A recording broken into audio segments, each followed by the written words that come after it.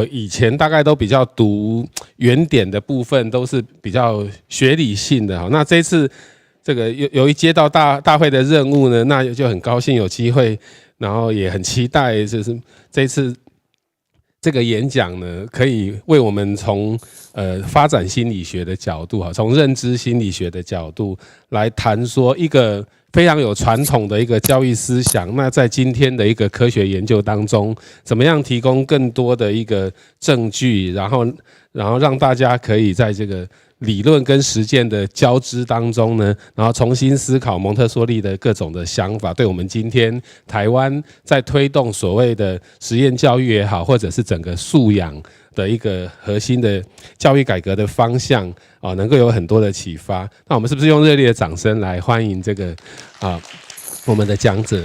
？OK。Well, thank you all very much for having me. It is a pleasure to be here. I'm going to talk about Montessori education and its scientific basis. Let me get forward here. Great.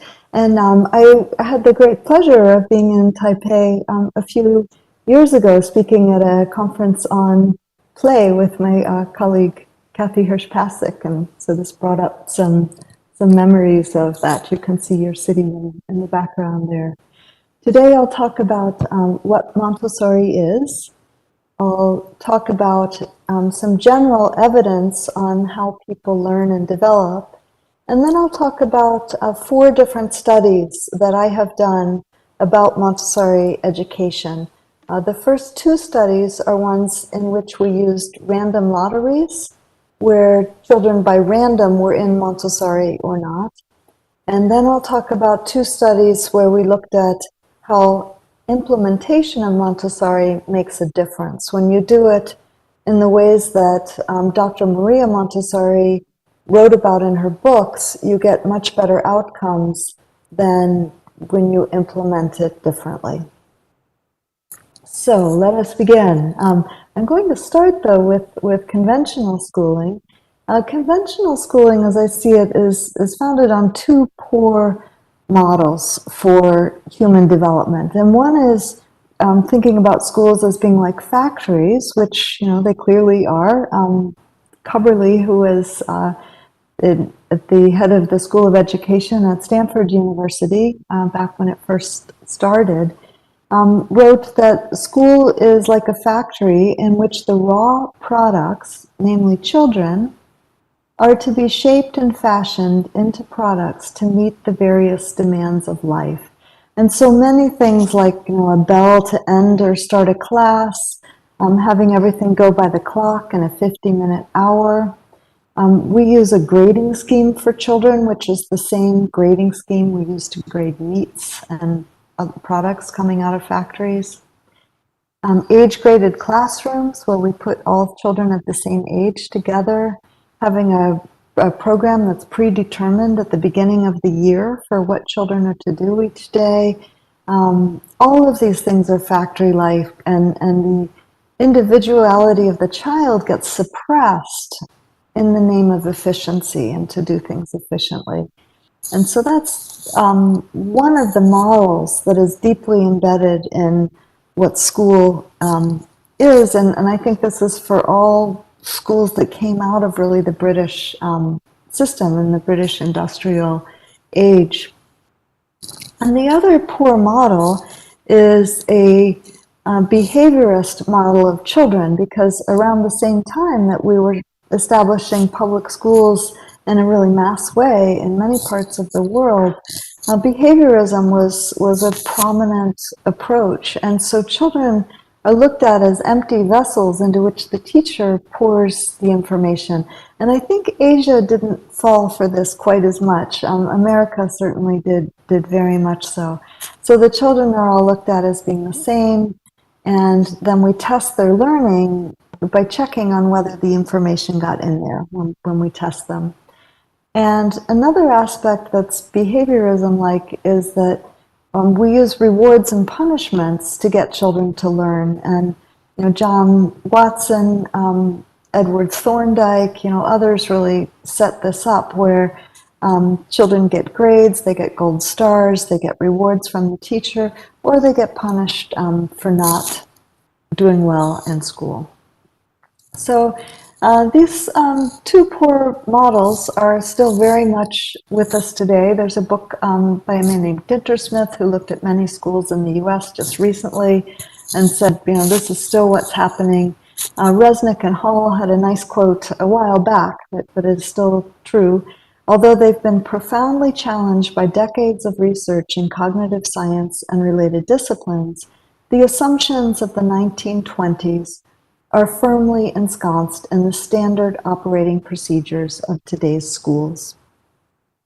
So this is very much what schools are like, but they're not great, and we're always trying to improve them. We're always complaining about schools. So sometimes we go to more adult control, direct instruction, or a model today in the US is called a KIPP school with lots of rewards and punishments and very strict. Or we go to much more child control on the far right, which would be like Summerhill School in England, open classrooms, forest schools. And then there are the ones that kind of hit a balance in the middle. And I put Waldorf schools, Dewey schools, Reggio schools, and Montessori among those. And of these, Montessori is the oldest and the most common. And I think that should tell us something in terms of, maybe there's something here we should pay more attention to because it's very prevalent, it's lasted. Things that last have something good going on usually. So what is Montessori? Well, one way that we can think about it is being really different from conventional schools. And this is a boy playing musical bells, composing music in Montessori. As in the conventional system, the aim is very much at the test score. So this is a bullseye showing what we're aiming at. And the aim is to raise test scores. And the hope is that human development happens, but it's not the central aim. It's not what the system is set up to do. The system is very much set up to raise test scores. I ask my undergraduates at the University of Virginia what they think the primary purpose of their school from when they were 6 years old to 18 years old was, and they tell me higher test scores. They really feel that. In Montessori, by contrast, human development is the primary aim. It's what's in the middle of the bullseye. And it just so happens that children who are in real and authentic Montessori schools typically get higher test scores on average. The people in Montessori are not caring about that. What they really care about is that every human being develops to their fullest potential and is able to flourish. So a Montessori classroom is set up as this open environment with all these hands-on materials that children engage in, and their learning comes from their interaction and their repeated use of these materials. So for example, here we see a child who's working with a map of the world, and this is the continent map. There's lots of maps of, all the countries in Africa, all the countries in Europe, and so on. And they learn, which continents are which. They learn to make labels by them. And then later they will go on and learn about the biology, the geology, the cultures that are in these various parts. So these maps that children first see when they're 3 to 6 years old are just kind of a way into thinking about the whole world. This girl here is probably doing a pouring exercise. There's a lot of physical manipulation to help children to get coordination, to get their fine motor control down. But children are making choices all day long about what to do. So how is Montessori different? Well, this is a picture of Maria Montessori in India back during World War II, where she was interned for 7 years. She was there lecturing when the war broke out. And so there's a fair amount of Montessori in Asia, I think, that really came in part through this time period. Montessori is really different because it was developed by one person and her collaborators, her son and other people who work with her closely, over 50 years. So that makes it really different because you know, she did this on 3 continents, so working in many different cultures, working with typical and atypical children. She started with children who were you know, atypically developing, and then worked with children in poverty before it really spread to all children. And then also the children were in all different social classes, as I've just alluded to. So that makes it really different. There isn't any other education system that started in this way. Let's see, this is not supposed to repeat.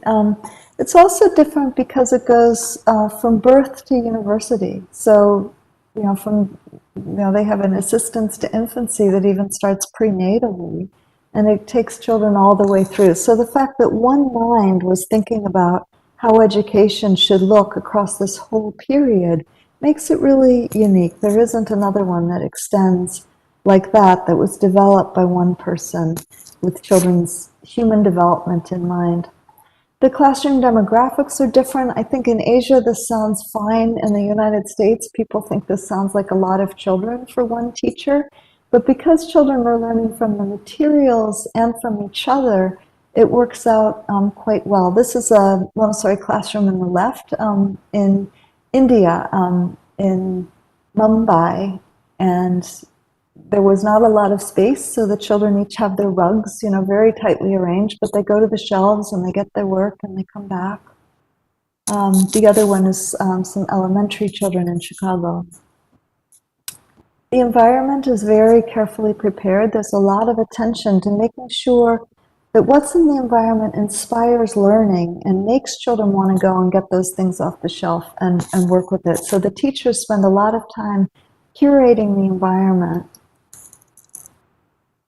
The curriculum is all interconnected. So a child, for example, uses a binomial or a trinomial cube when they're 4 or 5 years old. And then when they get to elementary school in the middle, they learn the binomial and trinomial formula that go along with that. And you can see some of the math materials that they're working with. And the children even get inspired and go on and come up with the septinomial formula on their own because they think this is so interesting. And there's a child with another math material. They all connect across the ages, across the different ways. And also they're connecting across different topics. These are some children working on a timeline of life. The materials in Montessori are all experimentally developed so that they made sure that they were fascinating to children. So the timeline of life is this very long timeline that shows from the very first one-celled organism all the way up to the complex organisms and how the different phylum all diverged and the like. And the children will get really inspired, you know, looking at certain parts of it, and then they'll go off and do reports on different animals or different biomes and present those to the class. So it's all been really carefully developed so that children are interested in learning on their own. This is a child with a map of a globe showing all the parts of the world. It's in sandpaper, so they're inspired to feel all these countries and notice the difference between the ocean and the land. The teacher's role in Montessori is really different. It's not like the behaviorist role to give children information. Instead, the role is to connect children to these materials, to figure out ways to make children get interested in using the materials. And children, as I said, have free choice all day long as what they're doing is constructive. So they're not allowed to, you know, just goof off and not do anything and not learn. But they can choose what they need at a particular time. And the idea there is that inside of us, we know what we need for our own development. And there is research that supports that. And so by putting a child in an environment where there's lots of interesting activities to choose from, every individual child can choose the activity that they most need for their development right then. So this child is learning the shapes of the different leaves. And they're also understanding how these different leaves are adapted in different systems. So, and when I say leaf, it's like the leaf on a tree, in case that's a hard word to hear. So this child's tracing the leaves and they're learning all the vocabulary to refer to the different shapes of leaves and why they're adapted. So children can freely choose what to do. They repeat it and repeat it and repeat it until they master it. And once, you know, when something is too challenging, we don't want to do it. And when it's not challenging anymore, when it's too easy, we don't want to do it. So children repeat it while it's in their zone of proximal development, but when they've mastered it, they're no longer interested and they leave it behind. So it's not the teacher deciding these things, the children know. And Montessori is also different because it really places high value on concentration. Montessori believed that once children start to really deeply concentrate, that's when they learn to make good choices, when they can be in tune with their inner selves and know what they need.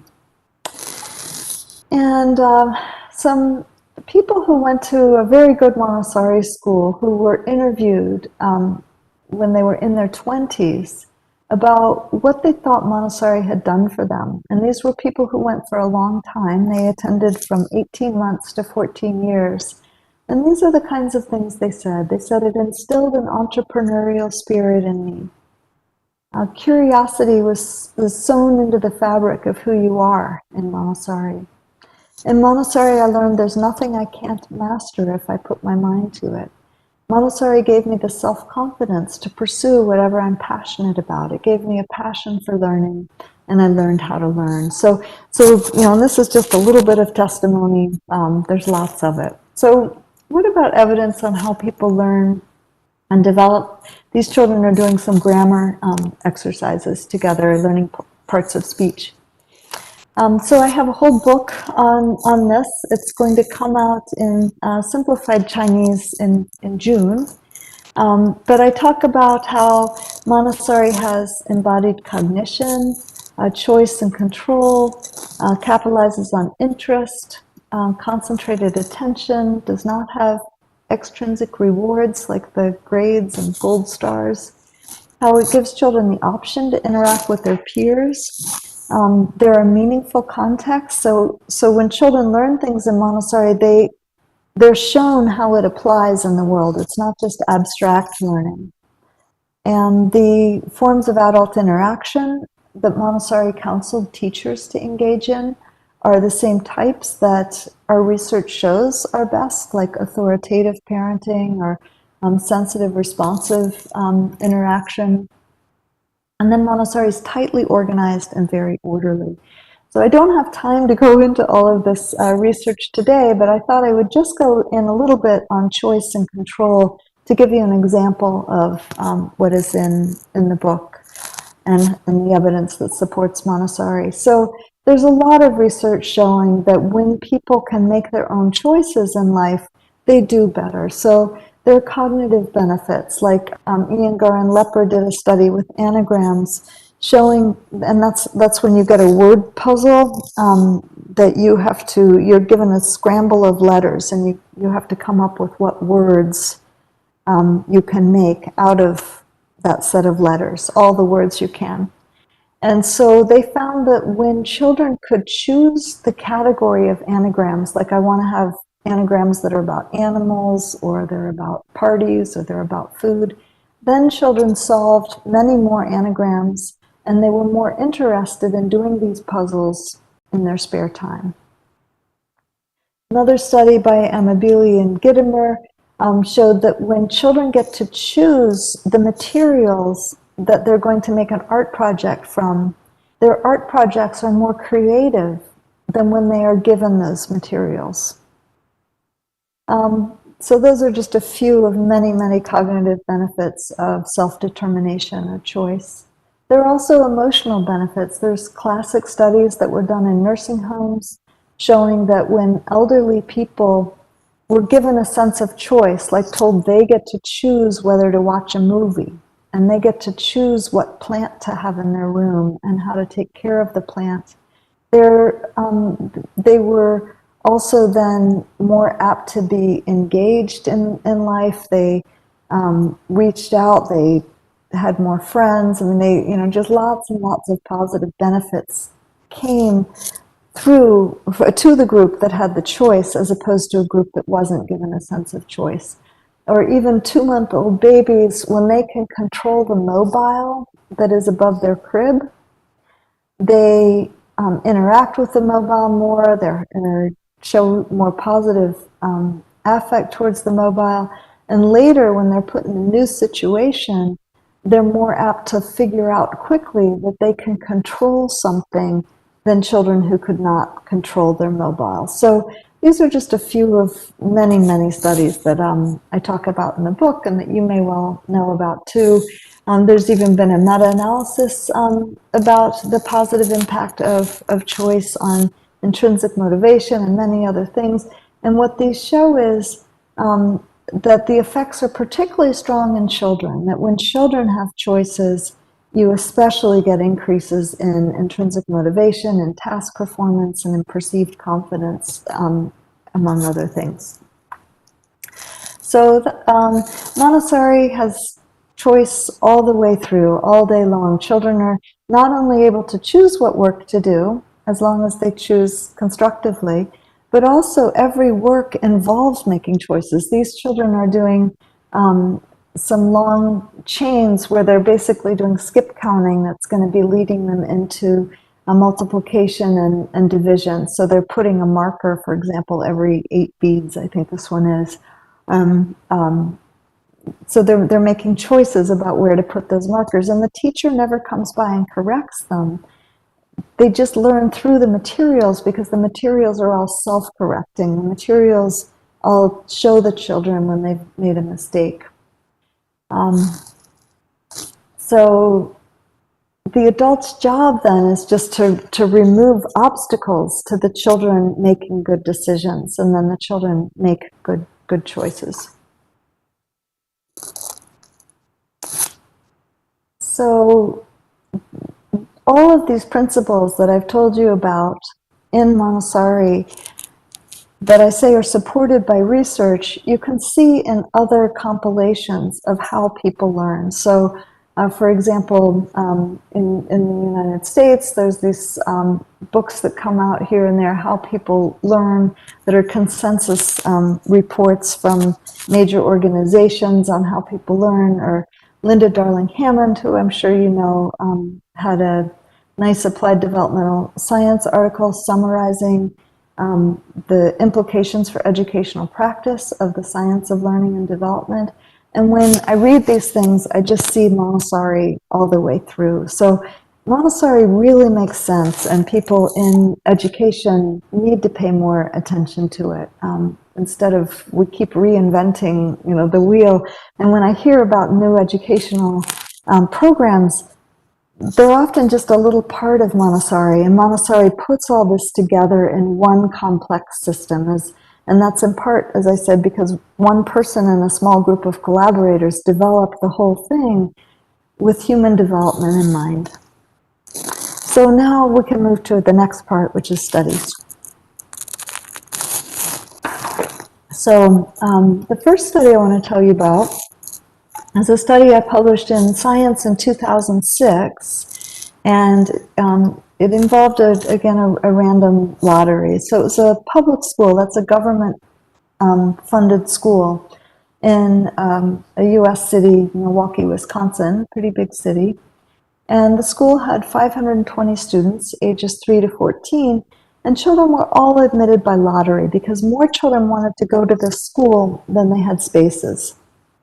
So every fall, 54 3-year-olds entered the school, but another 100 or so were turned away because the random lottery done through the computer just gave 54 of them spaces, and the others had to go find other schools.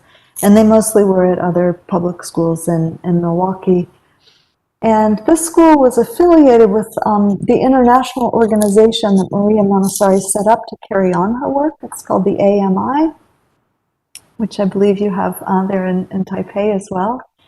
And 60% of the school was African American, And that's important in our context because of the legacy of slavery. African Americans still generally don't do as well because of being held back by white supremacy in our country. So we're particularly concerned with how we can help African Americans. And the school served many African Americans because the city, it's right in the middle of a city where many African Americans lived. And it had been in operation, the school, for 10 years. And they'd been saving the names of their lottery losers the entire time. So I was actually able to also get a group of 12-year-olds at the school whose parents had entered them in a lottery when they were 3. So I studied 5-year-olds and 12-year-olds at this school. So again, they got in by random lottery at 3. The control group had lost the lottery and went to other non-Montessori schools. And we tested children throughout the last year of kindergarten is the findings I'm going to tell you about today. There's 12-year-old findings as well. So Woodcock-Johnson standard math test, big standardized test that's often given in education studies. And what you can see is the blue bar here is Montessori, and the red bar is the children who lost the lottery and couldn't go, and the Montessori children are doing significantly better on math. Letter word, and then word attack, which is basically reading phonemes, reading the sounds. Significantly better if they're in Montessori. Executive function, this is the dimensional change card sort task. Again, children in Montessori were doing significantly better at age 5. Their social understanding on the false belief task was significantly above chance in Montessori, but at chance for the control group. And on the playground, the children who are in Montessori are also doing better. We coded them for 15 minutes. Montessori children engaged in more positive shared play and less ambiguous rough play. They were just the same in the amount of independent play. And I did also include the 12-year-old outcomes. So these children are tested in 6th grade, and they're just the same as the others. But the school was pretty new when they started, and the older a Montessori school is, if it's been doing proper Montessori, the better the outcome should be. So these children are there, they started when it was very new. Still, they had better social skills than the control group, showing more friendly, assertive responses to conflict and fewer passive responses. And they also were more apt to see their school as a caring and respectful community. On a story task, they had more sophisticated sentence structures in their writing, and their stories were also more creative. So for example, a child said, one day Jack had the best day at school. He found $50 in a ball. He got in first place in a race and made a home run in kickball. And he also did 20 long division and slove, but they meant solved, the square root of pi. And they didn't spell pi quite right there. But children in conventional schools might not think that that was the best day of school to do 20 long division problems, but children in Montessori like that kind of thing. So that's an example. And here you can see on the Woodcock-Johnson, the Montessori children are all doing better, but the sample size is quite small, and so this wasn't significant. But you can see there's trends there, even though they were one of the first classes at the school to do better in academics on the Woodcock-Johnson. So in summary, in this classic public Montessori, the children in Montessori perform better in 5 on a range of academic and social emotional measures. At 12, they perform better on social emotional measures, better on some academic measures of writing, and the same on other academic measures. So not worse on anything. And again, the 12-year-olds were early entrants to the school. So then I did another study. I'm just checking the time here. So we're half an hour in. I think we're doing fine. That had a similar design, but had many more children. There were 2 public Montessoris in a high poverty city. This had about 140 children. The last study only had 50 at each age group. So this is following children longitudinally. And what we found was academic achievement. This is the Woodcock-Johnson test. At the beginning of the school year, the Montessori children and the control children are not statistically different. The Montessori look like they're doing a little bit better there.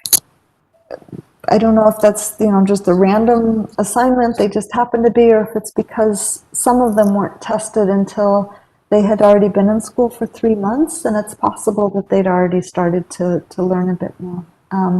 But it's not significant.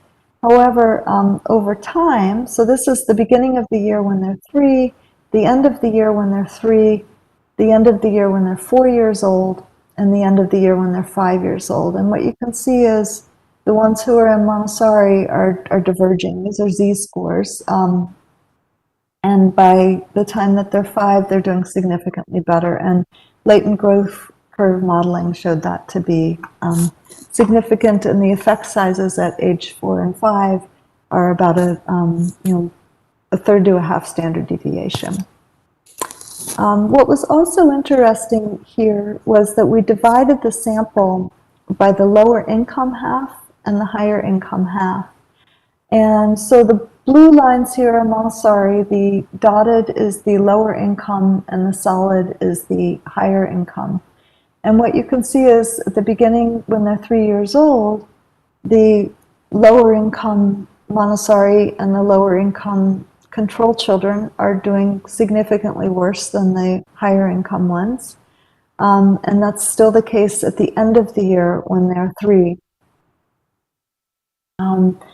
And by the time that they're the end of the year when they're 4, it's getting down to just being a trend where the lower income Montessori children are still scoring lower than the higher income children. But by the time that's the end of the school year when they're 5, the lower income children in Montessori are getting quite close. Statistically, it's no longer different, but there's still a gap. So the high income Montessori children are doing the best. The high income controlled children, many of them who were at private schools, with parent tuition, and then the lower income children in Montessori, and then the low income children who were not in Montessori are doing the worst of all the groups. So Montessori seems to have some hope for lifting children in lower income brackets.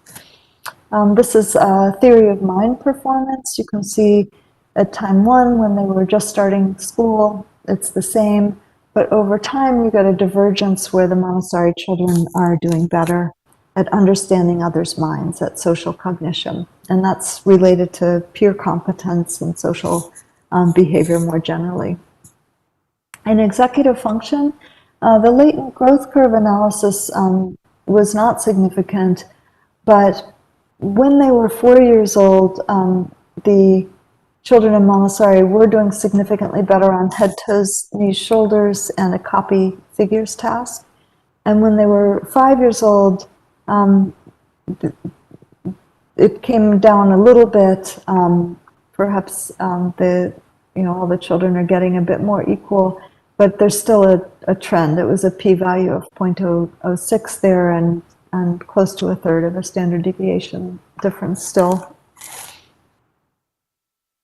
In terms of their mastery orientation, this was a task from Carol Dweck's work where children had a very difficult puzzle to solve and an easy puzzle. And they worked at both of them for a while, and then we put them away and we did many other tests. And then we brought the puzzles back out. And we said, there's still a little bit more time if you'd like to work on these puzzles. And they were given a choice. Do you want to keep working on the really hard one? Do you want to work on the easy one or not work on one at all? And the children in Montessori were much more likely to want to keep working on the very difficult puzzle than the children in the control group. So they're persistent in the face of challenge, which is a mastery orientation sign. So to summarize then, these two lottery control studies, both of which are freely available on the web, and I think in your handout there's a pointer to them, show that children in Montessori do better. And I'm involved now in a group that's doing a meta-analysis of published and unpublished studies of Montessori, and basically it reiterates what I've just told you, that children do better in Montessori. That's going to be, it's a Campbell systematic review, so it'll be out sometime next year. So the last two studies I'm going to tell you about in the last 3 minutes here, it won't take too long, is that implementation matters. That children grow more across the school year in primary classrooms that have only Montessori materials. And that really is an index, I think, for doing a lot of things differently. So what you have here is I call classic Montessori. That's Montessori classrooms that do it in the AMI way and only use Montessori materials. And then you have supplemented Montessori, where they add in a lot of materials. They add in music classes and art classes, and they might have recess in the middle of the morning instead of the 3-hour work period, and so on. And then you have very good conventional preschools. These are preschools where the parents at the Montessori schools said they would send their children if Montessori was not available. And so this is the applied problems math, and this is all change over the years. So children are 3, 4, and 5 years old. There are 170 children in this study across the 3 groups, and we're looking at how much they change from September to May across the school year. And what you can see is they grow the most, they change the most in classic Montessori on math. They change the most on reading in classic Montessori. They change the most in vocabulary. They change the most in executive function. They change the most in their social skills. This is whether they understand that if 2 people both want the same thing, how do you negotiate that in a way that's helpful to everybody? The children in the classic Montessori were best at coming up with ways to solve that problem. And they also, on theory of mind, it looks like a bigger change. It's not significant, but you know, your eyes can tell you something there.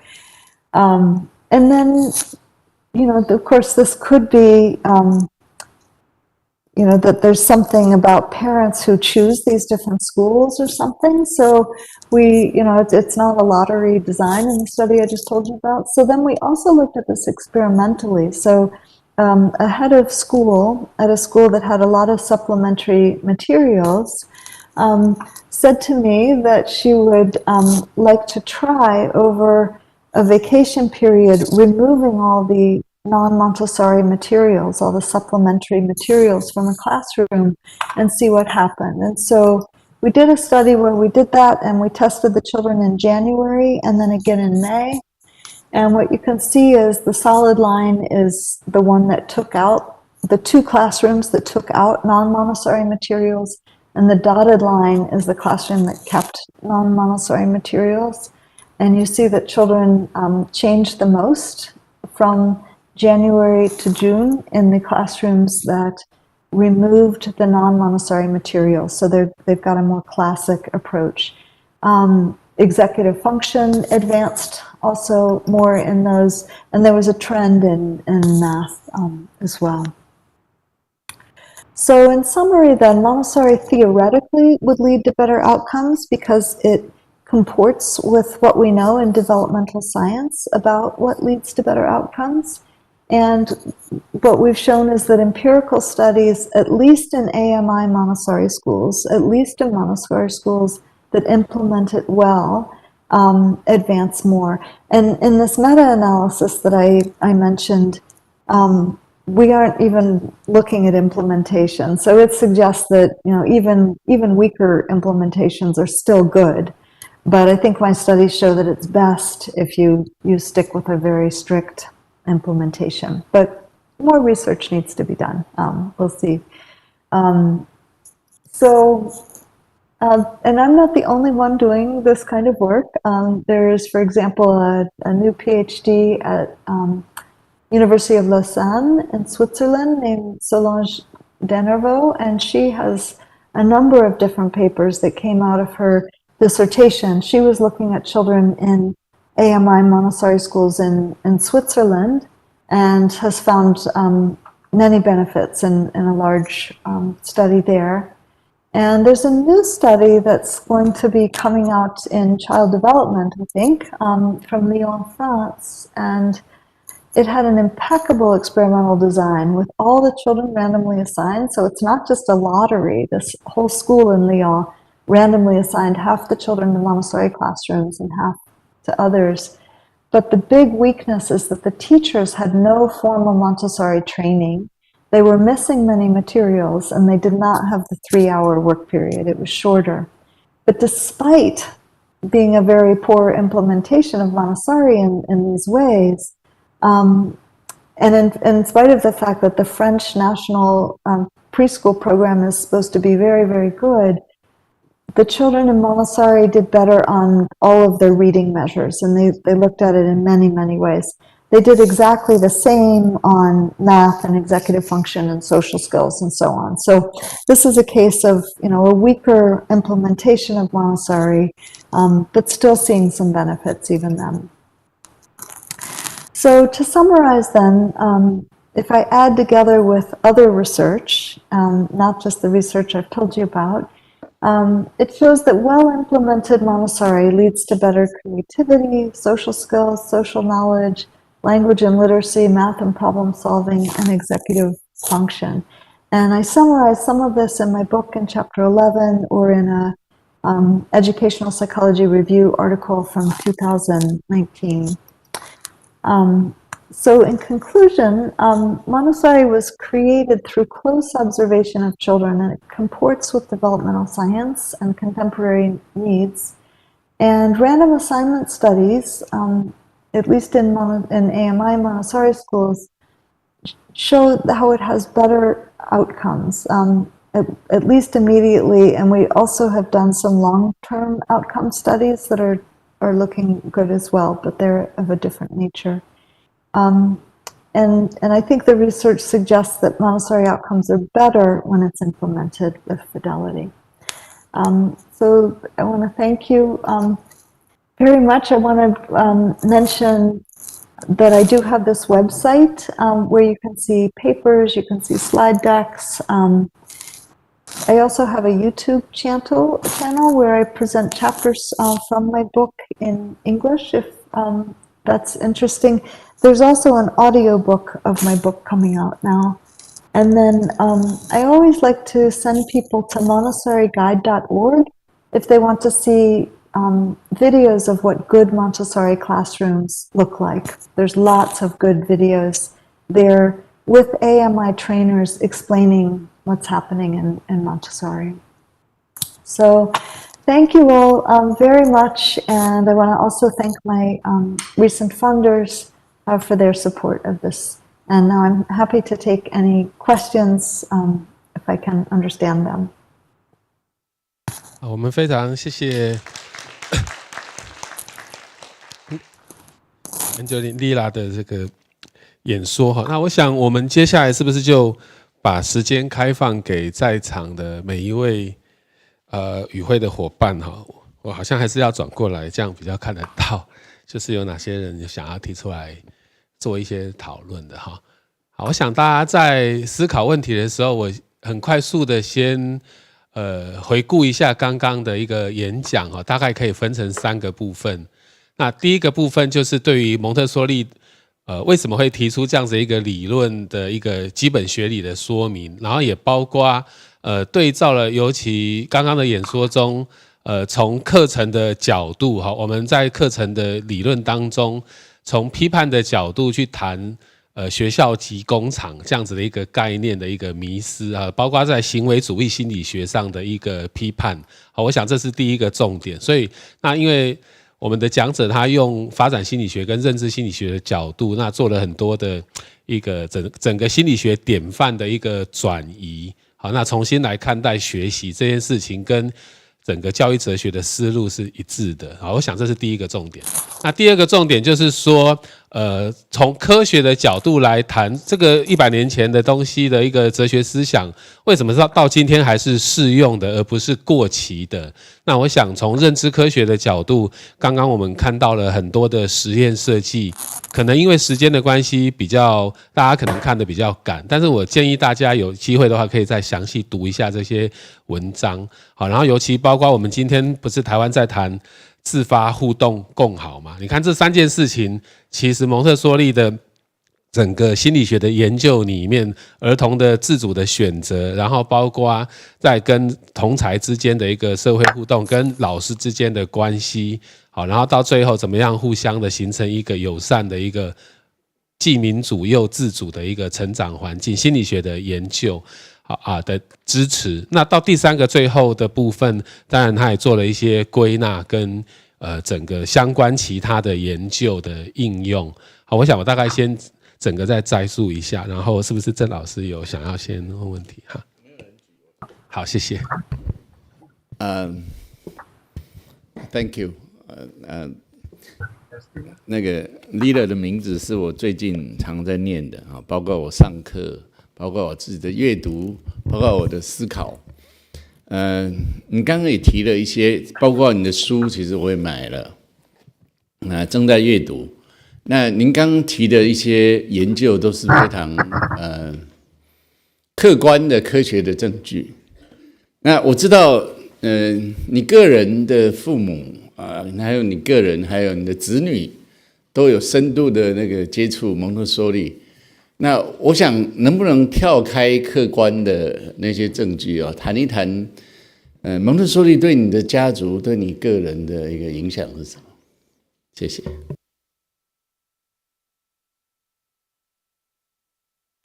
Yeah, so when I was a young child, my mother discovered Montessori in the early 1960s. It was just coming back to the United States after having not been around for 40 years or so very much. And so I went to a Montessori school when I was 3 to 5 years old. It was a new Montessori school. I don't know that it was functioning that well yet, because I remember struggling to learn to read in first grade. But I was able to make choices, and you know, I do have a real memory of the classroom and how it was laid out. But then I became, over the years, 2 of my sisters became Montessori teachers, and I ended up taking a Montessori training course with one of my sisters when I was in my 20s. And I was a bit skeptical of Montessori in the course of taking that, because I couldn't tell what were the trainer's ideas, what were Maria Montessori's ideas, and what did we really know from science. And that's what inspired me to go to Stanford and get a PhD in developmental psychology, is I wanted to know what's really true about children's development. And when I was in graduate school, nobody was talking about or thinking about Montessori, and I realized to advance my career, I needed to put it aside and do other things. And so I really studied theory of mind with John Flavel and pretend play. And yet by the time that my own children were old enough to go to school, I had seen enough studies that I thought supported Montessori that I wanted them to go to a Montessori school. So it wasn't loyalty to my family. I'm perfectly happy to be a rebel and go against my family. But I really came to think maybe there was something good about it. And then when my children were in Montessori school, especially when they got to be 7 or 8 years old, sometimes I did not like what was happening at the school. And so I would call my family and say, this seems wrong. And they would say, well, actually, that's not Montessori. So I started to find that everything that they did that I did not like at the school was not what Maria Montessori said to do. It was things that I did not like were when the school was doing supplemented Montessori, when it was adapting Montessori to make it be more like traditional school. And so I got more and more interested in learning more about Montessori, and that's when I started reading all of her books, and I ended up writing my book. And then when I finished that, I was like, well, if these schools make this much sense, then children who go to these schools maybe would have better outcomes if school could ever make a difference. And so that's why I then started doing research on it.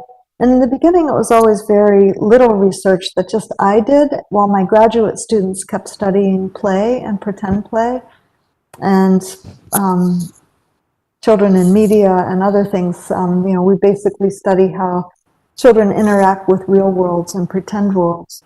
But finally, a few years ago, I decided I just have to do Montessori research and have my students do Montessori research too. So now we've really upped our game and are doing much more research, and you'll be seeing that coming out in the next few years. But yeah, my own children went to Montessori through age 10 and 12.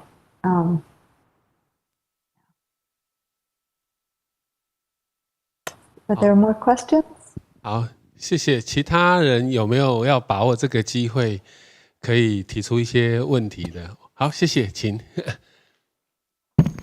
请容许用中文发问。没有问题，还有同步翻译。我想一个教育的制度其实是有在随着时代的背景跟所处的环境会变。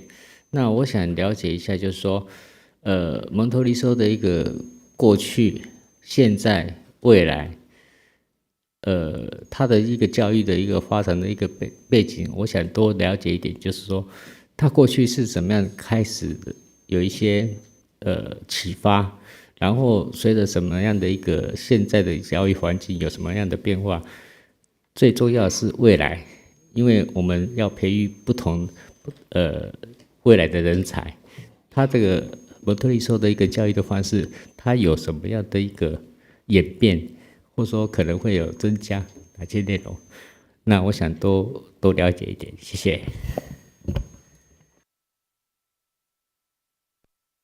Interesting question when it comes to Montessori, because people say, how could a system that was developed over 100 years ago make any sense for today? And I would say this is very true of conventional education, because it was purposely trying to put children in a factory so they could work in factories. But Montessori education was set up so that children could adapt to their time, place, and culture.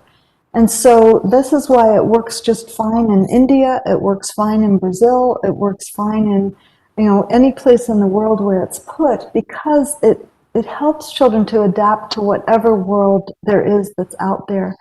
And the basics of children and child development have not changed. I mean, the human organism is the same. Children have the same DNA now that they had 100 years ago.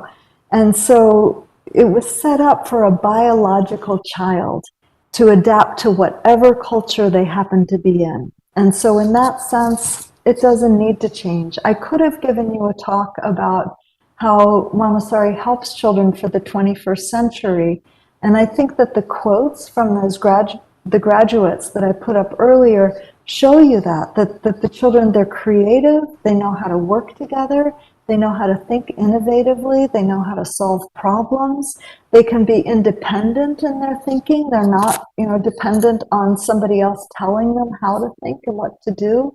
So they're really prepared to solve the problems of whatever world they're put into. They're independent thinkers.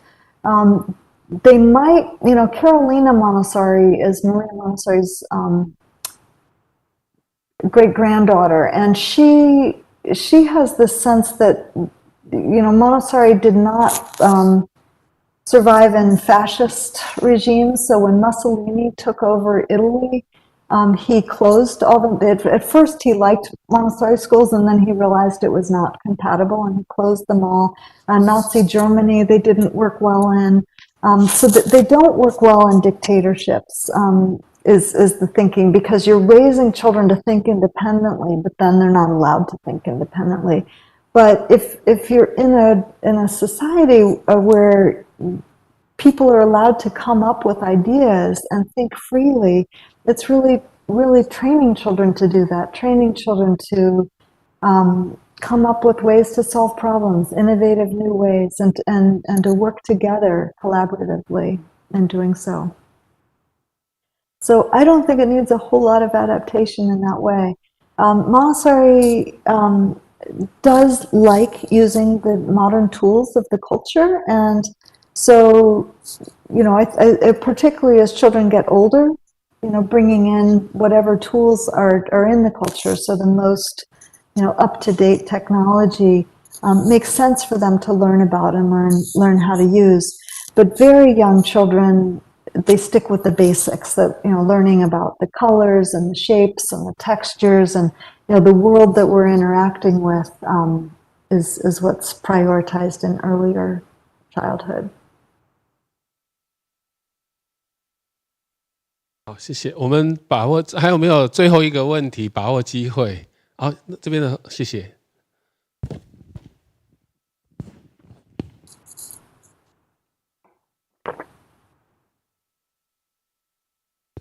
杨师你好，这是我第一次提问，所以会比较紧张，希望你可以了解。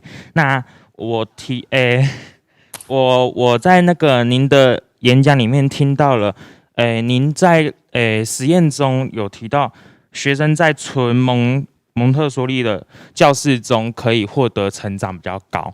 那我想要提问的是，纯蒙特梭利教具是指在蒙特梭利女士当时所制造的教具，还是有包含因为我知道现在在台湾有文化还有地理方面的教具是可以由教师来去自制，符合在地化，就是符合台湾这个地区的教具。那这样子类型的教具有符合您在实验中纯蒙特梭利的教室这一个规格吗？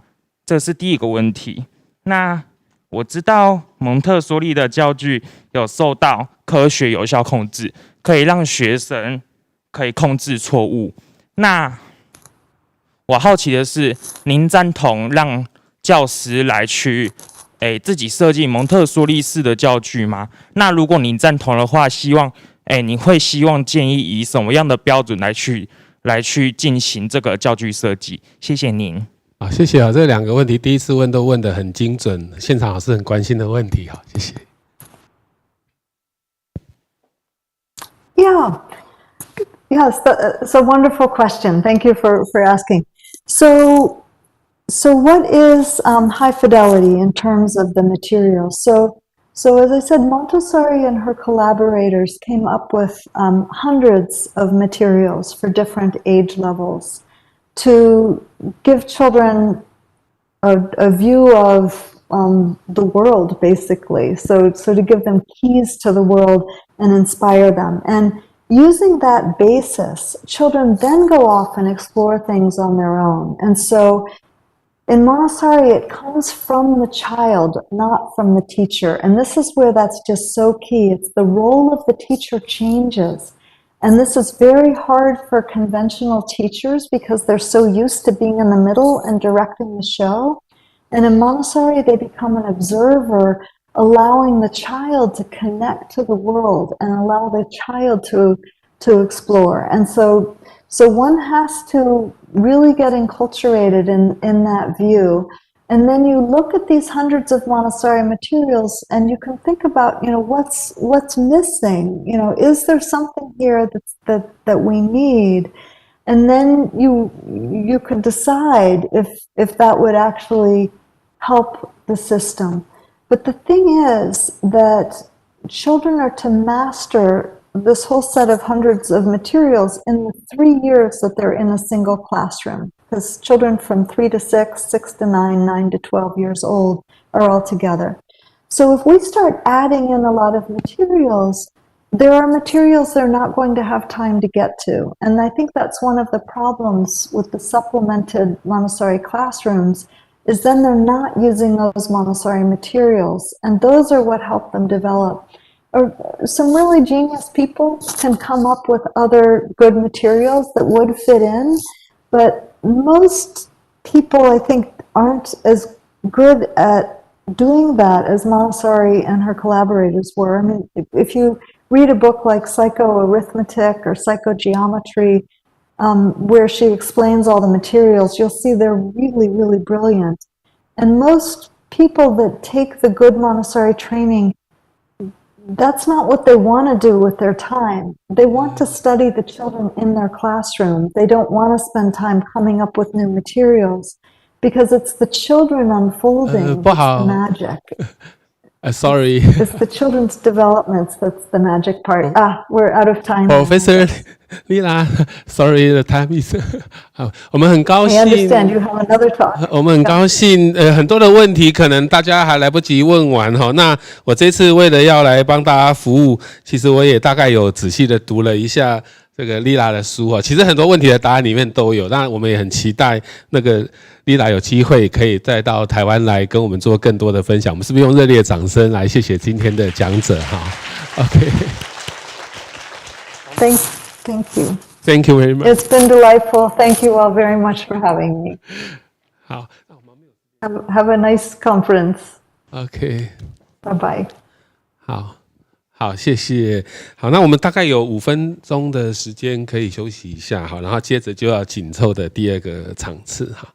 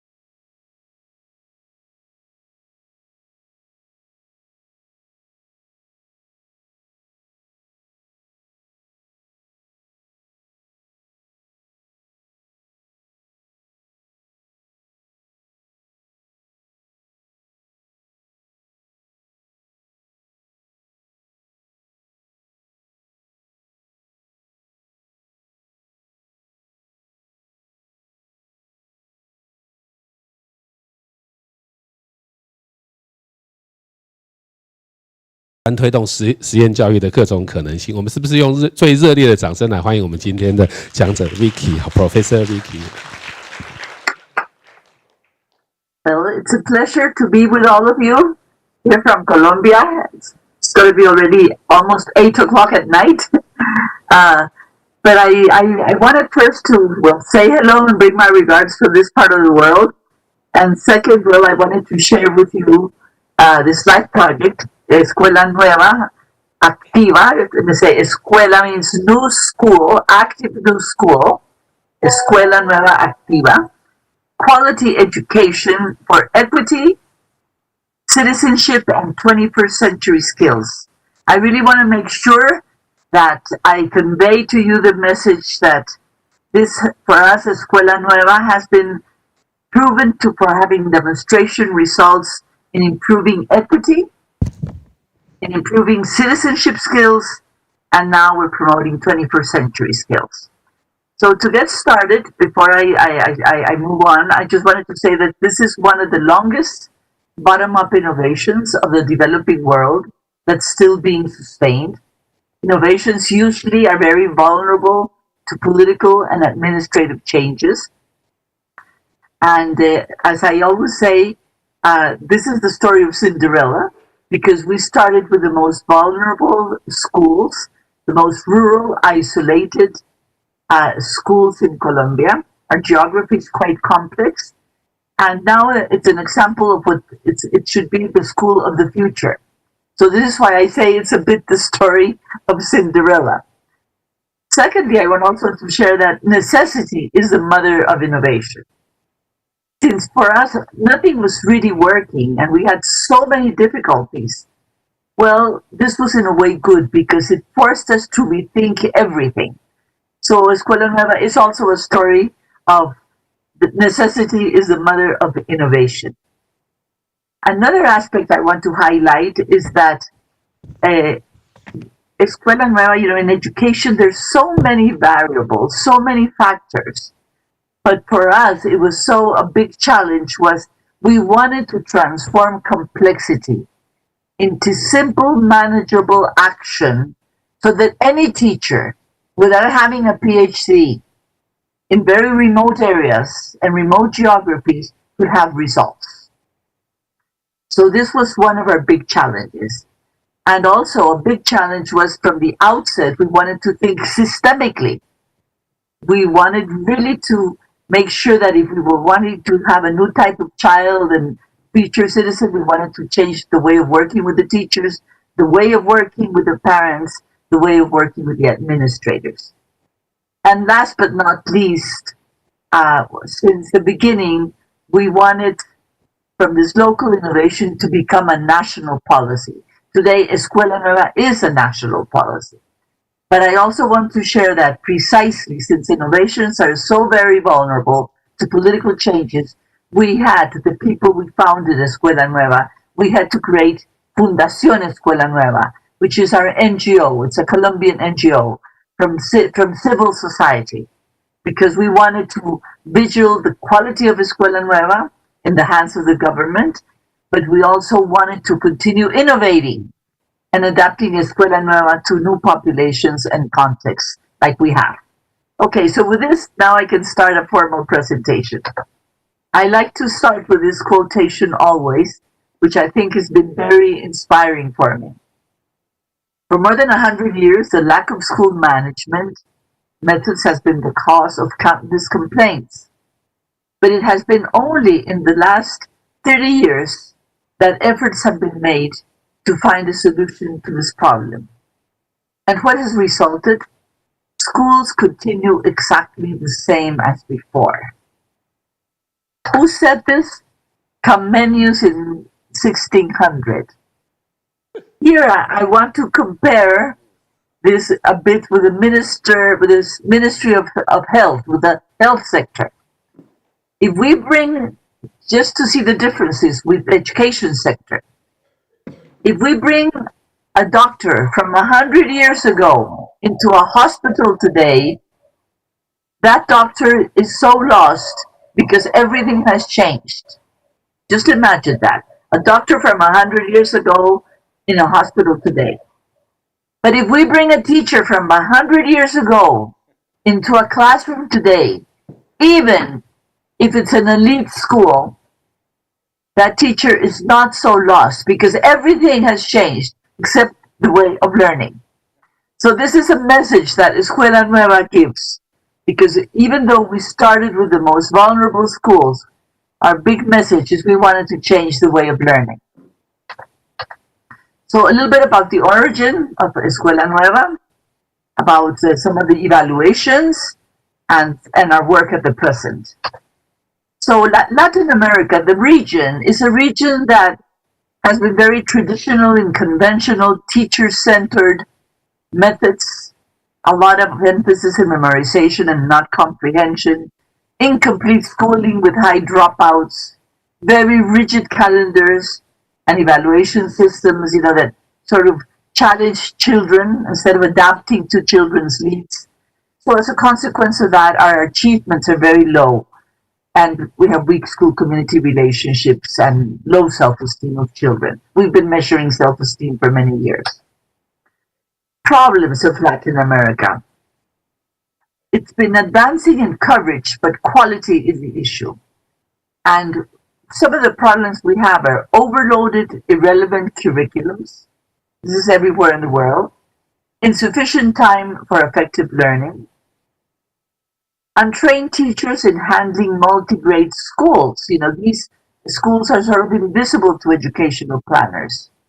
Low teacher morale, and in fact, ineffective, inadequate pre-in-service training of teachers, especially for these type of schools. Limited amount to really the first grades for the learning basic skills, and lack of learning materials. So this region, as I said, we have advanced in coverage, but still not in quality, a lot of dropouts. And we still can say, and this is very sad, let's say maybe we've improved a bit. Maybe we can say that 45% of students in 4th grade do not really understand what they read. So there's an issue of comprehension, reading comprehension. This is very serious. So where did Escuela Nueva start? We started with these rural multi-grade schools.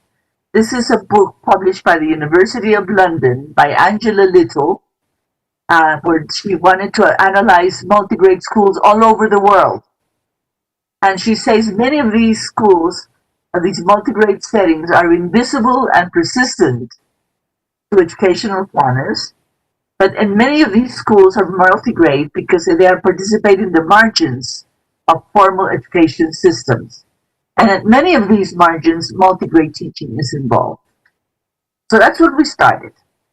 And of course, here she insinuates again, multi-grade schools, as I mentioned, are invisible to those who plan, manage, and fund education systems. But then she says, however, multi-grade teaching that arises through necessity, which was in a way our situation, and for many cases it's considered a second-class education.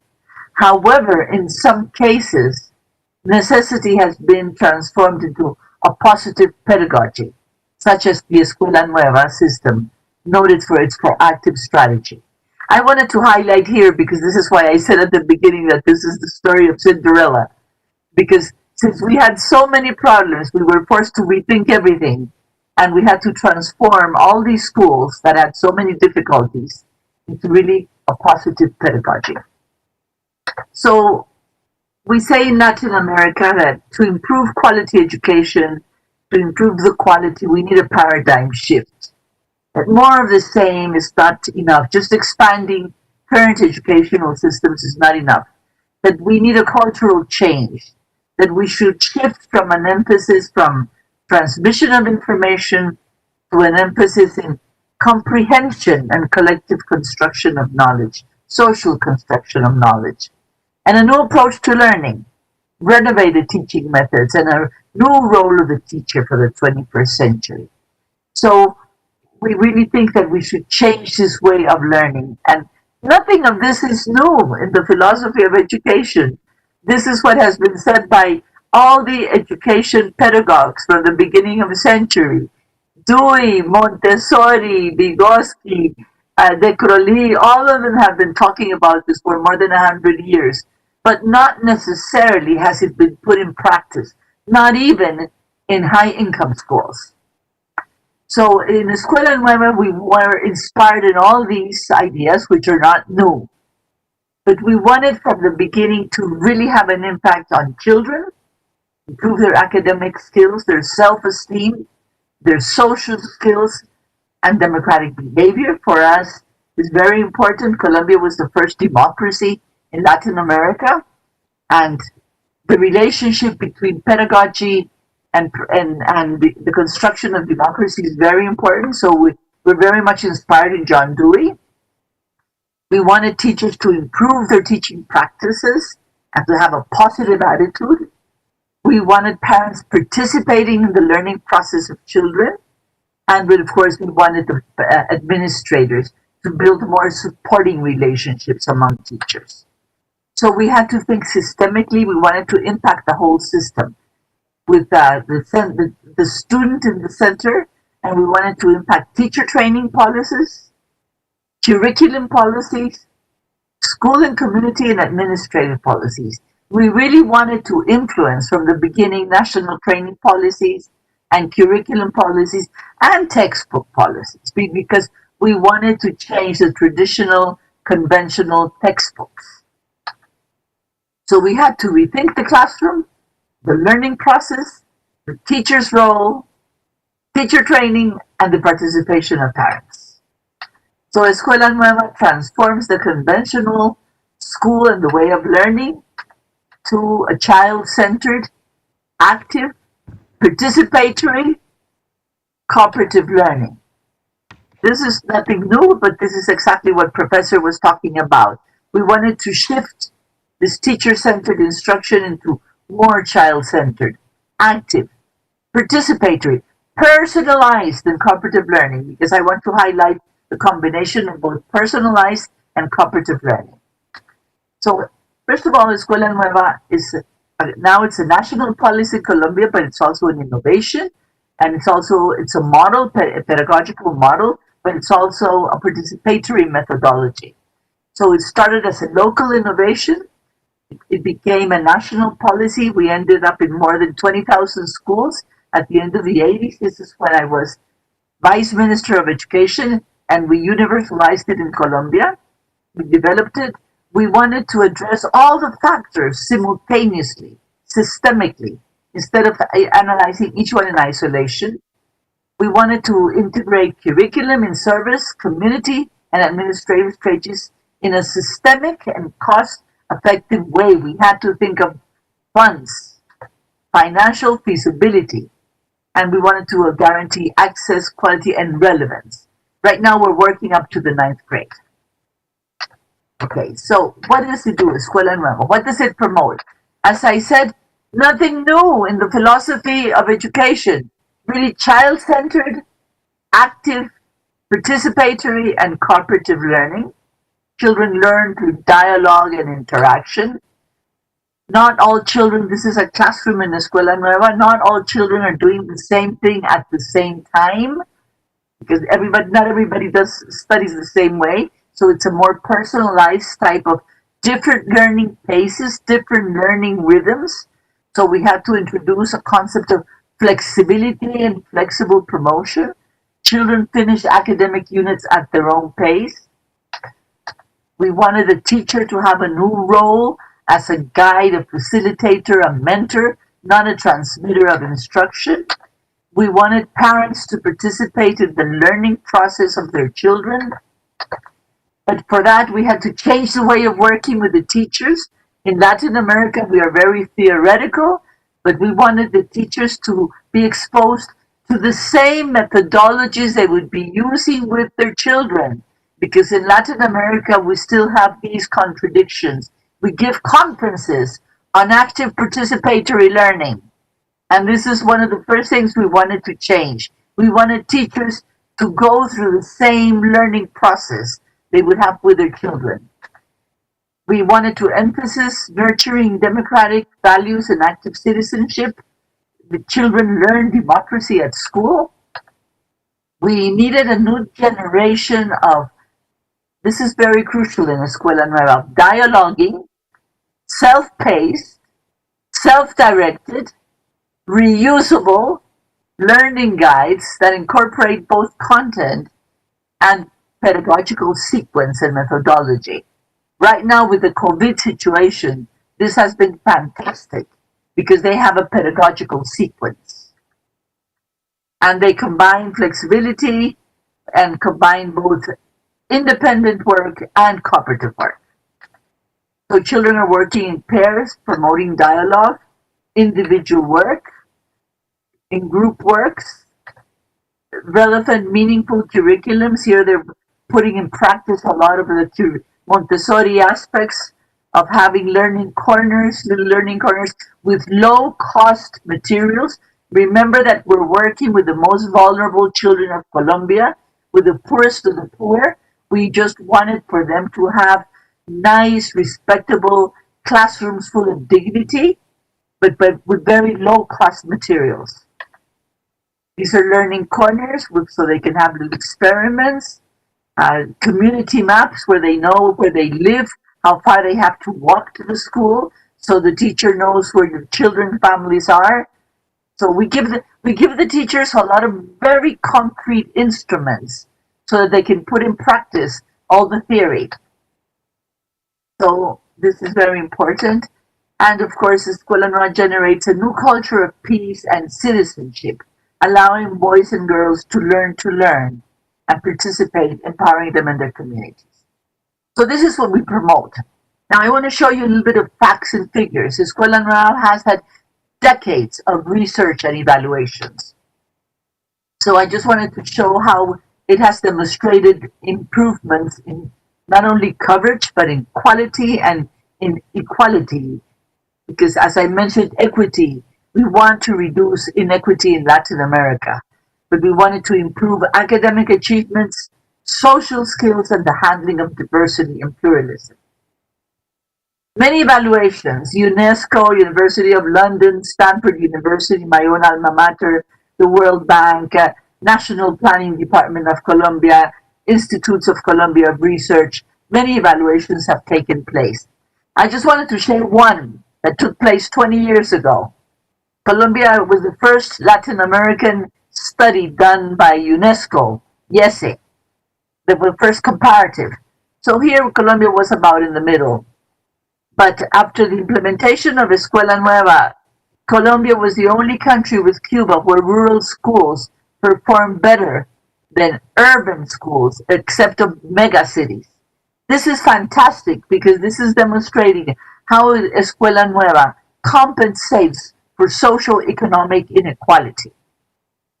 Now, this was when we implemented Escuela Nueva. Then afterwards, Colombia became decentralized, so all the things started falling down. So Escuela Nueva started becoming a bit debilitated.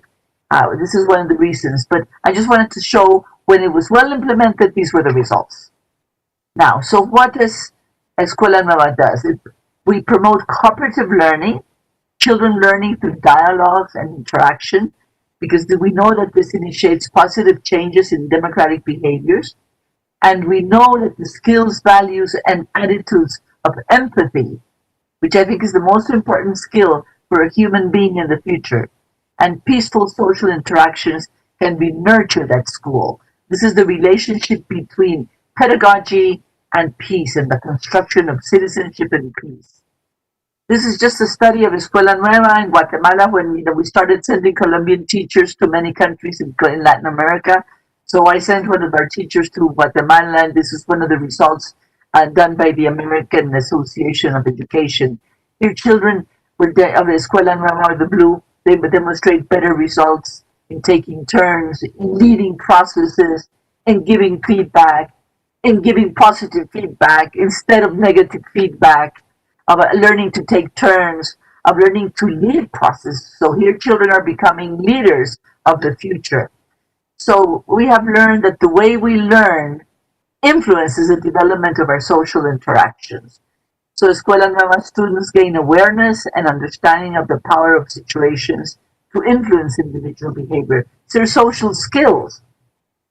And they learn to step up and act and become mindful change agents. Okay, girls' participation is enhanced significantly. And Escuela Nueva has demonstrated it contributes to eliminate prejudices, stereotypes, and gender biases. Cooperative learning. When children are learning through dialogue, this immediately gender equity is increased.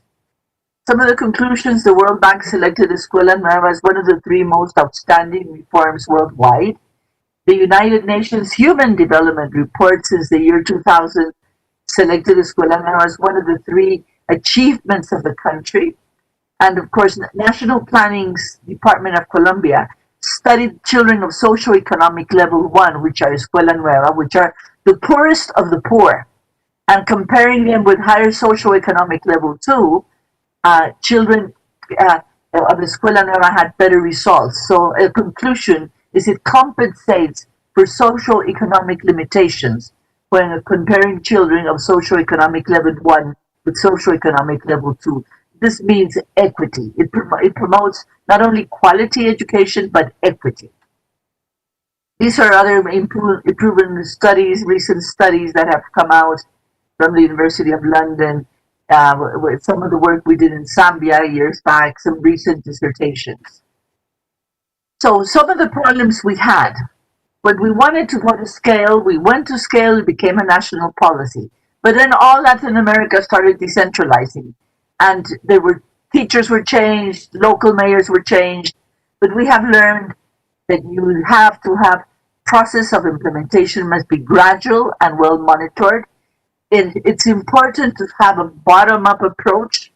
It's important to take the school as the unit of change. Most education reforms take the ministry as the unit of change. The unit of change is the school. For us, empirical research has been significant. That's why it has maintained Escuela Nueva as one of the longest innovations of the developing world. And we have learned that the actors of change have to be the children, the teachers, and the communities.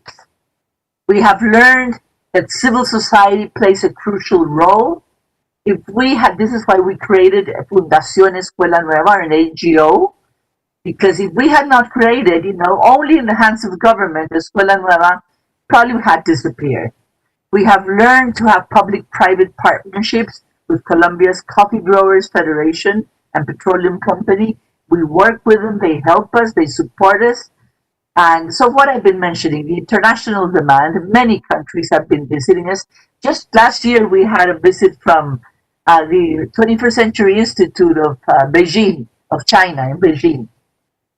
And of course, we have a team that we have continued with a lot of commitment, knowledge, unity, and passion. This is our group in Escuela Nueva NGO. So our work. So we created our NGO in 1987. We wanted to adapt it to urban areas and to displaced and migrant children. And we wanted to continue looking for new solutions and to lead it internationally. So this is what we do. We've been selected as one of the 3 top 100 NGOs of the world by the Swiss Global Journal. And we basically provide educational solutions, and we make sure that Escuela Nueva is well implemented. And of course, we're investing a lot in research and development to continue updating Escuela Nueva to new contexts and populations and countries.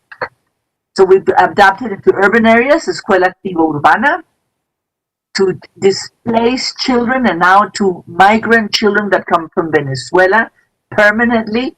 There are thousands of children from Venezuela that are coming permanently. So we have strengthened Escuela Nueva learning circles, which we had adapted Escuela Nueva for displaced children in the cities.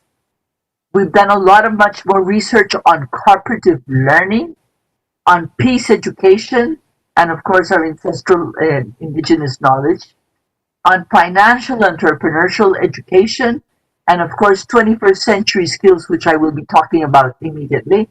But also, last but not least, because of the COVID situation, we had to strengthen very much our online campus and community of practice called Nueva, which means renewal, is our virtual campus. I'll give you the information at the end. We adapted Escuela Nueva to do. We said it's good pedagogy, so why don't we do it in the urban areas? And we did it in the urban areas. And we adapted it in Bogota, and here again, there was an increase in language and math skills in a tremendous percentage. So we also have seen it working in urban schools.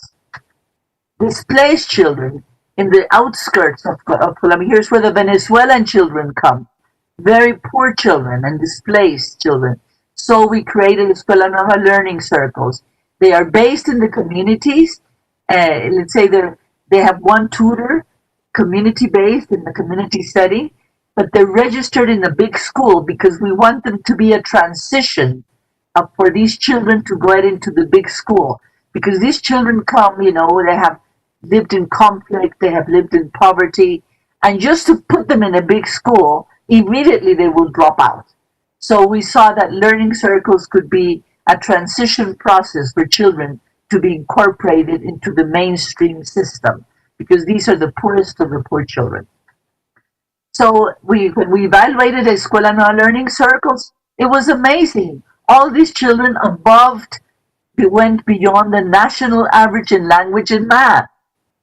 And so this was amazing, because this really demonstrates that, yes, it can be done. And of course, their self-esteem was also improved. So now, because of the mandatory quarantine and the particular situation of girls and boys, what we had to do, children remain in their homes. Here they're working in their homes. But since they continue with their tutors through cell phones, through WhatsApp groups, through video and text messages, in rural areas of Colombia, there's no connectivity. So the teachers are using a lot our printed learning materials. But however, the teachers are linked to our virtual campus. But children are working with their learning guides at home. And we have, of course, we have emphasized a lot the balance between cooperative, because we want children to learn through dialogue and interaction, but also personalized, because not everybody, it's different learning rhythms of children. So this is really, for us, it's the essence of Escuela Nueva, put in practice. So also the whole concept of how you learn citizenship and peace, it isn't taught, it's learned together. And of course, we have developed a lot of aspects for entrepreneurship and financial education. But since Escuela Nueva is also a participatory methodology, not only a pedagogical model for basic education, we have taken the methodology for other people. For example, right here where we see at the left, we see Mujeres Ahorradoras. Those are women of El Salvador. We train them to handle their own finances using the Escuela Nueva methodology, not the whole model, just a participatory methodology. So this is important for you to know, because it can be cross-cutting to other populations. So this is what we have done with a lot of entrepreneurship. And of course, a lot of indigenous ancestral knowledge. And this is our virtual campus, Renueva. Here we adapted our virtual campus, Renueva, launching a series of tools to facilitate and strengthen the process of learning at home with the Escuela Nueva Activa model. So we have tutorial videos, a space to get familiarized and to learn about the Escuela Nueva methodology, work plans, materials to study at home. Now, our only problem is we have this in Spanish. Hopefully next year, in the future, we can have it in English. But at this moment, it's in Spanish. But it's very, very crucial.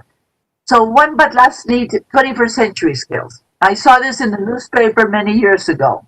We need people who can work in teams.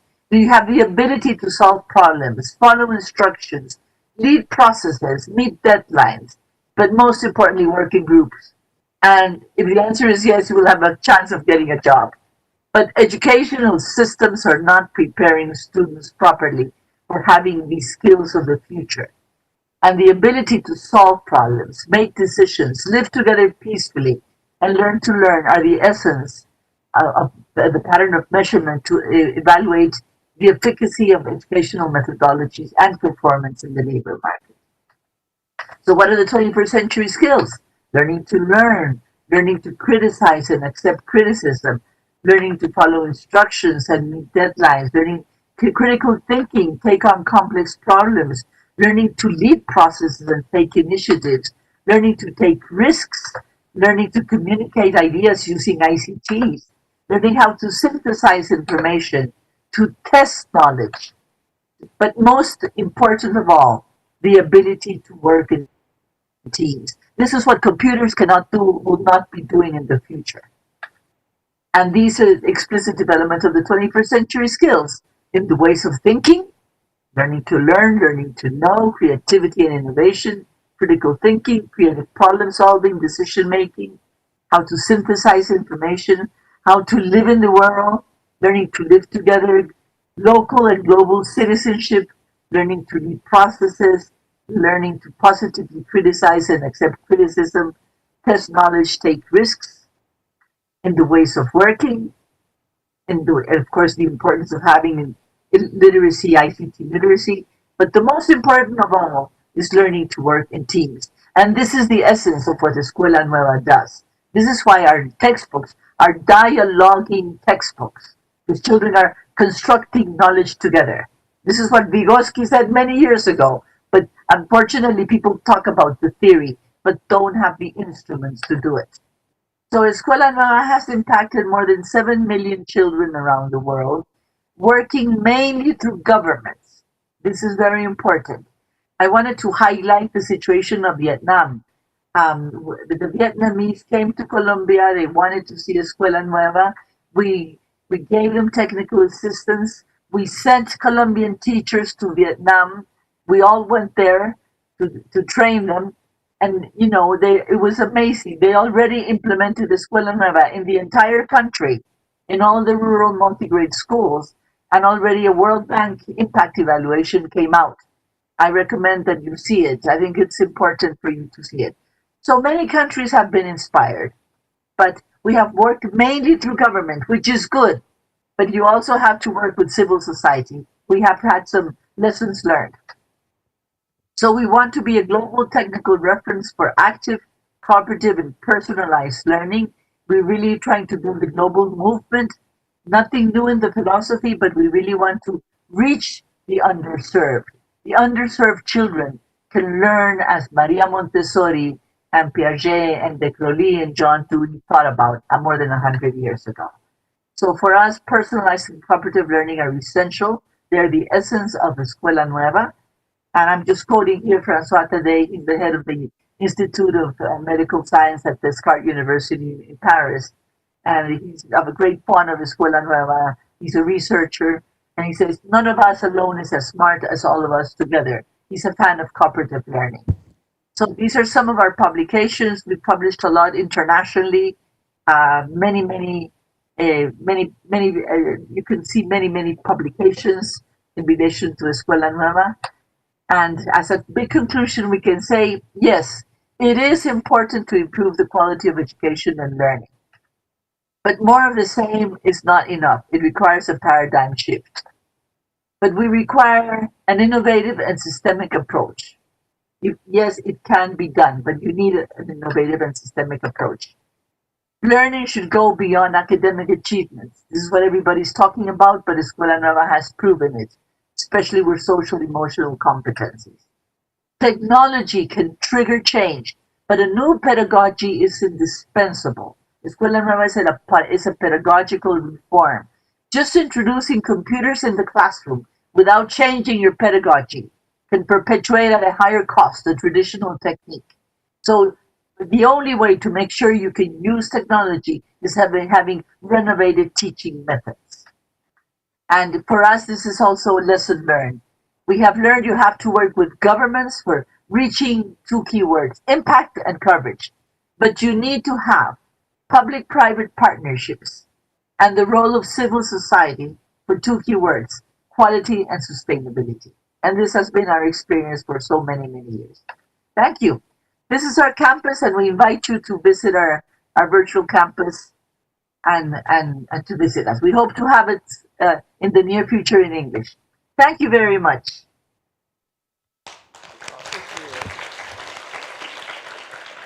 我想非常谢谢我们的 Vicky 给我们详细的一个整体性的。没关系，我的声音应该也够了。那但是我想 It's not under me, please. Do you hear me?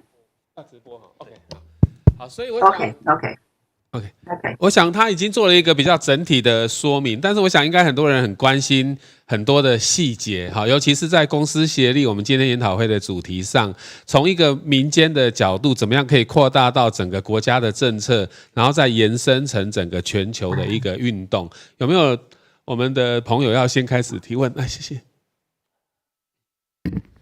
谢谢。对于公跟私在一起合作这一块，我一直有个提问，一个问题就是，当一起合作的时候，我们往往看到公部门不了解私部门，私部门被 involve 进去，也不太了解公部门的作业的这些程序，所以在哥伦比亚的经验上，怎么去让公跟私可以真的一起，如这个公私协力这样子的一个名称，一起来重新为教育付出，这是我的提问，谢谢。It's not easy. It is not easy at all. You have to have a lot of patience to work with government bureaucracies, okay? Especially in Latin America, they change very often, permanently. So you're always talking to new people that are coming in and that don't know what the past one said. So unfortunately, you have to be very patient. But we've been very patient. We have been very patient. No? And of course, also, I think there was a very important conference many years back in Zhongtian. It was the World Conference of Education.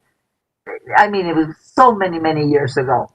But one of the declarations of that conference that I recommend you look at and you read about it, because we tend to reinvent things every time again, humanity, is that one of the declarations was education is so important that you cannot leave it only in the hands of the states. You need to have public-private partnerships. So this is when you can bring in and invite new business people, new business companies. We started here with the coffee growers. They were so interested in Escuela Nueva because we worked with rural children. And many rural children had to leave, help with the picking of the coffee. So they were so interested, and children had to repeat grades because they had to go to the coffee harvest. So when they started seeing that Escuela Nueva doesn't have repetition, as in the traditional way of learning, because we modularized all our materials, then children learn a different learning rhythm. So children could leave, come back, and continue studying. So this was important for children. So, but in the case for us, the coffee growers were interested. Now the petroleum company of Colombia, we invited them to come in because they're saying that we're doing good things and that we're reaching the most vulnerable children. So you could have public-private partnerships. I really recommend that.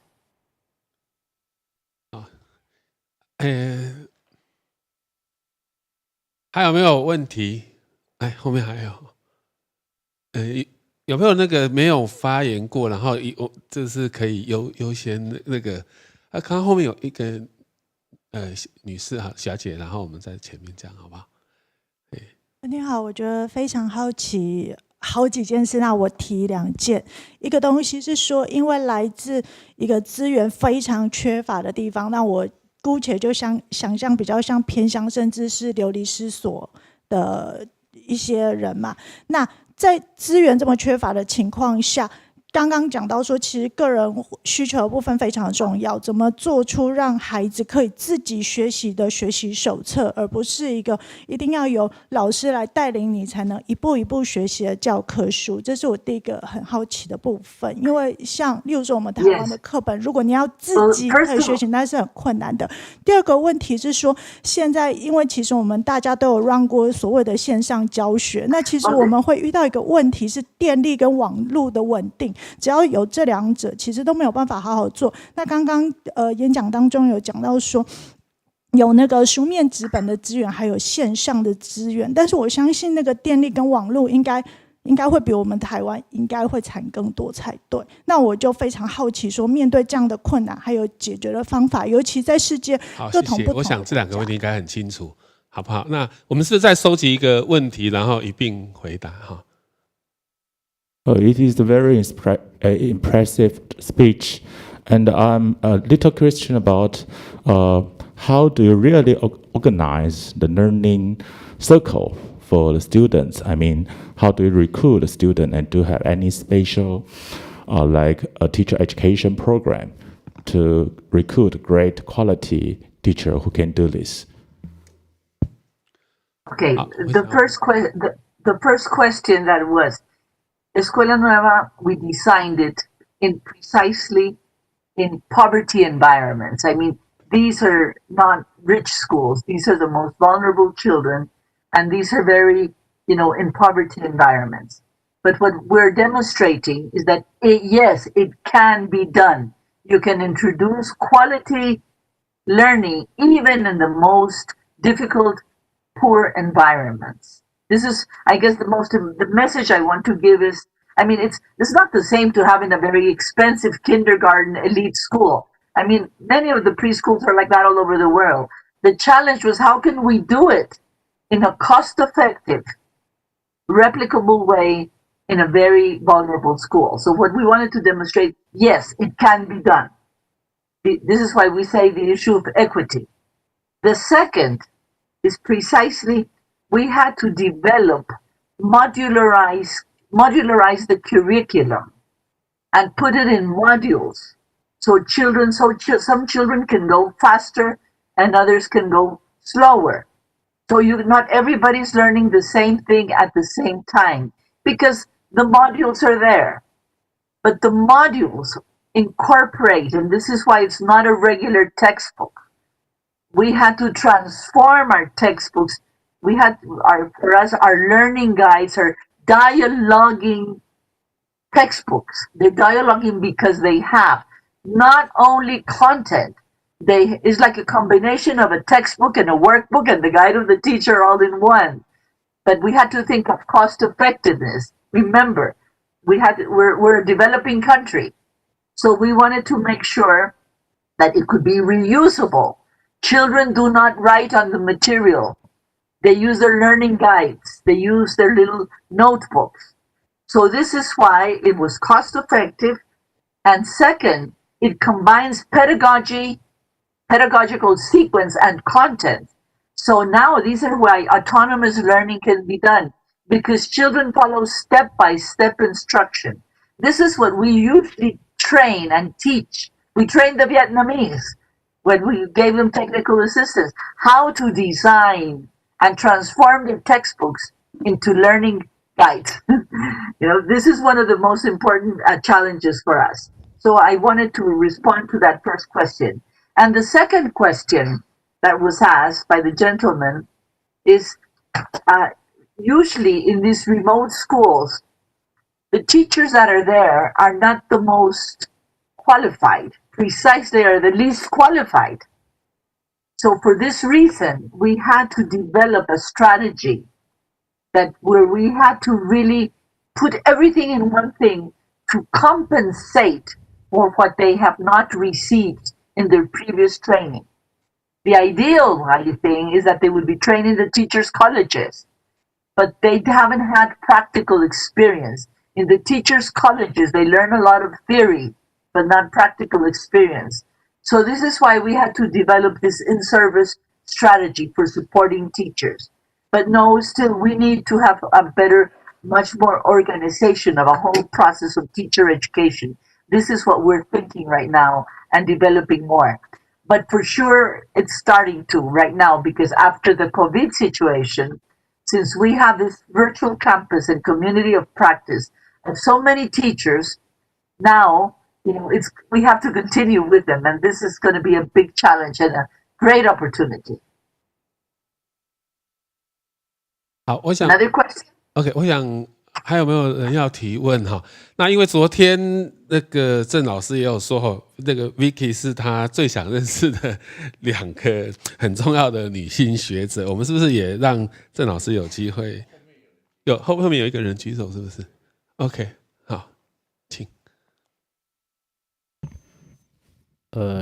你好，非常感谢您的这个精辟的一个演讲哈，那个是我今年有史以来听到最棒的一个演讲。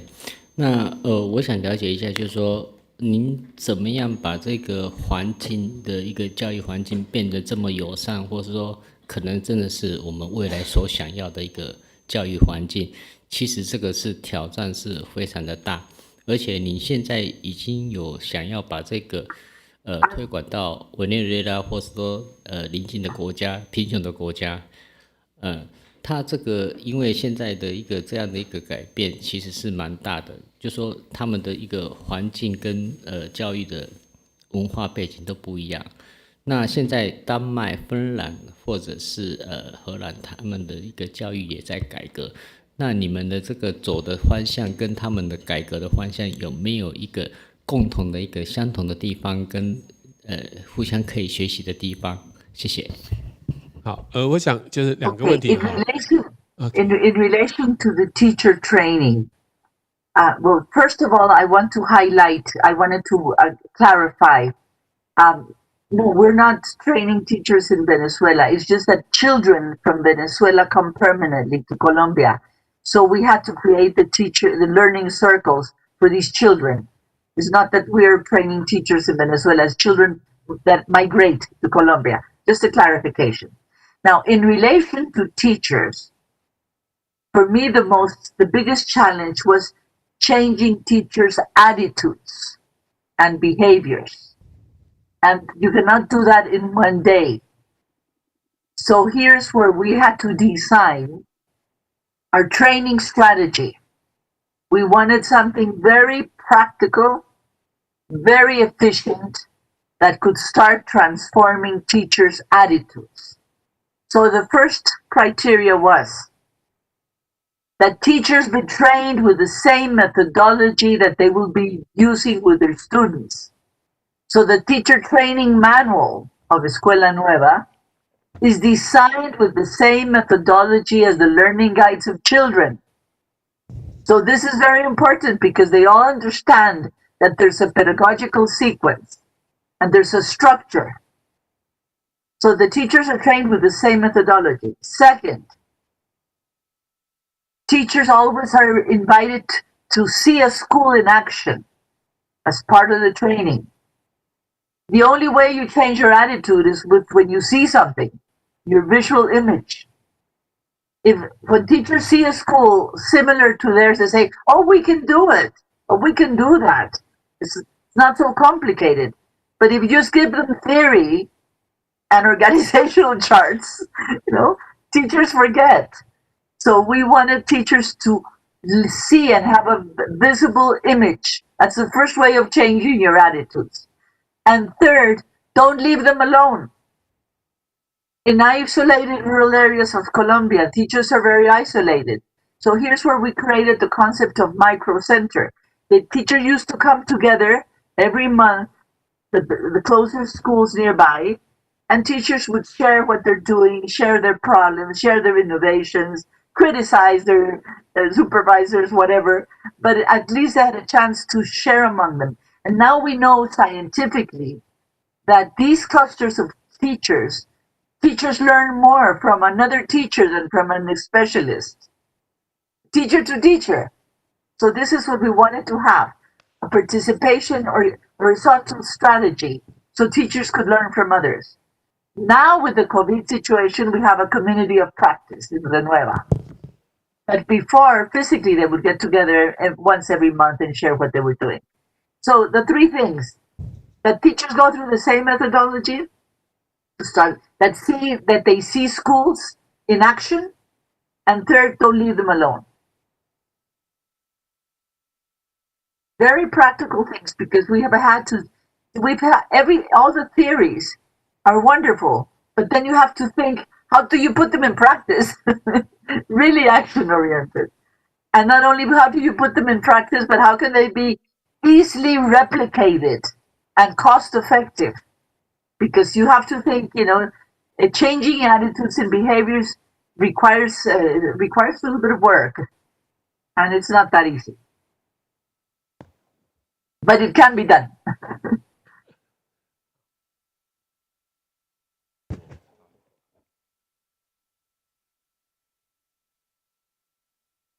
Another question? 还有其他有想问的问题吗？好，就说欧洲、芬兰跟丹麦或是纽西兰，他们在教育有在做一个调整跟改变，跟您所做的这个教育的推广，它的一个有没有共同的一个优点、共同的一个特色存在？那有差异的话，会差在哪边？谢谢。Well, I really don't know all the changes, the wonderful changes in the Scandinavian countries. But one difference for sure is the socioeconomic level. We're working in developing countries, low income, marginal, vulnerable groups, and we're demonstrating it can be done. We can never compare the level and degree of the teacher training, the teacher salaries, the teacher status in Finland. You know, the teachers are supposed to have the best status of the professions from all over the world. That is not the same in developing countries. That is not the same, never. And in Latin America, it is not the same. So we have a lot of difficulties, a lot of problems. And economically speaking, it's just two societies with very, very different situations. They very developed in many aspects, not all aspects, and other countries that are less developed, like the case of Colombia, that can demonstrate that it can be done also. 好，我把最后一个问题的机会留给我们郑老师哈。好，非常感谢啊！从哥伦比亚的经验，还有您在其他像印尼、越南推动的经验，我们台湾这边可以学到蛮多的。那您刚提到一个由下而上 （bottom up） 的方式在推动可不可以再稍微说清楚一点？这是第一个。第二个呢，我想借这个机会，跟您邀请Yes. 等到疫情过后，我们是不是有机会请你来台湾，跟我们谈更深入你实际怎么操作？对我们来说，会很有帮助。谢谢。First of all, of course, thank you so much for the invitation. I would love to, as soon as when the pandemic is over, I would love to. Thank you very much. And the second thing, the question you asked me, now I forgot the question in relation about which was it? Bottom up. Yes, bottom up. Yes, for me, nothing of this we knew before. This was necessity on the way. I wanted to influence policymakers. I was a young woman, just had returned from my studies, and I was working with rural Colombian teachers. And I wanted, how can you, I was in a big bureaucracy. How can you make change in a bureaucracy? So difficult. So I wanted to really have something to show. So I said, the best way to start influencing all these policy people is that I have empirical results and that they can see something in action. So this is why I went bottom up. I said, let me start a pilot project in 3 regions of Colombia. I started working with the teachers. I wanted to have a demonstration effect. I really wanted to demonstrate that it could be done. And once we had that demonstration, I have all this is written, Professor. And even Stanford University published an analysis of how we went to scale. But for me, the most important part is we had a pilot where I would take the people I wanted to influence and take them and show them what was happening in those schools. And they would come back so happy to see that it could be done. And not only would they see it, but we would demonstrate empirical evidence behind. So gradually, this was so important because if they had not seen it in action, how could they support the innovation? So it's how to introduce an innovation in the system. That is the way we also did it with Vietnam. 好，谢谢。我想因为时间的关系非常的可惜，不过我想我们可以期待接下来还有机会哈。那我想最后也做一点点的回应，就是我们今天的主题其实也有特别谈到了 Citizenship 公民之职，所以我想一个民间的运动可以变成国家的政策，甚至发展成全球的各地的一种运动开花结果。我觉得一个很关键的因素，因为我们不是一个个体单独的存在，而是因为我们成为一个公民，成为一个甚至是超越国家的一个全球公民的角度。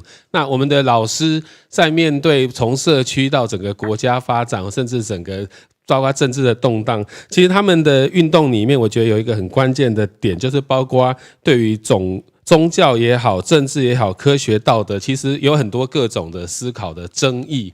那在一个整个政治社会的经济的条件在变动的过程中，所以他一直强调我们其实是在一个活生生的生存处境中，怎么走出可以活下去的路。我想这是一个很重要的生命的动力，跟去超越很多的一个政治的现实。然后我想这个可能也可以作为台湾在推动实验教育，我们怎么样除了追求一种理想的教育，同时也是一种公民的参与的过程中，当老师知觉到他不是只是一个工作，他也成为一个公民，然后那每一个儿童其实也在社区当中，他是一个儿童，他同时也受到这个环境的影响，在影响我们怎么样一起活得可以更好。我想这个是可能很关键的地方。我们再次热烈的掌声，谢谢我们今天的Vicky 的一个演说。那这个场次就到这边结束，谢谢大家的参与。OK，Thank you very much. Thank you. Goodbye. Bye. See you in Taiwan.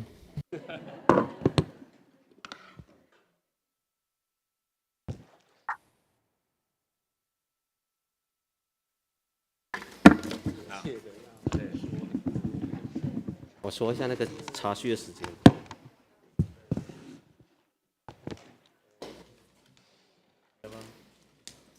老师一定来了啦。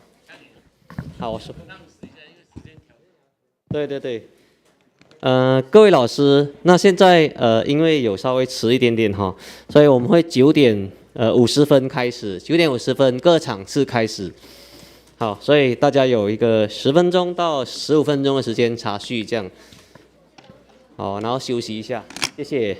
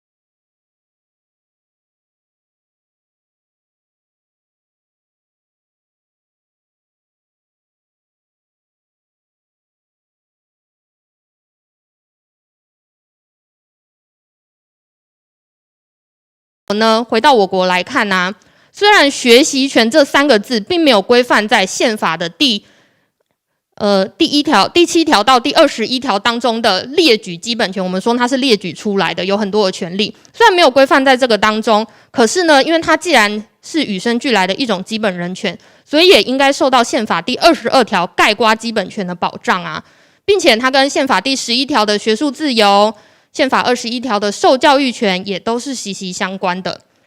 在大法官释字380号也有提到这个学习的自由，382号当中提到了受教育权。虽然这几个概念如果真的要从法学的角度去看的话，我们可以很深入的分析，说它其实还是有小小的不同的。但是从我国的法治的这些的内容就可以看出来，我国也是非常的承认并且强调这样子的一个学习的自由，这样子一个学习的权利是每一个人都有的权利。当教育基本法制定的时候，它的立法目的也明确的写出了要保障人民学习及受教育的权利。那这学习权跟教育选择权跟实验教育有什么关系呢？实验教育提供了多元的内容、方式跟类型嘛。当我们说我提供你一个选择的时候，你有很多 ABCDE 可以选择啊。可是如果 ABCDE 都是类似的东西，那我们怎么可以跟你说你是有选择的呢？但是实验教育的出现，实验教育的蓬勃发展，真的让学生成为了一个有选择的人。我真的可以去选择我所想要的不同的教育，这才是有选择嘛。那同样的啊，不同的学生，各位学教育的伙伴们都一定知道，不同学生有不同的学习风格，有不同的学习的时间，有不同需要的学习的协助。在实验教育这么多元的教育内容的发展之下，这些学生的需求才能够获得满足。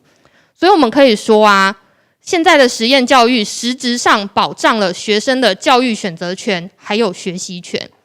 可是这些勇于选择的实验教育学生，他们毕业之后却面临了没有选择，或者是选择性非常限缩的问题。所以我想从宪法的受教权、平等权和工作权来看，这些毕业生他们的生涯进路。先从受教育权来看，受教育权其实是有分阶段的哦。宪法第21条明确规定的是，人民有受国民教育的权利和义务，明确提到有国民教育这个阶段嘛。国民教育就是国中3年跟国小6年。高级中等教育法当中规定，现在大家都知道有12年国教，其实它是12年国民基本教育。它明确的规定说，就是9年的国民教育，再加上高级中等教育，就是12年国教。那分出这2个不同的阶段之后啊，大法官释字626号有告诉我们，对于国民教育阶段呢，我刚刚说宪法有规定嘛，人民有受这个国民教育的权利。那对于国家那一面呢，国家就有义务要给付，就有义务要提供这个国民教育。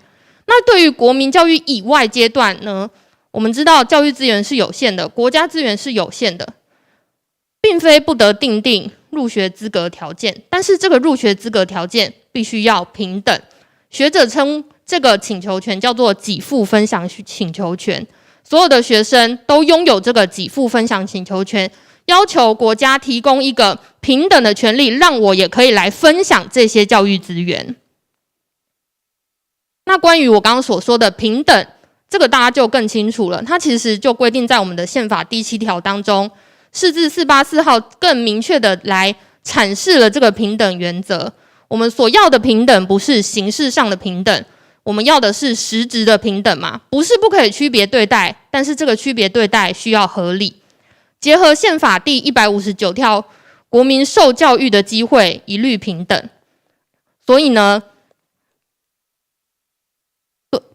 所以我们认为啊，实验教育的毕业生他也有机会要平等的接受教育，或者是一起来分享国家所提供的教育资源。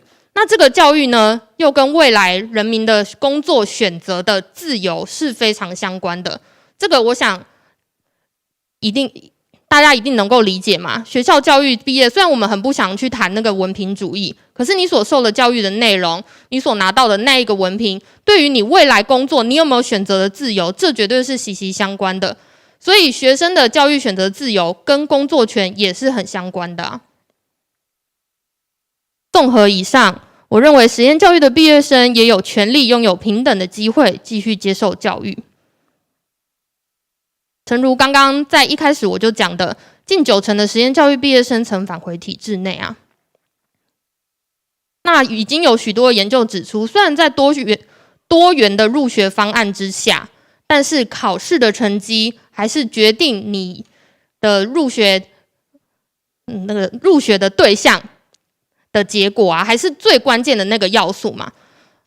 我们实验教育这么的好，满足了学生的教育选择权，满足了学习权，但是他们的受教权、他们的平等权、他们的工作权，却好像受到了一个阻碍。这个阻碍可能是考试成绩，可能是我们制度上设计的问题。目前刚刚也有介绍到的，实验教育的毕业生最好的一个管道就是特殊选才的管道，但是104年开始特殊选才开办以来啊，可以看到名额算是逐年的增加，这是一件好事。我们有更多的毕业生可以来选择这个管道，但是近几年来啊，它的实际核定名额都一直维持在 1.5%， 我想这应该是有意为之啦，就是一直维持在这一个关卡上 1.5%。那相对于我们现在实验教育这么蓬勃的发展，这个名额我想应该是不足以供应的啊。所以这个进路，我用虚线想表示，这个不是非常通畅的这个进路啊。我们实验教育的毕业生到底该怎么办？那法律上能够处理的是应然的问题，我们可以说他们有这个权利，我们必须要保障；他们有这个权利，我们必须要提供。但是真正的实务上，真的是需要像刚刚主持人说的，需要我们的声音来让上面的人听到，需要政府的努力啊。对于这一点啊，我虽然只是身为实验教育的一颗小小的螺丝钉，那也是尝试着希望可以提出一些展望跟建议。第一个是实验教育的向上延伸，那刚刚我也有说嘛，就是高中以上阶段的实验教育的量是比较少的，但是已经有很多的实验教育机构它都有做高中阶段，那毕校也是今年要再成立往上延伸成为一所完全中学啊。这样当这个实验教育向上延伸的时候，肯定这些特定教育理念的家长，肯定这些特定教育理念的学生，他们也可以获得这个选择，就是我可以继续接受这个实验教育。那另外大学方面有没有可能成立实验大学呢？大学其实是在一个学术自由的保障之下，相对于中小学，它的自由已经是比较大的了。但是现在也有人提出实验大学的可能性哦，教育部其实也有在推这个计划，或许有一天我们可以看到实验大学。那第二个当然就是增加特殊选才的名额跟校系，让我们的选择可以更多。那现在是只有高中生大学端是有这个特殊选才，不知道国中升高中的阶段是不是也可以引入这样子的一个概念，这样子的一个方案，让不同的学生他也可以拥有不同的入学管道。好，那最后是因为108课纲上路之后，111年会出现第一批的毕业生嘛，那现在也有说就是到时候的考招制度，到时候的试题制度都会有一些的改变啊。那我个人是充满着期待啦，虽然说还是考试，可是他所强调的是素养导向的考试。那个考试如果真的能够转型成功，能够测出学生真实情境生活下的能力的话，这对于实验教育的毕业生绝对不会是一个劣势嘛，反而是我们的优势。那我个人是期待啦，虽然是纸笔测验，能不能真的测出那个能力，希望到时候我们可以看到有好的结果。最后我的结语啊，希望我们可以让勇于选择的实验教育学生，他们勇于选择自己所受的教育方式，他们也能够拥有继续选择进入的权利。我今天的发表就到这里，谢谢大家。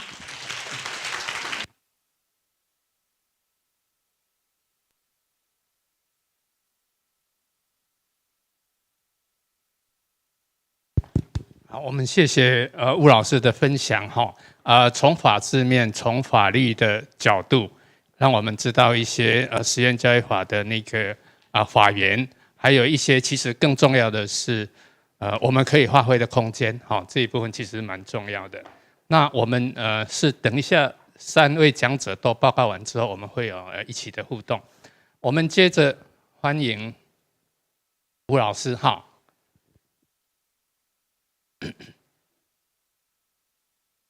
我们接着欢迎高雄暖暖蛇共学团吴老师给我们的分享。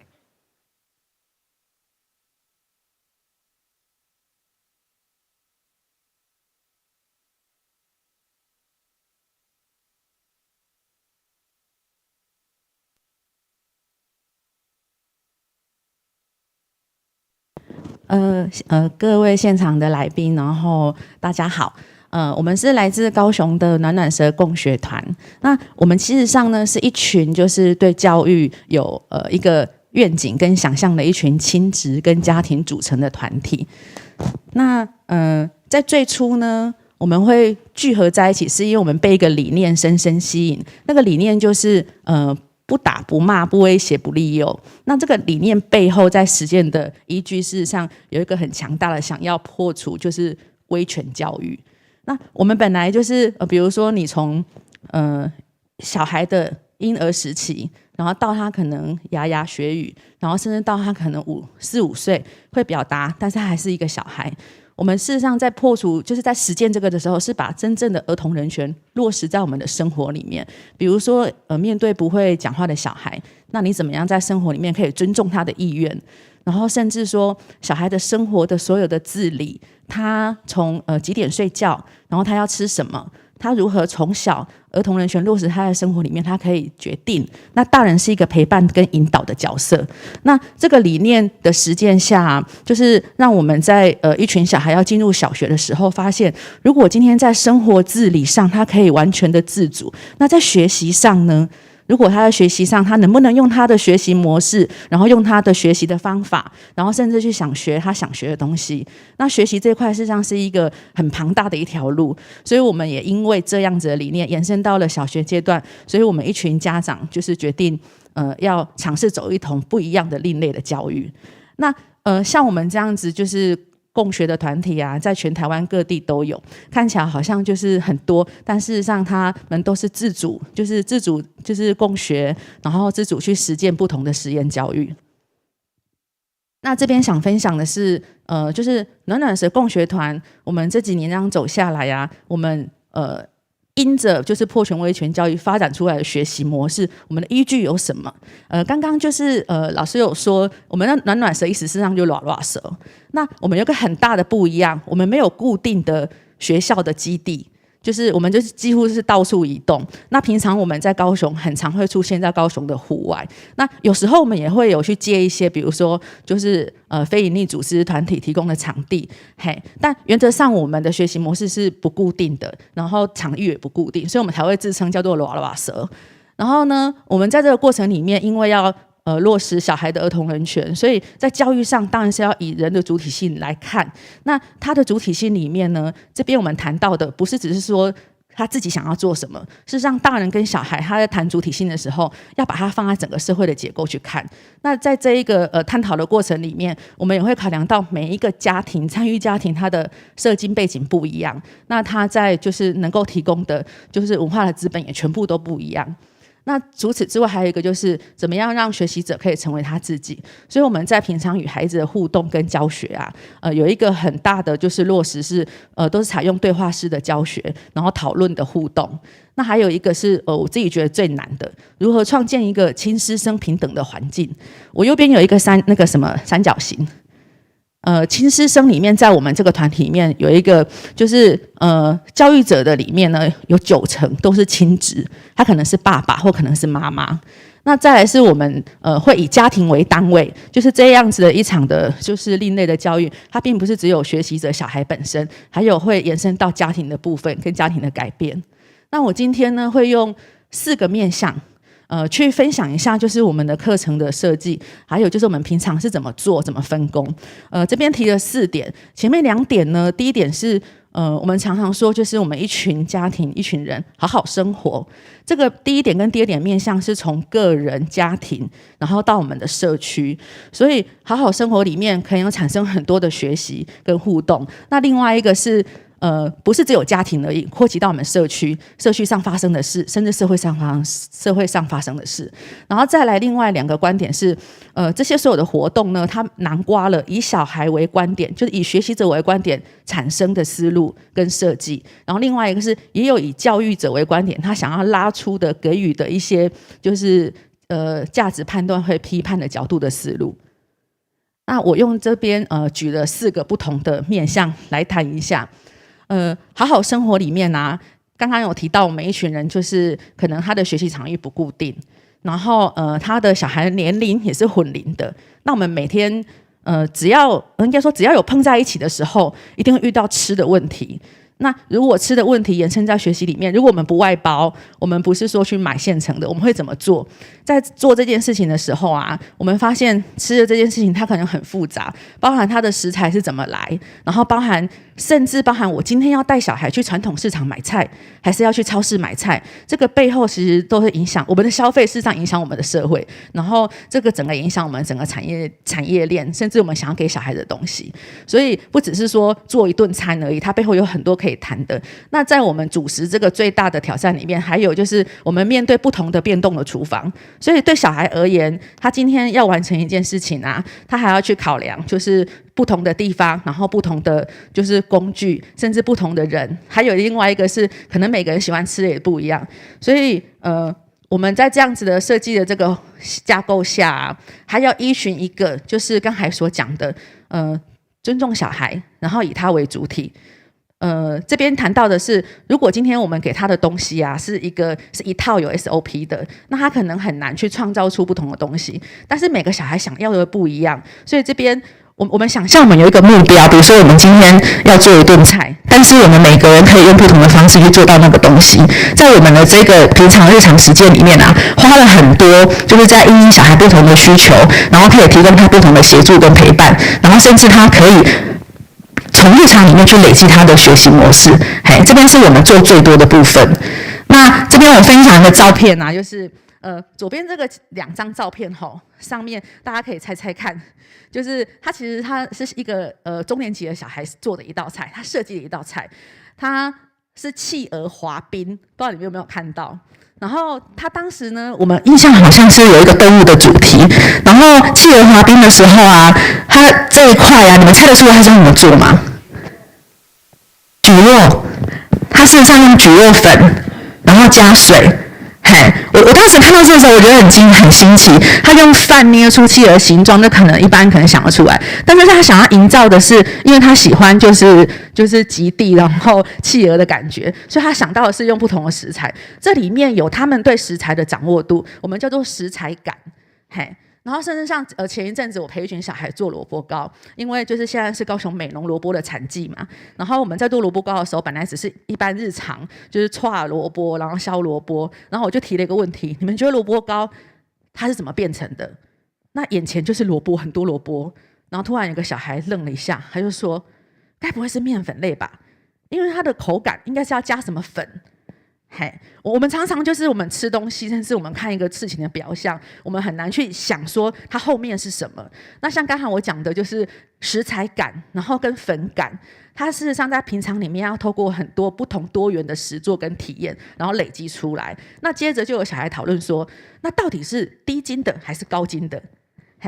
但其实萝卜糕后来是再来米粉。他们还有另外一种粉再来米粉，可是从这个里面我也知道，他们还要去判断说，低筋的口感是什么，高筋的口感是什么。这里面当然还有他实作，然后还有他的创意，当然还有很大一部分是他要保有他的好奇心，要不然他不会想去尝试，然后甚至他面对困难的时候，他还能够有毅力可以去克服。那下面这一个是这边不知道有没有哈利波特迷，他做的是火杯的考验。就是火杯的考验那一集，有人笑应该是有共鸣的样子。他就是那个最后那一关，他其实也是用食材做出来的样子。那这边事实上就是我们就是日常他们采买，然后甚至不同的市场，传统市场它背后有不同的故事，然后不同的市场它有它不同的面对的问题。这些不是只有走进市场去买东西，他认识那边的人，然后我们知道那边的东西，然后甚至怎么样就是跟他们去串联跟连接。那最后这一个呢，这张他们事实上在一间，这一位是我们里面的一位的阿公，他开了一间面店。然后他们去跟他学，就是包，他是高雄就是在地还蛮有名的那个牛肉面店，然后他们去学就是他包水饺跟煮牛肉面的秘诀。那这里面最后呢，他们还产出了一份他们自己的秘籍，就是他们从学这个东西，知道那些食材的运用，然后甚至也知道这一个阿公他开牛肉面店的故事，所以他们最后还会产出一份他自己的就是这个的整理那样子。那刚才讲到2个，就是从个人家庭产生的学习行为，然后还有从就是个人家庭，接下来我们要讲的是从我们身边，比如说我们在社区里面发生的事。这边举了2个例子啊，是我们最开始接触的是。我们家附近的树都被断头了。我们说断头树是高雄的名产。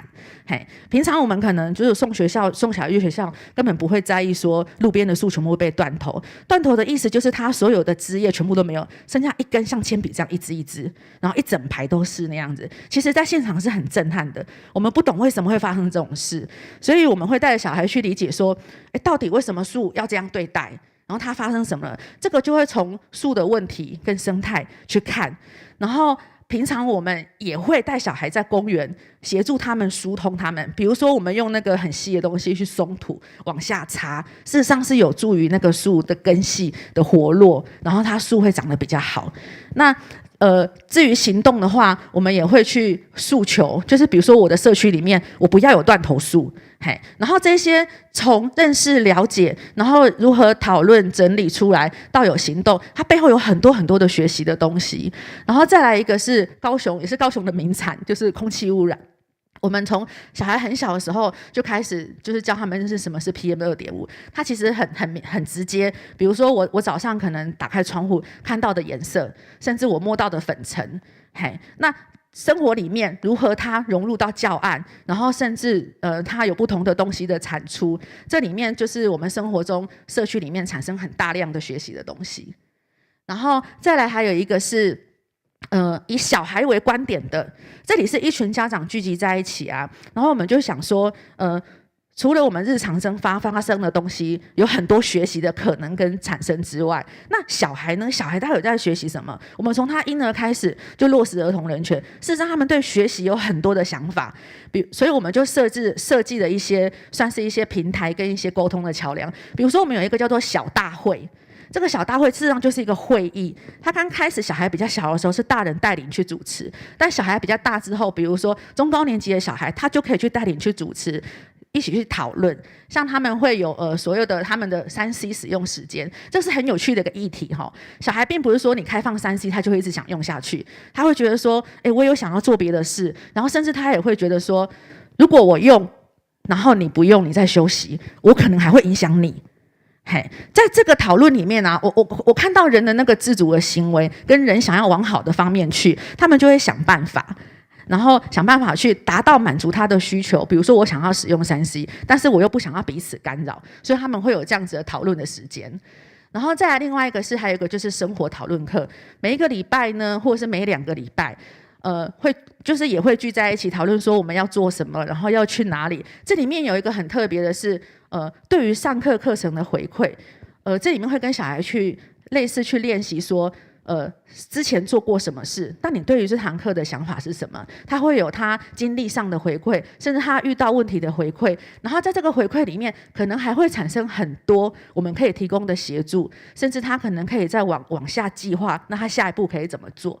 然后除了这一些之外啊，都是以小孩为主的，就是教学的模式。那它里面最考验的是就是对话式的教学跟互动的讨论。所以大人必须要很诚实，他如果带有自己的观点，想要灌输，比如说，你玩3C 超过怎么样就是不对，或者是说，你上课程他有个反应，他说，那个老师讲的那个东西我并不是喜欢。如果我们就在这边灌输他很多的，就是道德教育，或者是就是很多的规范，那么他这边所有的主体性跟他的创造性跟他所能够论述的东西就会出不来，所以他必须要每一次的互动跟讨论，然后累积，然后他才有办法真正。而且在这个过程里面，我们也发现每一个小孩他因为他的背景脉络不一样，像是我同样一件事情，他们可能可以提供很多不同的看法跟想法。那我们以前会觉得，小学生他可能就有某一个常规，或我们就会很习惯规范给他某一个规定。可是事实上，当他没有规定的时候，他形成自己的规范跟默契，那他们再去实践，这里面的过程，它等于就是在一种自主学习的呈现。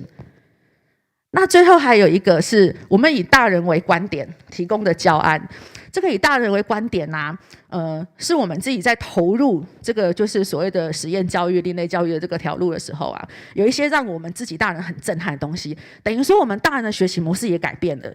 这边举一个例子，就是我们在发现说，为什么我们住的区域内的事情我们会不知道？我每天经过那一条路，我不知道那条路曾经发生过什么事。那甚至发生在台湾的事情，我好像也似懂非懂。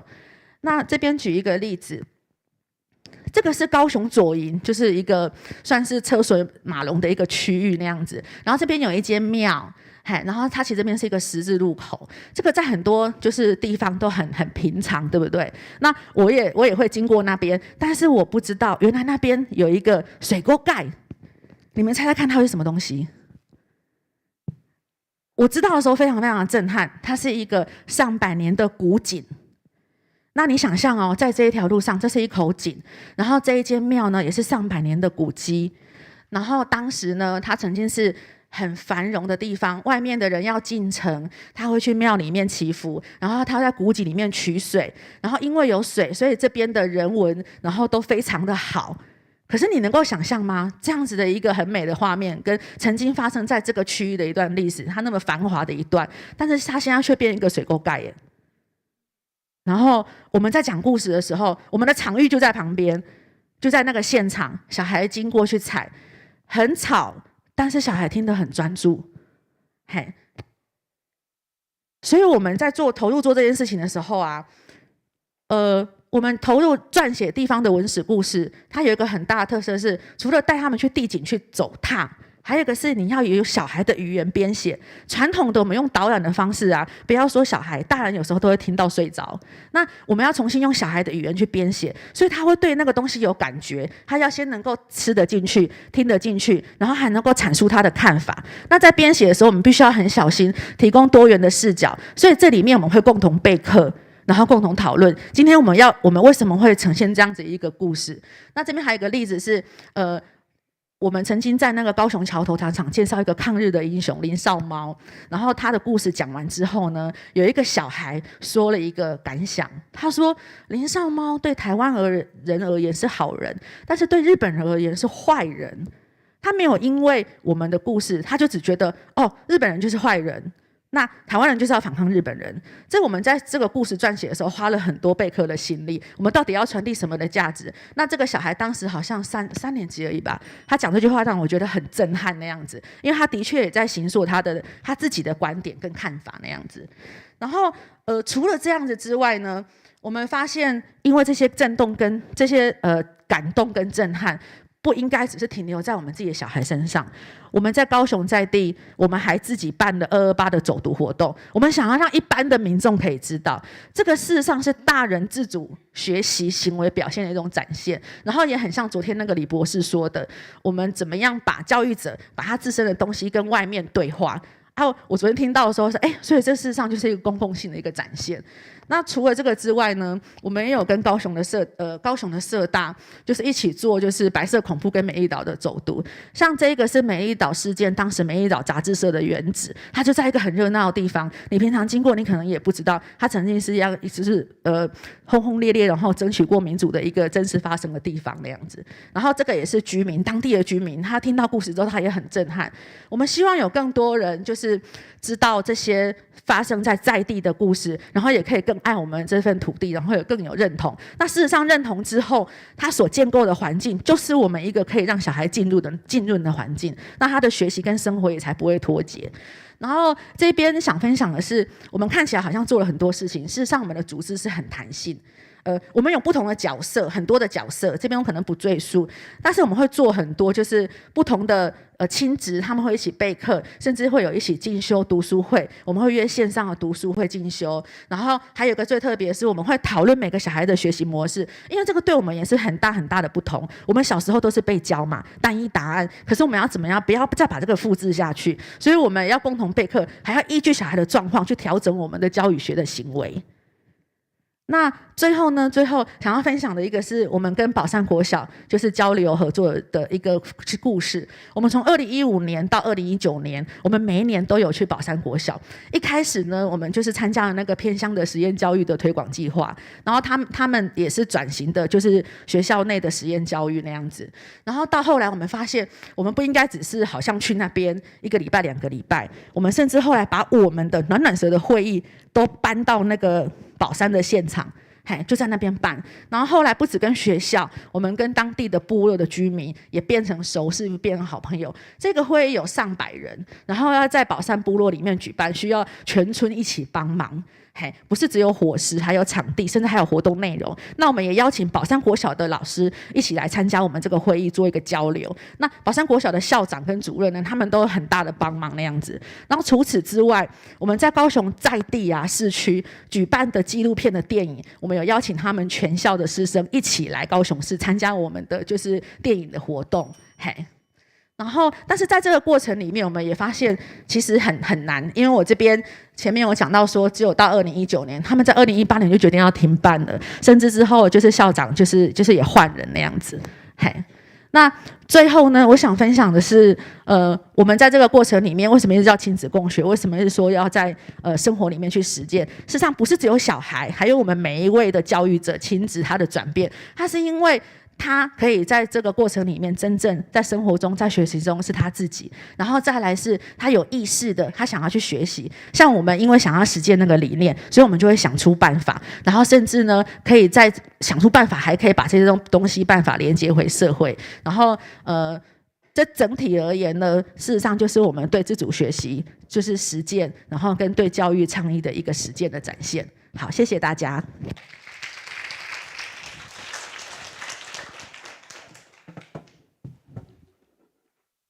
好，我们谢谢那个吴老师精彩的分享。那时间也刚刚好。那第3个是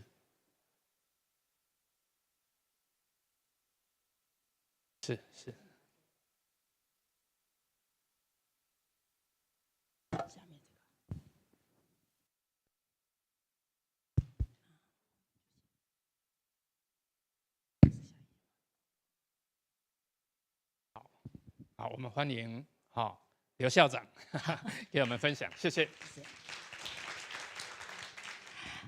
好，主持人刘主任还有各位敬爱的嘉宾们大家午安。好，谢谢大家。今天呢很荣幸呢要跟大家谈一个我在一所偏乡小学陪伴他们转型为实验教育学校5年这5年来我们到底做了些什么然后我陪伴他之后呢他们有哪一些改变？那这些历程的话，我想透过今天的几张投影片呢，跟大家做详细的介绍谢谢。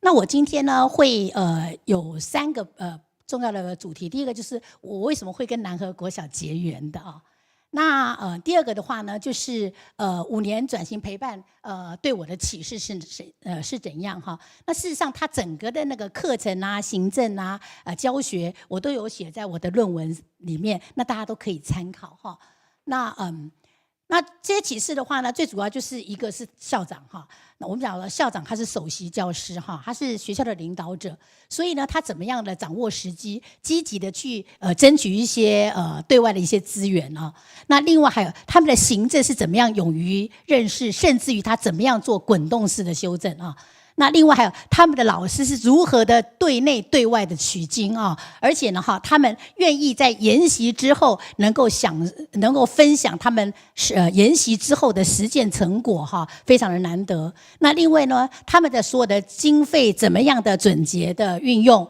那所有的经费都一定的用在跟学生学习有关的，所以他们是学习为优先那第三个的话呢，我想要对偏乡小校，如果您又不是实验教育学校的话，那在偏乡小校我们如何做混龄教学的一些建言那这是呢我报告的大纲。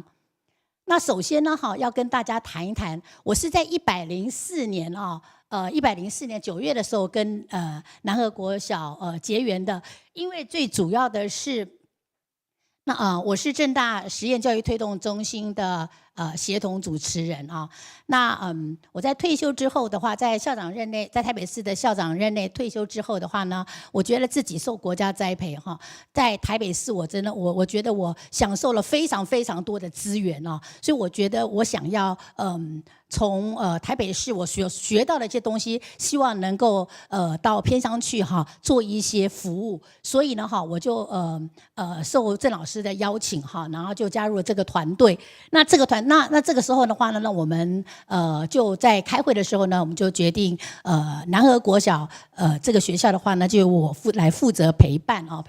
那这个是南和国小一个小型的学校，他们只有 L 型的这样子的一个学校好，那学生人数的成长他们刚开始102学年度的时候，校长刚就任就任那个学校的话呢，全校只有22位学生那是在他们的那个县市政府呢，也是被裁并校的名单的首列因为他们人数太少了，所以有准备要裁并校那可是呢这个时候的话呢校长就积极的有一些作为，所以他在103年的时候的话呢，就开始做一些筹备，那开始筹备以后，然后103年的时候，还有104年的时候就开始写实验教育的一些计划，所以这个时候的话呢，他的人数就怎么样？就成长了那成长之后的话呢，105学年度的话，就是正式实验教育的元年，就是他们的计划通过之后的话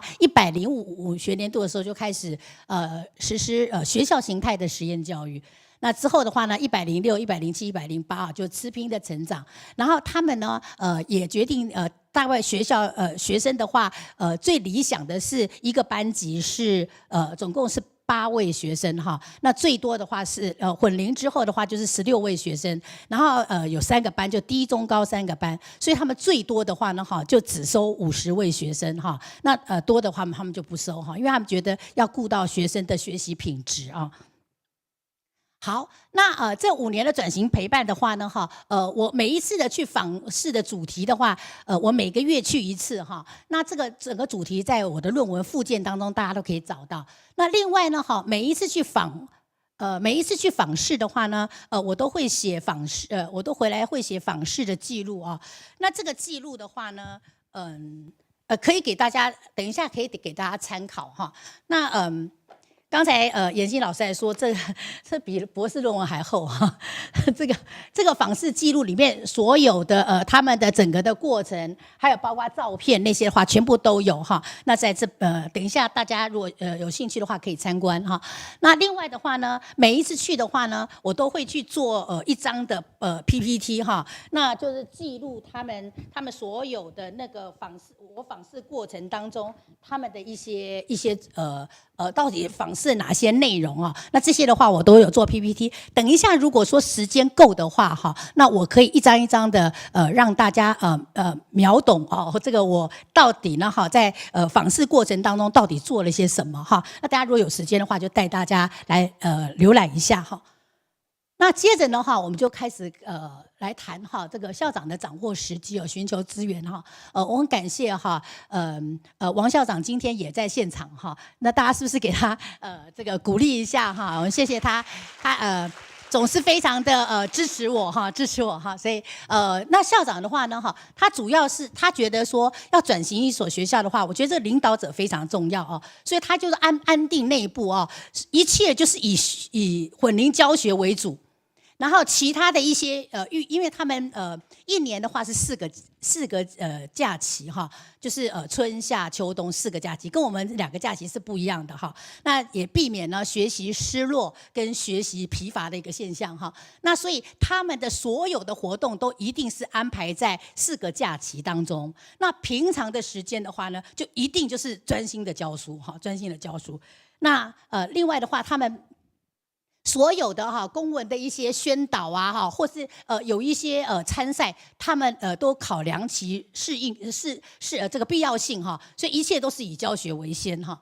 那另外的话，他也主动的申请教育部实验教育推动中心。我们的推动中心的话，在我摘要上有写，我们是从106年才开始改为教育部的实验教育推动中心。那之前的话，我们是叫做偏乡学校这个实验教育中心哈，所以呢我们那个时候的话呢，他就积极加入我们的试点学校的行列，就实施呢混龄教学哈。因为混龄教学的话，事实上在现在的师资培育当中，还有很多学校毕竟在这种教学当中的话是比较少见的哈。而且我们就分龄教学来讲的话，分龄教学它本身就是有部分的差异化教学，那如果2个年级混龄的话，所以会造成最大的差异化教学。那这样子我们到底要怎么教哈？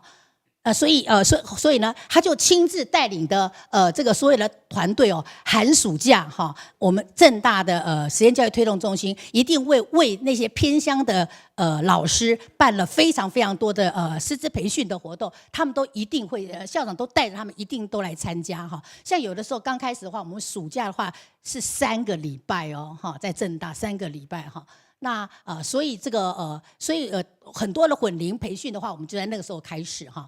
那另外还有带领的老师们去国内国外参观哈，像奥地利的小校，那另外他带了所有的老师的话呢，利用那个他们的假期期间的话，就到日本去参观他们的那个他们学校的教学哈。所以而且甚至于的话呢这个对内有很多的参观的一些学校，所以他们要汲取各种的实验教育的一些经验。那他们呢主要就是他们大胆的在改变校长呢大胆的在改变学校的经营模式他觉得说呢传统的一些模式如果不好的话，他们就勇敢的改变就实验教育它是非常有弹性的所以他们就要改变，然后一切是以学生的学习为中心所以呢，校长给我的启示，他是在什么，在做对的事情。当他觉得是对的事情的话，他就勇往直前的去做那接着的话呢，行政他们勇于认识，他们就直接先从教学环境开始改变，所以他们就让自己没有退路，就是他们本来有6间教室，对不对？所以他们就把它改成3间教室，然后另外3间的话就变成譬如说资源教室或电脑教室，所以学生的话呢，就是他就没有退路了，他就只能够是混龄的教室里面就先改变环境开始。我想蒙特梭利很重要的一句话就是环境是孩子预备好的就教室是环境预备好的一个教室那一个环境，所以教室的话呢，如果我们能够把它预备好的话呢，我相信学生的学习的话呢才会有成效。所以他就先从教室开始改变。那接着的话呢因为实验教育富有弹性，所以呢其实他自己我们也参考了108课纲，因为108课纲的话，他把每个学生的那个什么，他的那个阶段还有要的学习重点、学习表现跟学习内容都相当的清楚，所以他们这样子来保证学生应该要有的品质。而且还有混龄之后的话呢，因为108课纲的学习阶段就是1、2年级一个阶段，3、4年级一个阶段，5、6年级一个阶段，所以它是跟108课纲的那个阶段别是一样的所以我们就从那个学习内容跟学习表现当中就可以知道说我们怎么样去检定孩子的能力那另外他们所有的基础的学科国英数都安排在上午，那其他科目都安排在下午那另外他们觉得因为要跟社区做配合那跟社区做配合，所以呢他们非常体谅家长，所以他们都会为孩子们在课后的话呢都会安排什么？安排作业指导或课后社团的课，完全依照家长的下班时间。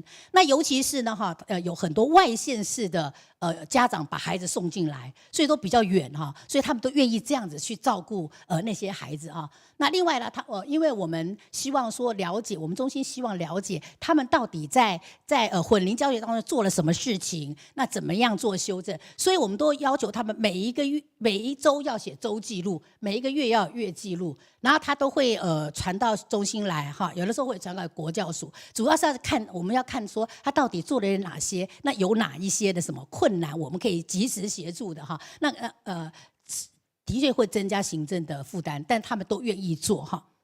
那所以呢，他们当校长做对的事情的时候呢，那行政呢就把事情做对啊。这是我给我的一些启示。那另外这个师资培育啊很重要，非常的重要哈。那当然了哈，我不敢说呢哈，这个南和的这个基本的混龄模式，跟刚才的那位哥伦比亚的学者讲到新学校运动哦，有没有什么相似的地方？我不敢说，但最起码的话，我觉得我刚在听他的演讲的时候，发现我们跟南和的这个陪伴的那个模式，是有一点相似的哈。譬如说第一个哈，他们就定期邀请那个专家学者就到学校来。好，那甚至于的话呢，哈，讲师团队他们辅导团啊，他们苗栗的辅导团也请他们到学校来指导哈，而且协作，而且他们一起共备啊。那甚至于呢，4级假期的时候呢，他们就出去什么？出去参观啊，不论是实验教育的学校也好，机构也好，他们一定都去参观哈，然后精进课堂混龄教学的能力。那另外啊，我们现在知道108课纲的话，每一位老师一定要1学年一定要公开授课，是不是？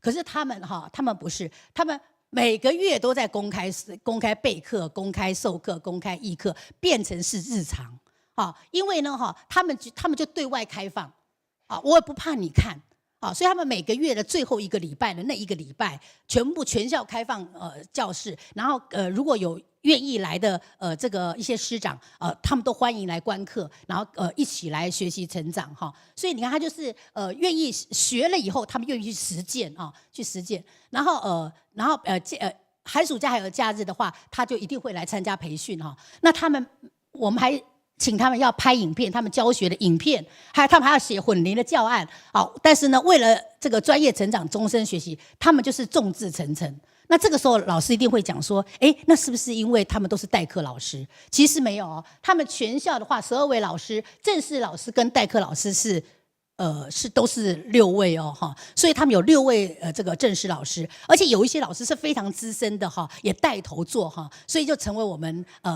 政大的硕士的研究生的研究的对象哈，就是说这个连资深老师都愿意愿意成长，愿意做哈。所以呢，最重要，他为什么能够这样做？因为每位老师愿意跨出舒适圈，他们愿意为了学生的话呢，他们不断的在磨练他们自己的教学，然后怎么样教学才是对学生是好的哈，所以他们跨出舒适圈哈。另外，在经费准结的运用的部分的话呢，他们因为有实验教育的经费，也有偏乡的经费，所以呢，他们处理上都有蛮大的弹性啊。而且因为混龄，所以可以减。但现在很多县市的话，它之所以会裁并校，就是因为经费困难嘛。但是我们的那个教育经费用在人事费是非常的多的。那如果说呢，原本6个班级的话呢，6位老师，如果你混龄的话，就变成3位老师，那这样可以精简人事费。所以他们希望说能够精简人事费，然后有些经费看能不能挪到业务费来使用哈。那另外的话呢，但是有一些专案是没有办法没有办法有经费补助，他们就自筹。譬如说他们课中补救的话是在苗栗的话，他们是用大型学校才有课中补救，但他们愿意在小型学校有特殊的学生，或者是比较弱势的孩子的话，他们程度跟不上，就用课中抽离式的补救啊。然后另外。那混龄的话，1年级刚进来，根本连注音符号都不知道，对不对？他们就在入学之后到开学的这一段的暑假时间，给他们做那个注音符号的先修班哦，让他们开学以后的话呢，就可以直接怎么样？就可以直接跟2年级一起混龄啊。那这些都是自筹经费。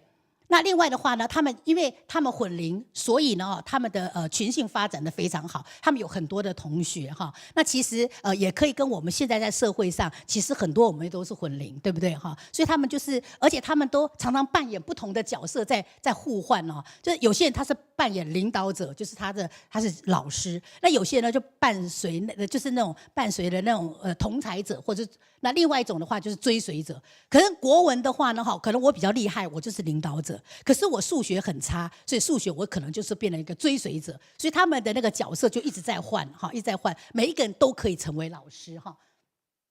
所以呢，哈，他们这样子的话呢，真的是任何事情就是以学生为第一啊。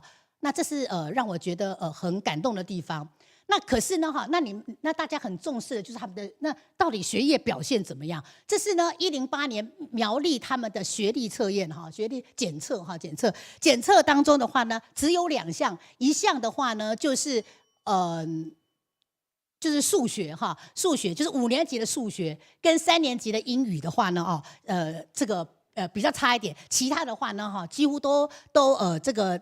比县平均的话呢，要高1/10以上哈，所以是成绩是还算不错的哈。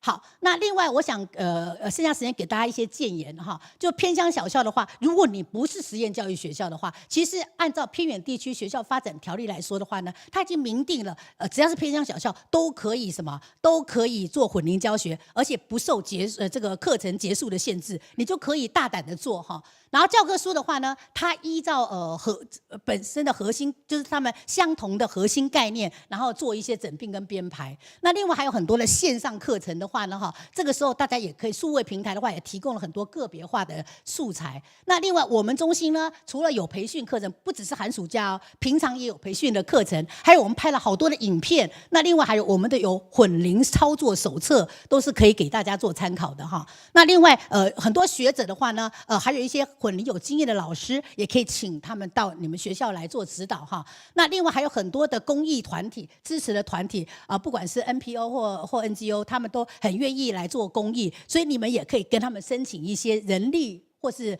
这个财力的一些资源哦。那这是给大家一些建议啊。那我访视我到底做什么？其实我只做3件事情，一件事我就陪伴，第二个的话我就鼓励，第三个就是资源的引入。好，我只做这3件事情。那平常的话呢，到他们学校的话，我都会去观课、教室走查哈，然后了解他们混龄教学的情形。然后第二个的话呢，我跟他们议课，甚至有时候议完课之后的话呢，就会跟他们晤谈。那当然也会有一些苦水，那我就抱他们哈，然后给他们一些鼓励啊。然后还有我们就会让他们做个别的问卷填答，问看说他到底有哪些创新，然后有什么问题哈。这个我有一些问卷的填答。然后呢，我引导他们混龄到底要怎么样做重点的安排。那另外我自己编混龄的教案啊，然后呢编了混龄教案之后的话，我就公开授课，我自己就公开授课给他们看混龄教学要怎么教。然后另外的话呢，从德国跟荷兰那边，我们有引进耶拿的一个混龄的教学。那这个时候呢，我就分享耶拿教育呢跟12年国教到底有什么关系哈？那我们怎么样能够变成呢南河的一个很好的一个愿景哈？那这是我的工作，所以我最重要的是我整个我的访视任务，很重要的一个关键就是我不介入，而我也不干预，我只是提供一些意见或者是一些一些鼓励然后一些资源，然后我不会去干预他们怎么样运作啊。好，所以最后的话呢，跟大家谈我们教学要差异化，那么但有差异化的思维哈，因为教育的话本来就是一种可能性的想象的实践，尽量的去创新哈，大家要同心协力走出舒适圈。还有最重要的是，实验教育它不是它不是万灵丹哦。你不要认为转了实验教育之后，它就变成提升入学率，不是。因为呢它不是特色学校哈。那南河的话，他说我们不是什么环境教育特色，我们也不是什么特色学校，我们就是把学生的学历、基本学历把它巩固好哈，巩固好。所以呢他们就聚焦在学生的有效教学。所以呢，最后要跟大家讲，当学校创新的时候，它可以配合的地方创生。当学校创新、地方创生之后的话呢，学生才能够有创获。好，所以我想说，我们一切的教育都是为了学生。如果我们愿意为了学生来走出舒适圈的话，我相信呢，我们都会乐见孩子们有效学习的成长哈。那如果大家有什么问题的话，也欢迎大家，我们可以彼此交流。谢谢大家。好，谢谢校长精彩的分享哈。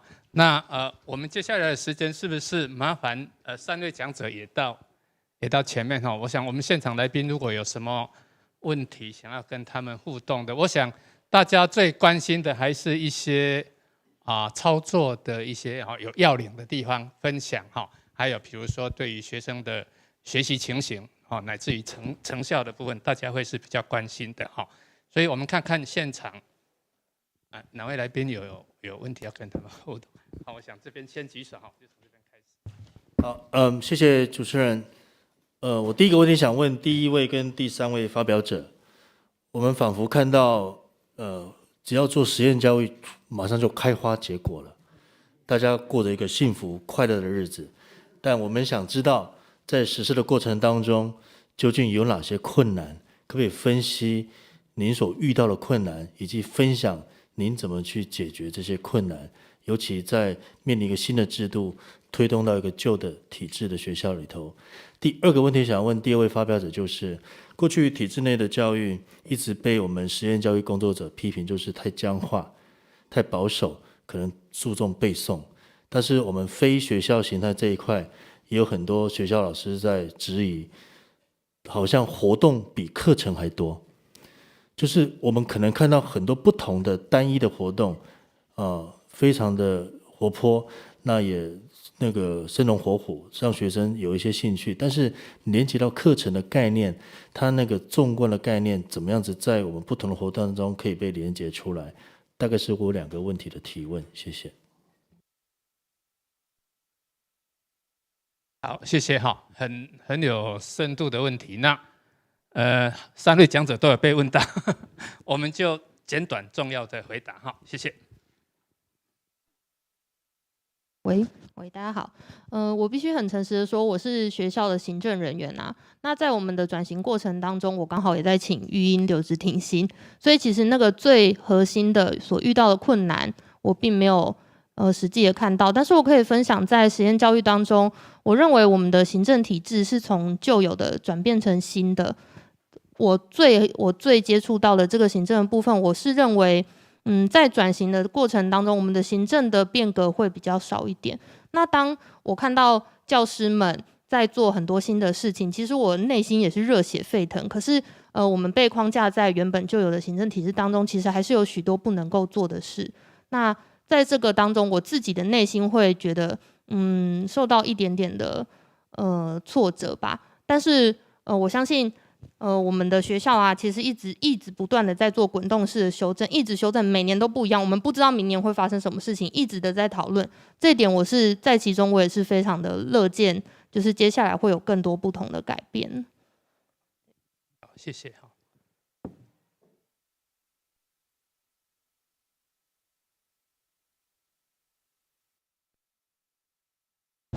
好，谢谢教授的建言哈。那我想我这边要提出就是有关于实验教育的困难跟解决哈。我想从教材跟教法2个方向来提哈。就那个教材来说的话呢，的确混龄教学的那个教材的编制是很困难的。那所以，譬如说尤其是数学那种逻辑性比较大的，那大家怎么教哈？所以他们刚开始的话是整个都拆课本哈，就把很多的重要的相同的教材单元合在一起哈，然后再拆课本。那后来发现的话，这个知识体大哈，所以后来他们就改，就是就请台南大学的陈志成教授，因为他本身也是一个数学老师哈，那他就来带我们就慢慢的教他们，那就是变成了他们就有3种的模式，在我的论文当中就有哈，所以他们就是1年就教完2年的课程。那大家都觉得很奇怪，数学不是很难吗？但是1年教完2年的课程，可是第2年的话呢，又重复再教一次。就让他精熟学习，因为免得他忘记哈。像这这个数学的模式。那甚至我们也邀请那个学思达的刘继文老师来做三轨的学思达的那个演讲哈，然后分享。那也有老师这样子做哈，不过比较主要还是用陈志成老师的模式，就是1年哈就教2年的课程，然后第2年再重复的复习。那这是教材的部分哈。那就是说我们会不断的去修正哈。那另外的话，教法的部分的话呢，就是我们如果有一些不适应的老师，他觉得说我为什么要弄教材，我为什么要有那么多的方法？他如果不适应的话，他就会主动的调出哈。那我们就会聘新的代理老师进来。那新的代理老师一进来的话，政大马上就培训哈，所以他们马上就了解蛮多混龄的一些课程的教学的方法啊，而且有一些甚至有些师资生，他们也很愿意的到偏乡来学习混龄教学。然后后来因为他教的非常的好，所以最后就变成这个学校的代课老师哈。我觉得蛮好的，就是我们不断的去修正，然后不断的解决问题。谢谢。那我来回答这一题，就是一般我们在做实验教育很常会被问到的，就是是不是体制外的小孩，他可能基础能力就会比较弱，还是比较不足？那我以刚才那一个走读的例子啊，看起来好像是我们带他去经历一个活动，但事实上这个背后啊，比如说亲职的共备课的时候，我们一样会拉出，比如说这一个活动它的学习目标是什么。然后他要用什么方式去做进行？比如一个这样子的走读故事，他除了提供他一些在地的文史的观点，那他会学会什么？他能不能表达出来？然后甚至记录，甚至书写。所以我们在拉出这样子的教案目标的时候，假设我今天设定一个地区的主题，然后我要分3次或5次把它做出来，那每一次要达到的教学目标我们会定出来，然后我们也会定出说小孩要达到什么能力。然后在现场的教学手法，除了我单方面的互动，我的讲，然后讨论互动，还有甚至也会搭配比如说学习单。那事实上我们这一群亲子啊，也会去像刚刚校长分享的那一些啊，我自己就拍了很多那样。因为事实上我很有感觉，就是虽然我们不是教育体系出身的，但是事实上我们在做的时候，包含你说记录小孩的学习行为，然后有没有达到这个目标，然后甚至怎么样去评断说他能力到哪里，我们等于就是也是用怎么说，就是也是会用就是设定目标，然后检视他有没有达到的方式去做，并不是说只是带小孩去体验这个东西。那我觉得这个很像就是我们一般在企业里面我们在学校里面是因为有老师带嘛，但在企业里面做企业的员工训练啊，他同样也是，就是每一个新进的员工，我怎么样给他这个东西，然后又培养他有这份工作的态度跟这个能力。我有一部分跟我们在做就是实验教育的部分还蛮像的。那我不知道这会不会是因为我跟我们的这群亲子的背景很多元，所产生的这种影响，就是我们就是不同的职业背景聚在一起的，所以我们用不同的方式去达到就是我们想要的东西，然后也自然而然的去符合不同小孩的需求跟学习模式。好，谢谢。好，谢谢哈。那还有一个问题嘛哈。好，喂，那个我想请教就是暖暖蛇的吴老师，因为我有去观过一次北暖的现场的课，对，那我觉得就是因为我看到现场就是很多家长有一起参与课程，然后刚好我是研究生，然后我这学期的期末报告就是要研究暖暖蛇，对，然后我在那个文献探讨里面看到说就是家长好像也会一起参与社程科技的课程的设计。那我觉得说，平常我们可能要面对各种不同的学生，然后光是要设计一堂课，可能已经很复杂，因为要考虑到很多学生。那现在是连家长都一起来投入的话，那我想知道说，暖暖蛇会怎么跟家长互动，然后怎么做理念上的沟通。然后再来是我想要了解，就是暖暖蛇它的师资的甄选，然后有没有进行所谓的师培？谢谢。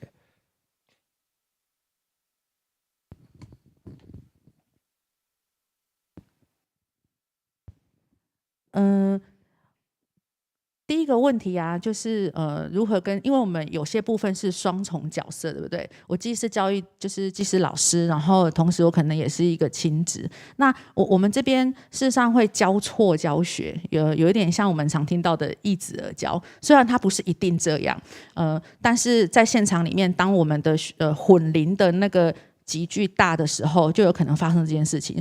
所以即便我是投入的亲子，但我可能跟我沟通的另外一个老师，他会是另外一个亲子。所以他在做这个教学上的恳亲跟沟通的时候，他一样是跟就是依据这堂课的学习目标，还有一个就是小孩目前的状况。我们非常以小孩为主嘛，所以小孩目前他是因为人的状态有了学习的困难，还是单纯说学习这件事情上遇到了困难，一样会去做恳亲跟区分。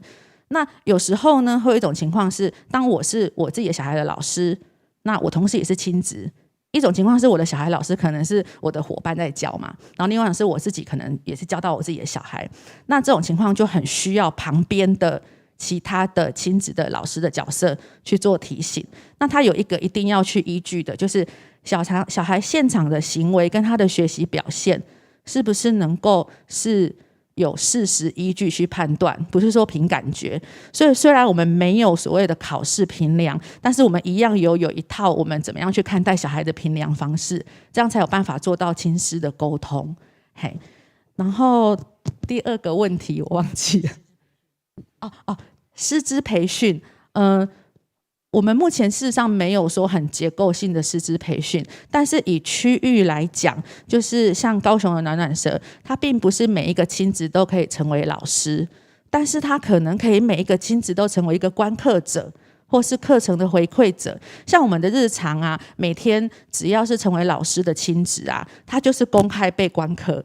那他不止公开被观课，还会有就是其他的亲子的老师或亲子家长的身份，他给予回馈。比如说刚刚发生那件事情，然后你为什么是那样带，然后或者是你为什么是那样处理。所以这个等于是我们的那个日常。那虽然没有一套就是标准的师培，不过就是在比如说成为一个走读老师，他有一套我们内部的程序。并不是说我今天只是把我看到的故事写一写，我就跟小孩讲。那老实说，这个也是5年来慢慢历练跟摸索，然后就是得出来的。他简单讲就是有一个程序，然后也有我们这个团体检核的依据跟标准那样子。不知道有没有回答到你的问题？谢谢哈。好，我们还有第3个问题。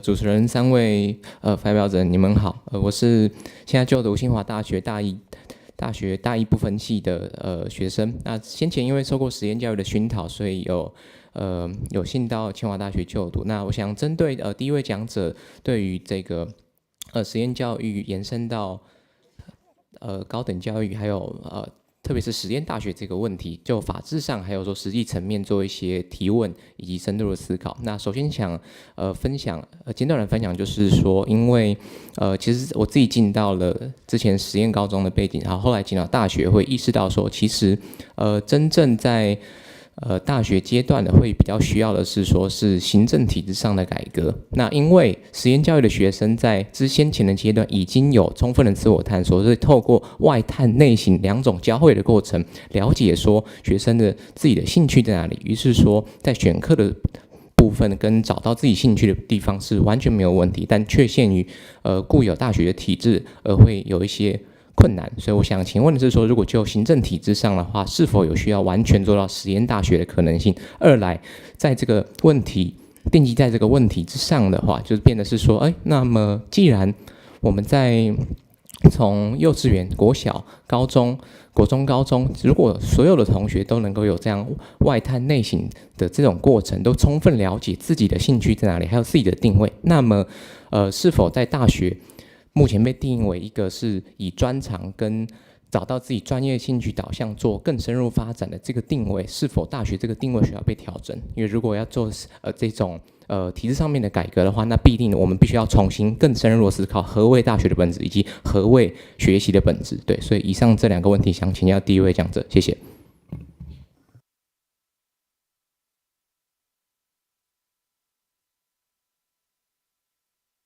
好，关于实验大学啊，这我会提出来。其实我原本是觉得说，大学它已经是一个非常自由的场域了。那到底需不需要进行所谓的实验？其实这个也很难说。但是目前已经有法源依据了，是在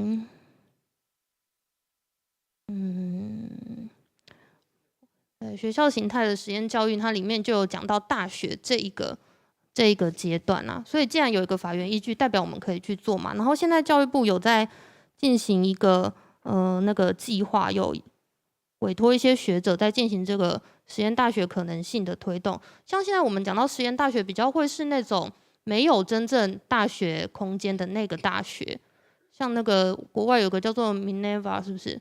就是对，有这样子的大学，我觉得才是真正的跟现在的大学不一样。要不然我们真的要说大学本来就已经是非常的开放。那像你刚刚提到的体制的问题是说，因为我们现在像你是不分系嘛，有很多目前的大学都是要分系，然后才能够去决定他的专长。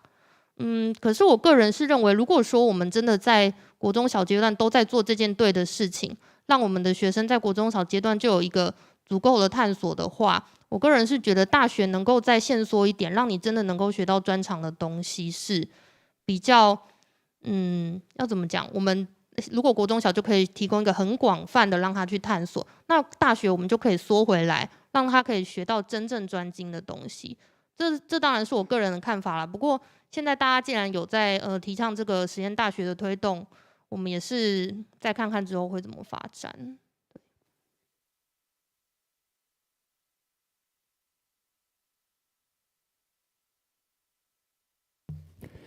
我请教第一位发表人啊，教育基本法第8条第3项谈到教育选择权，可是是依法律才能够选择，依法律，我想大家都知道啊。那实验教育的学生，按照普通高级中等教育法那些，并没有他那个法律的授权依据，所以我们希望你能够将来在实验3法里面如何把保障这些学生升学的管道做一个建言，因为你的报告当中没有提到，你的报告罗列了很多很多的，其实那些都是文献，并没有具体的解决保障他们的权利的问题啊，这是第一个问题。那我请教第3位发表人哈，苗栗县是我的家乡，我很重视哈。南和国小师资流动率这么大啊，怎么办？来源多不多？第二个，家长有增加了，是不是本地区的家长或者是外地来的家长？第3个，苗栗县政府有没有额外的补贴经费啊？有没有额外的补贴经费？第4个，因为混龄教学，那剩下的人力多出来了，如何的运用，精简人力的运用？谢谢。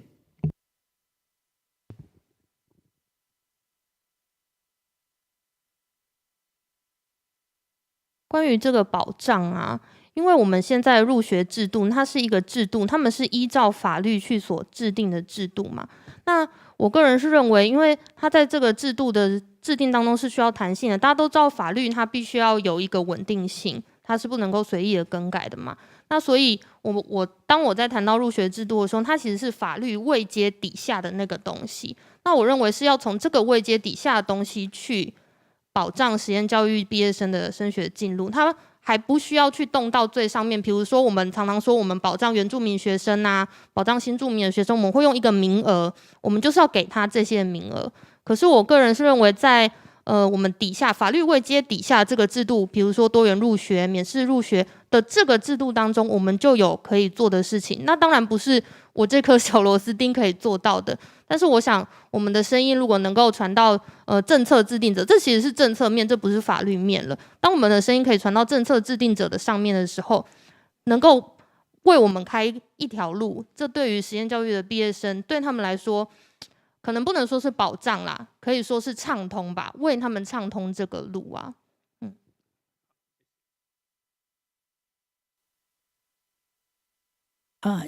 谢谢督学提问啊。这4个问题我简单1-2句话带过哈，因为时间的关系。第一个就是师资的流动率，我刚才已经有讲了，就是说如果说他们觉得这个他们不愿意混龄教学，有些老师的话，他们就是请调哈。那缺额的部分的话，他们就聘代理老师哈，这样。那代理老师一来的话，因为寒暑假就要培训。那校内的话，他们也有他们自己的研习哈，老师教老师哈。那另外的话呢，家长本身的话，大概除了社区的家长之外，因为他们社区的学龄的子女不多哈，所以蛮多都是外县，就是外地来的那个学生。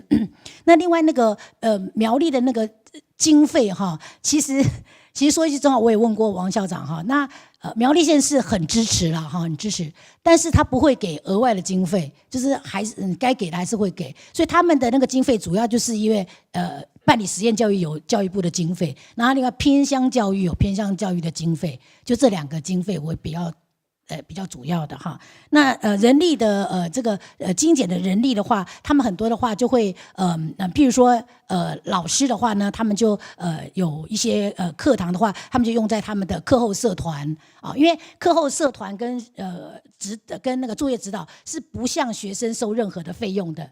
而且是学生是自由参加的。那可是老师还有寒暑假的那个育乐营也会有外聘的一些老师啊。那这些老师的话，就用那个精简下来的一些经费。还有那如果说是课外社团的话，也算在老师的终点那个结束里面啊。那这样子的一个安排哈，谢谢。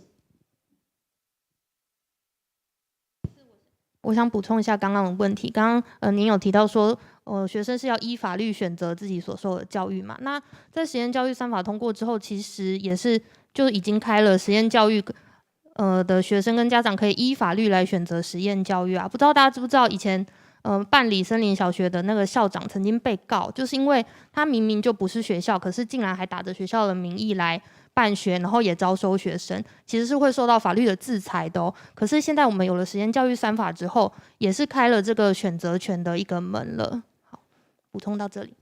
好，那时间的关系，我们就到这边哈。那整体而言，我们可以看到，就是说南河跟暖暖蛇其实是不同的光谱，一个是从公立学校，它招生的那个数量少的时候，它转型过来。那在这个转型过程当中，其实它还是得到公家的相关的资源，而且也得到像这团队本身，校长说去是不干涉、不介入，但是我想您的陪伴绝对是很重要的哈。所以它的发展就有一个规模，然后就有一个品质，然后那个品质就是可以得到我们可以比较相信的、比较确认的。那暖暖蛇它是一个在光谱上又更外面的，它体制外的那个成分就很高。那大家会关心的就是说，那这一类的活动，学生是热闹之余呢，那个学习的内涵，那我想他们在做一些学习活动本身一定要去做那些，比如说现在强调的是素养或者是能力，那他们应该要做一些学习的分析，那让这一些学生学到了这些表现呢，确实是被确保的，所以他们也要有检核机制。基本上终究要走上这样的一个过程。好，那因为时间的关系，我想我们今天的讨论就到这里。谢谢各位，谢谢。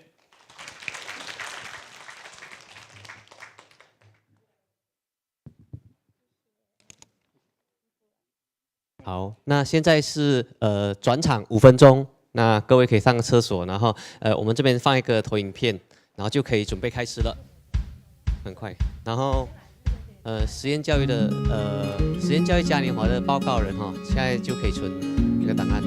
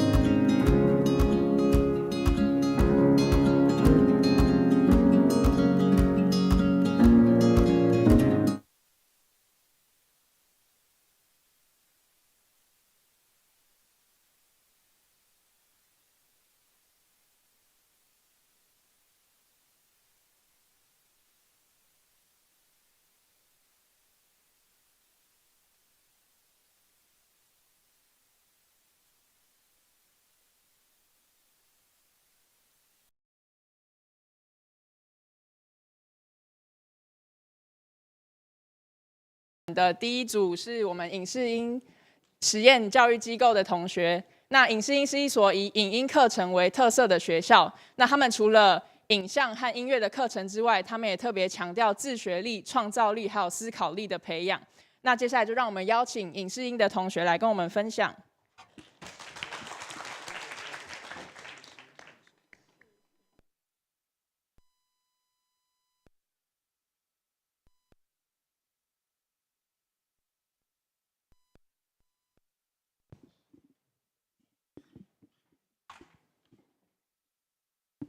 大家好，我是廖多佳，我来自 TMS。那在开始之前，我想要先问大家一个问题：大家有当过实习生的经验吗？有的话可以举个手吗？哇，好多，谢谢。那我邀请大家一起闭上眼睛，我们先想想，你记得你第一次进到实习场所你的感受吗？还有看到了什么，听到了什么？然后你结束那一天，你有什么心得？你对未来有什么看法吗？好，慢慢打开眼睛。那这是我第一天实习的样子。我记得我第一天实习的时候，大概三四年级国小。然后我跟着爸爸一起去医院拍摄生产记录。那我非常满心期待的面对一个生命的诞生，跟我去展开我的实习生涯。我觉得这很有趣，很冒险。那我想要跟大家分享我的故事。我从小就喜欢看电影，然后喜欢摄影。到了国小，我就从事影视音工作的爸爸妈妈就发现我好像有这方面的才能，所以就带着我一起拍片，一起工作。于是我就成为了一个小实习生。我参与过广告、微电影、纪录片等等的制作。那我觉得这过程非常有趣，每次看到作品，我也觉得非常有成就感。然后，于是我有一个梦想，我想要用影音可以帮助人。但是越长越大，我慢慢隐藏了这个梦想。为什么呢？因为我上了国中，我读美术班，我开始跟风了。跟什么风？就是那时候大家都觉得要考明星高中嘛，然后觉得这样才有好的大学，才会有好的未来。于是我也开始跟着努力考明星高中，觉得这样子才会有好的未来。然后渐渐的就隐藏了自己的独特。那时候我的爸爸妈妈就在看我越像一个好学生的时候，他们却越担心我。他们常问我说：“你未来想要做什么？”然后我就说：“我想当编剧。”于是我爸爸就回答说：“那明星高中又没有教你要的，那我看你不要去考明星高中好了。”于是我就觉得，哦天啊，他们要毁了我，因为我的未来就是要考明星高中才有啊，他们要我不要去考。但是就在我还没有适应这个新东西的时候，我却又生病了。我发现我遗传了重大伤病的基因。于是我有一个同学就问我说：“所以你快死了？”这让我意识到，我生命是很有限，而且非常有限，所以我就决定我不要再跟风，因为我都快死了，我继续跟风做什么？于是我就开始想我的人生清单到底有什么，我的梦想到底是什么，我应该要开始做。于是我就先开始断舍离，我断了后路，不考会考，不考明星高中了，然后舍弃了明星高中，舍弃了我的虚荣心。然后离开了我的体制学校，准备迈向我的梦想的道路。于是我就报考了这间学校，台北市影视音实验教育机构，觉得在这边我应该可以踏上我的梦想。那结果我没想到，我面试的当天我却泪崩现场，泪崩了考场。那为什么我很想跟大家分享这个当天的小秘密？那一天我国中毕业典礼刚结束，我就穿着制服，拿着教育局长奖，因为我是在体制内表现很好的学生，然后觉得哦，我要来踏上我的梦想了。结果我发现同学好废，但是我过一阵子之后，我有慢慢去分析，我有去想，发现说为什么我会觉得同学很废，是因为我以前在体制内学校遇到的学生都是坐在台下乖乖的嘛，他们没有什么个性。可是在这边的同学，他们每个人都有自己的想法、自己的个性，他们比较自由，所以我用以前有框架的东西套在他们身上，我就发现他们好像很怪，让我觉得很不安全，所以我那时候就觉得我的人生变成了黑白的，然后我就泪崩了考场，这就是我那天泪崩考场的原因。对，那所以我就开始，因为我没有后路了，我没办法考其他学校，所以我就开始在这边学习。在学校课程内，我发现老师都很认真，然后也很有趣，所以我很快的适应了。可是，在课外的时间，我跟着我爸爸妈妈一起在业界实习，然后就像小时候一样。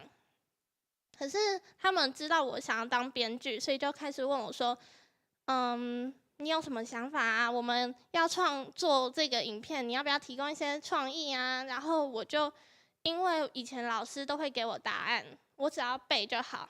结果现在没有了，我就没有想法，没有想法就没有成就感。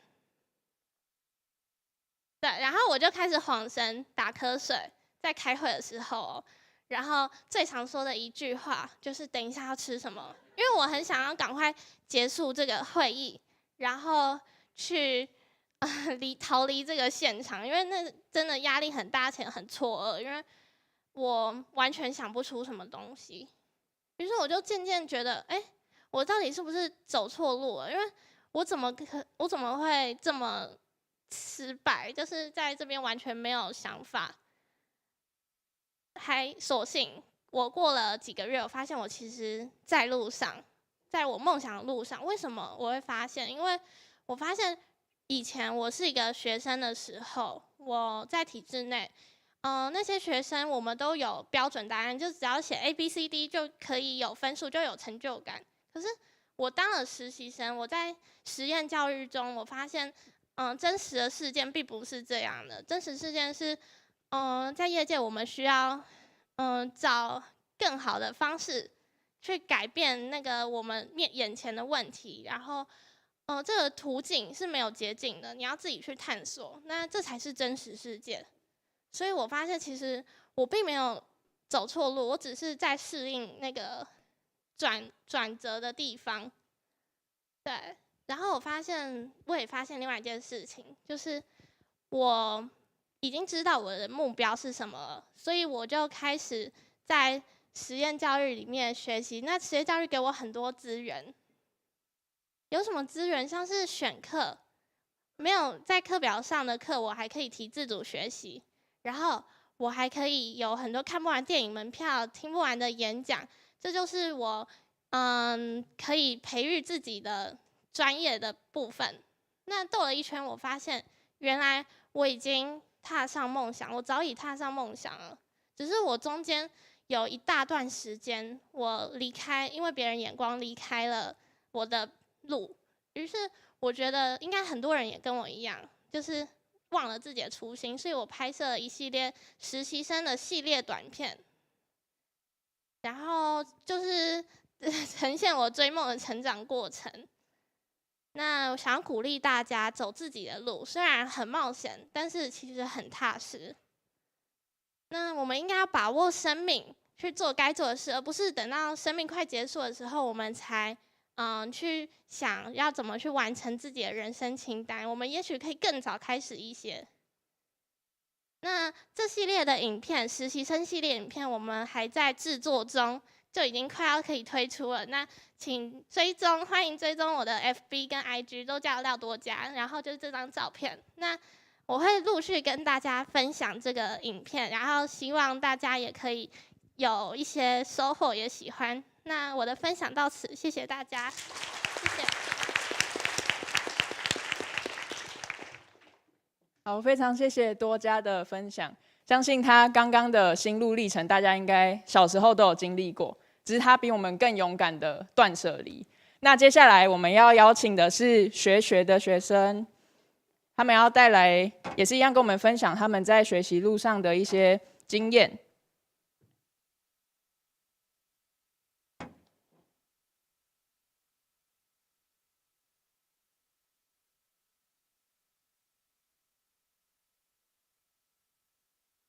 你好，我们是台北市学实验教育机构的学生，然后我要来代说，就是今天没办法出席的同学，所以我们课程分享就是我们第一学期我们会有许多不同方面的艺术课程，就除了画画以外，我们也有像是音乐还有表演的一些课程，因为我们希望学生可以有跨领域，然后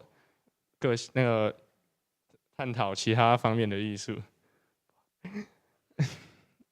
然后我们有一个很特别的，就是我们礼拜五会有像外访这个课门，就是我们能够去其他的一些艺术展览，然后看有没有什么其他看看其他艺术家的展览。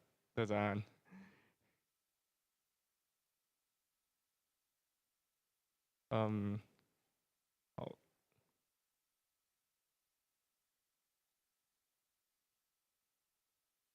对，然后换你。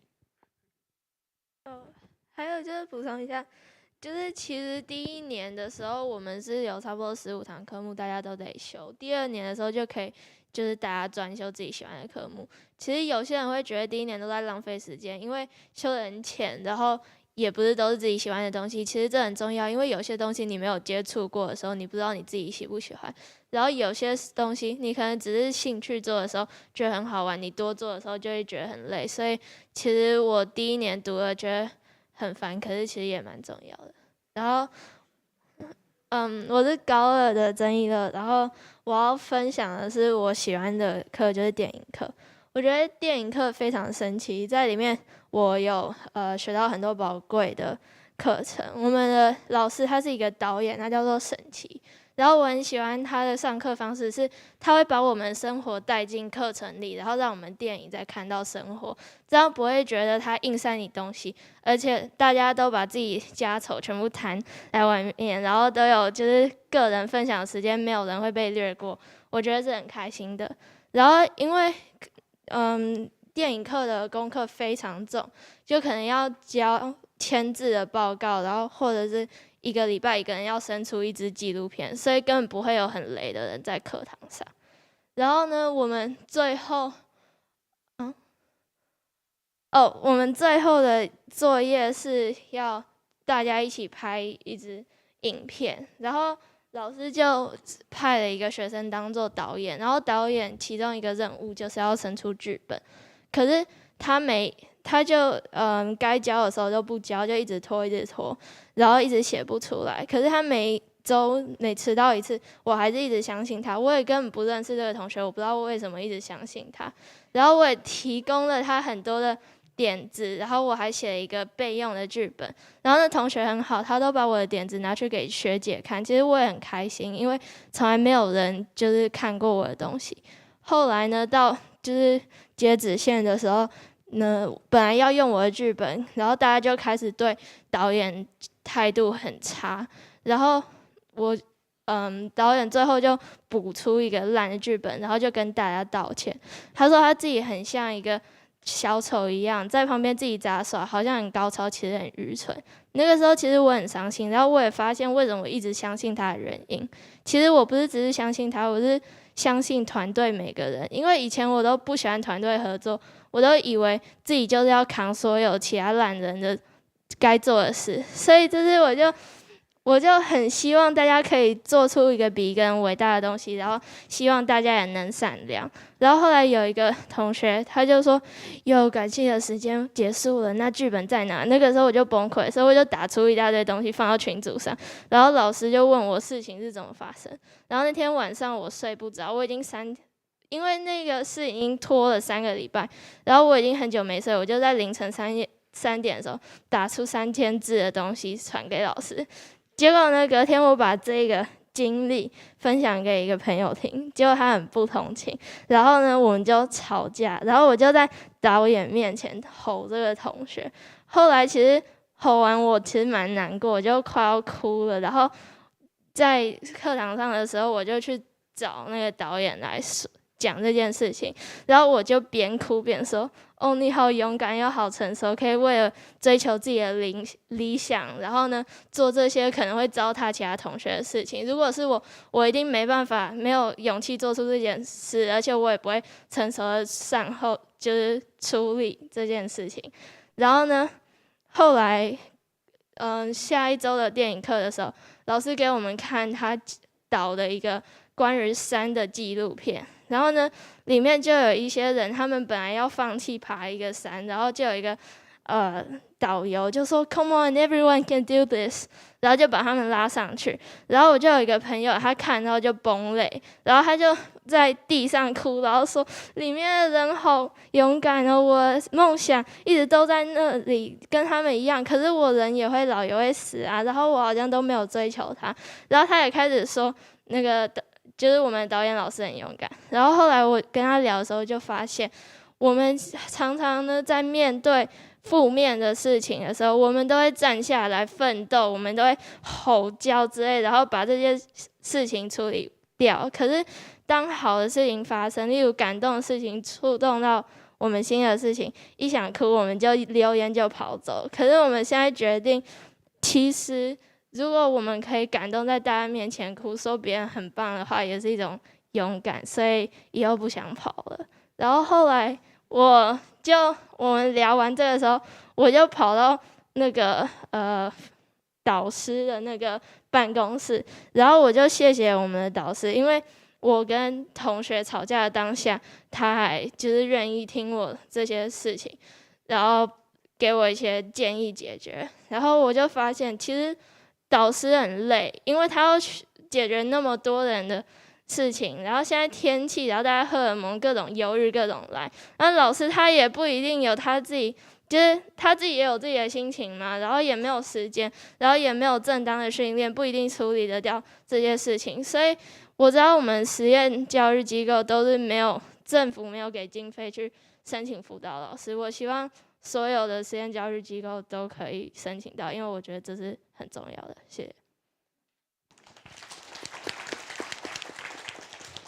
各位，那换我要讲我对我们我要陈一彤，然后我要讲我对我们实验教育的看法。我认为那个学学提供给我们很多很有经验的老师，然后也有很多自由创作的空间。不过很多同学就是刚拿到这个自由，就是不知道如何运用，所以一开始就会可能有点松懈，然后他们就有点走偏。不过我相信就是我相信还有一大部分同学也会很专心，就是为他们的未来着想，然后继续努力。不过就是谢谢。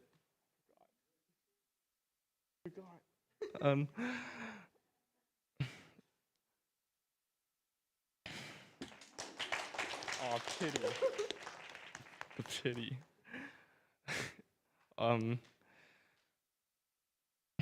所以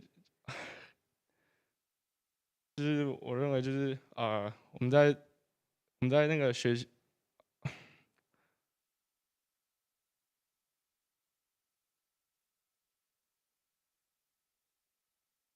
我觉得我们就是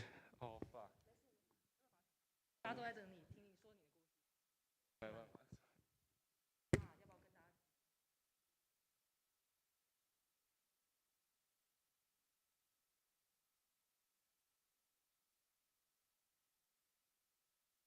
大家我们一个热烈的掌声，给我们现场的对，我们可以，现在还有很多时间。好，那我们谢谢学的2位同学非常深刻的分享。那等情绪准备好，我们随时欢迎大家再上台补充。那接下来我们要欢迎的是来自新竹的道和实验教育机构。那道和非常特别，他们的课程有很多的经典文化的元素在里面，比如说他们会在学校学茶学、公道或是一些武术的课程。那接下来就让3位同学来分享他们3年在学校经历过什么样的过程。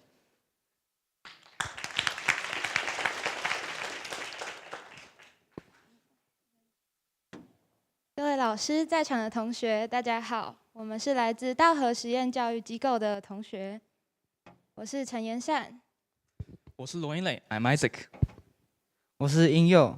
而人说人有百百种，而道和的学生也有百百种。虽然我们都在道和学习，但是我们各自都有各自不同的学生图像。那我们先请英磊分享他在道和学习的经历。好的，谢谢英佑。所以呢，因为我的升学志向是往国外的大学去申请，所以呢，我即将会用英文做我今天的分享。Okay, so thank you everyone. My name is Isaac, and today I will share with you my learning experience at Natural Way. So first off, why I chose Natural Way. The most special thing I think about Natural Way High School is our space and flexibility. With the space and flexibility, we can do things that we want. It can give students who have a good idea of what they want and the direction they want to go in the future, what they want to do. So, sorry, I'm a bit nervous. Yeah. So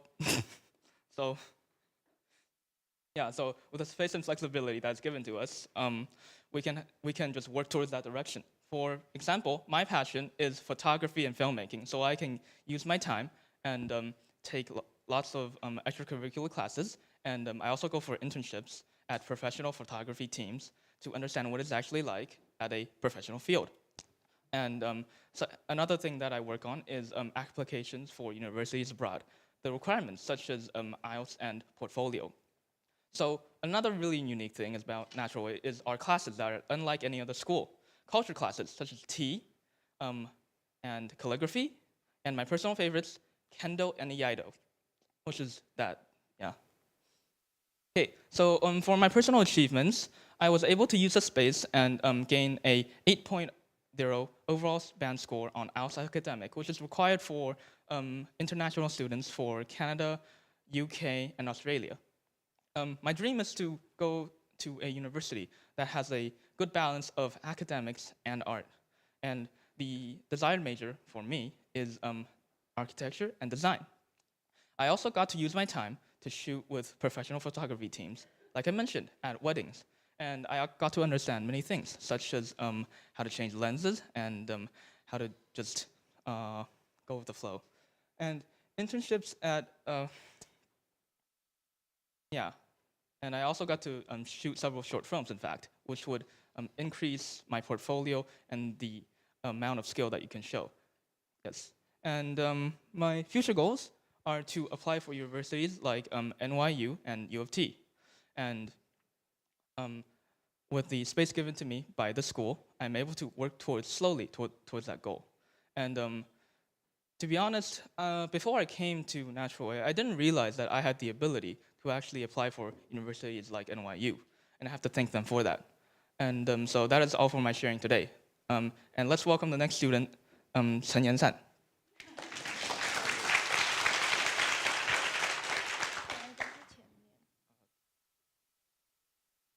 谢谢英磊。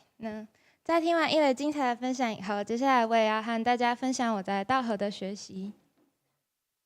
首先，我为什么要选择道和？原本就读于体制内学校的我，虽然随着那个年纪的增长呢，越来越几乎剥夺了我所有的时间，让我没有时间去发展，生活就只剩下读书还有排名。但是我不知道我自己为什么要学习。所以呢，在选填高中志愿的时候，我就开始思考。难道我要继续过一样的3年吗？还是我可以做出什么样的改变？因为这样的想法，所以我开始了在道和的旅程。道和给了我很不一样的环境，这里的老师总是面带笑容，给我们鼓励还有建议，而这里的同学也总是能够彼此相互扶持。然后这里的步调也不再像是以前是匆忙快速的为了赶上课程的进度。在这里有让我们思考沉淀的留白时间，也有像是古琴啊、茶道，可以让我们心静然后心慢下来的课程。因为这些课程让我们学习如何去感受。再来，道和有很多特别的课程与活动，就是每一场活动，然后每一个课程都让我们学习很多不一样的东西。尤其是自主学习的部分，它给了我很大的空间，让我可以依照我自己想要的方式去安排我的学习计划，因此大大的提升了我对于学习的热忱。最后，我最喜欢的也是道和的精神：启发、学习与实践。在道和，每一个人都有自己想要的目标，每一天也都在朝着这个目标前进。我觉得这是身为学生的我们都应该要有的学习。道和其实教给我很多东西，像是规划、深入思考、静下心来去感受。但是让我学习到最多，也让我最深受感动的是学校成人们团队的精神。在这里办活动的时候，如果遇到困难，大家都会互相帮助。然后如果有人犯错的时候，大家都会包容。那如果遇到困难挫折的时候呢，大家会互相加油打气，然后快乐的时候也会分享彼此的喜悦。我觉得这改变了我很大，因为我之前是一个就是比较独善其身的人，他现在让我的心比较开阔，能够以真实的自己去跟别人交流。在道和改变了我很多，也因为道和让我的学习不再单调乏味。今日之我已非往昔之我，今天我能够站在这里与各位分享，就是因为我的改变非常的大。谢谢大家。接下来让我们欢迎英佑来和我们分享他的学习。嗨，大家好，我是英佑。那在学习的过程中，我做过很多梦想，我想成为篮球员、网球选手、艺术家、棋手，甚至有时候很简单的，只是想成为有钱人。然后这也构成我复杂的身份认同。那在道和的过去、未来与现在的学习中，一切都要从中班开始说起。在爸妈选择下，我在道和的中班踏入了学习，一直到了高中，总共差不多现在是高2 11年。那中班我相信大家记得也不太清楚，我也是。那在小学的时候，我开始踏出我的小圈子，开始去探索世界。这时候篮球跟围棋也加入在我的生活当中，然后也透过小学毕业个展，虽然结果不是很成功，但是我也开始去有一点思考我自己的未来方向。在国中的时候，透过毕业专题的制作，我也去开始正视我自己的未来，我要往哪里。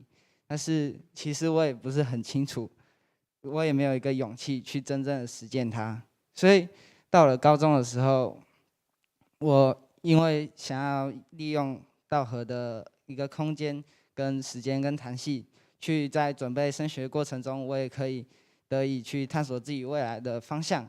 那到现在，我可以很确定的说，我想朝着建筑设计的方向去迈进。那我为自己设立一些目标，分别是国内外的一些建筑设计的大学。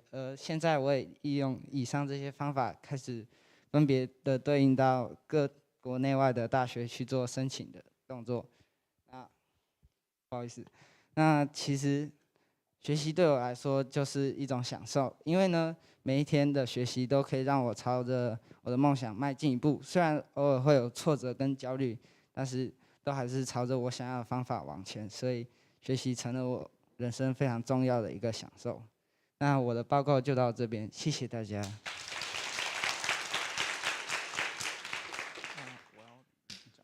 Okay, so here in Activa, we have a wide variety of resources, and we welcome any kind of student. Whether you're good or bad, we respect your personal traits.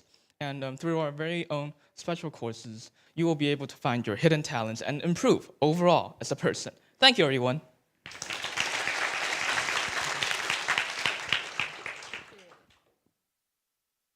谢谢道和的3位同学精彩的分享。那接下来我们要欢迎的是来自台北的一起共作室。那一起共作室呢，是一个由关心自学生态的家长还有老师一起组成的一个团队。那他们希望可以在一个空间里面提供个人自学生一个更开放、更舒适的共学环境，然后让这些学生在台北有一个可以让自学生组合起来一起讨论、一起学习的空间。那接下来我们就欢迎一起共作室。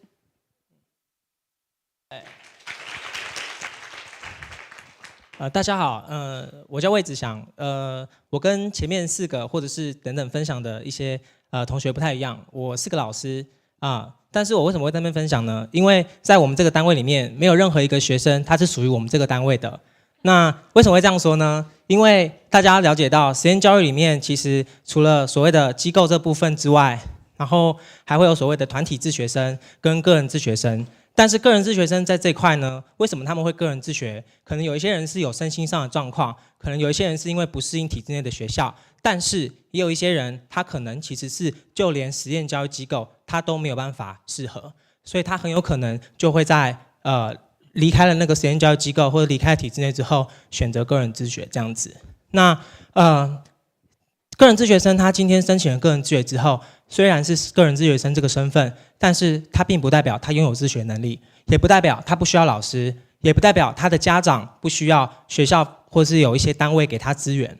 所以其实个人自学生他就像孤岛一样，没有人帮助他们，没有人可以让他们可以知道说他们其实学习历程档案要怎么做，他们未来的部分要怎么做。所以刚刚我听了前面4位好几位同学他们分享的东西，我都觉得好棒哦。但是真的是个人自学生，他们有些孩子是可能是家里面经济的状况，或者是有一些人他们可能是个人的状况，他没有办法有这个机会可以分享，或是可以得到这些学习这样子。那为什么我会做这件事情呢？其实我是一个过去算是所谓体制内人生胜利组吧，但是其实也没有什么了不起，只是我在大学念完之后，因为认识了一位教授，所以跟那位教授一起去做了某一间的台北市现在算是蛮知道大家都知道的自学机构这样子。那所以我是里面的初代的员工。那在做这2年过程当中，其实有发现到一件事情啦，其实就是还是很多孩子到体制外之后，他其实还是会回到体制内，就像我刚刚说的，或者是他有可能就去个人自学了。所以我就在思考怎么样可以帮助这些人。因为政府其实在你申请了在家自学之后，政府会以为你在家自学不就代表你就是在家吗？你在家你怎么会需要老师？而且怎么会有老师去你家？对，所以会去你家的就是家教啊。所以会去帮忙自学生的，其实应该就是家教。那导师这个身份呢，没有。所以个人自学生的导师是谁？是妈妈或是爸爸，所以会有双重关系。所以我的想法就是怎么样能够帮助这些人。所以我那时候2年休闲很天真，我跟1-2个老师，还有几个家长，我们就一起成立了这个空间。我们就很简单，大家就是把钱丢出去，然后租了一个空间，然后就开始。我们以为个人自学生缺乏的就是一个空间，他们缺乏一起可以做事情的一个场地而已。因为我们在想，他们可能就是需要这样而已吧。但发现到其实不只是这样，因为自学生只要是人类就会有惰性，他们就是需要有人可以鼓励他们，去支持他们什么。所以我们就在思考，可以在这空间里面，好像还需要多做些什么东西。所以就这样一路到了今天这样子。好，那在这空间里面会发生什么事呢？其实我们会做很多事，等一下再跟大家解释。但是就让大家知道一下，这是我们的理念。我们想做的事情就是有别于个人自学、团体自学、机构自学以外的另一个选择，保有个人自学生他的学习自主的弹性，但同时之间在我们那个地方，就像是体制外的辅导室一样，还有很多的资源，有老师可以协助，也有有驻点老师可以协助，然后也有家长的支持团体，就是让自学生他可以自己去。所以去的孩子他都是自己要愿意去，而不是有人去逼他。我们在学校的时候，总是有时候天气不好，下大雨，台风来，不想去学校啊，但是还是得去啊，对。那所以这个东西就会造就我觉得在学校里面，对于个人自学这样子的孩子来说，他可能就没有那么大的动机。那这种孩子他其实很辛苦，他可能会在学校里面就没有办法生存适应啊。可是其实这种孩子会去申请个人自学嘛，但可是个人自学不代表说他就不需要有人协助，所以我们才想说可以有这样子的一个地方可以让他去啊，对。好，那我们在这边会做什么呢？有时候我们这里面的孩子，他们会在那边去做像是自学生小聚会的东西，他们会一起去揪团啊，然后去做一些人际交流的活动，或者是根据某一个节日一起过。那这个东西其实就是还蛮常见的，只是有时候我们里面的孩子也会想要办的时候，他们就可以直接利用这个场地，就不用再额外去找了。因为其实找资源这件事情，一直是个人自学的一个很重要的一个难题，这样子。第二个事情就是驻点老师陪伴，这个就是我们在今年的新的东西，因为我们觉得个人自学生他们还是需要老师所以我们在想有没有可能也有志同道合的伙伴呢？但也真的有，在个人自学里面虽然是个荒地，但是总是有像我这种有点笨的老师，就是会愿意就是不管这个现实上的事情，就是有热血的去帮助他们这样，所以其实还是有的，所以我们就在里面去协助他们。因为我们有不同的背景，这样子去帮助他们这样。那因为我自己个人是读諮商的，所以比较多是生涯的部分这样子。对，那我们还会做什么呢？自学生就像我刚刚说的，自学能力很好吗？没有啊，很多人都这样以为，很多人都以为个人自学会去申请的就是那种资优生，或者是他可能真的没办法的。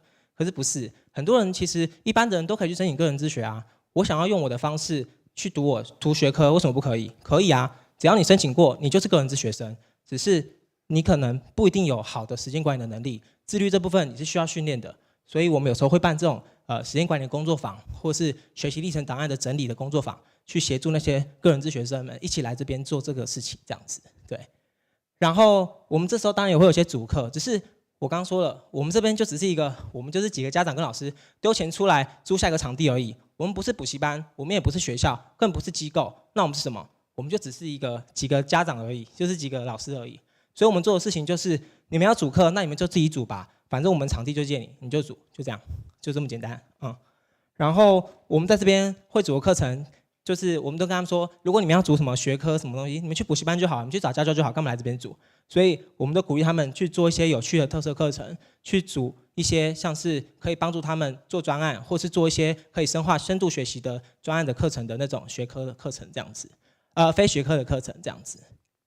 然后我们这边会做一些自学的咨询，这个事情其实在台北市政府其实也有在做，那只是他们可能是最近还开始做，我们其实前2年开始其实就在做的事情。我们会做2个部分，一个是自学咨询的部分，一个是心理咨询的部分。自学咨询的部分其实做的事情就是很多人他要申请自学计划书，其实团体或者是机构他们也需要，只是他们都是老师帮忙做但个人自学生真的很辛苦他们要自己做。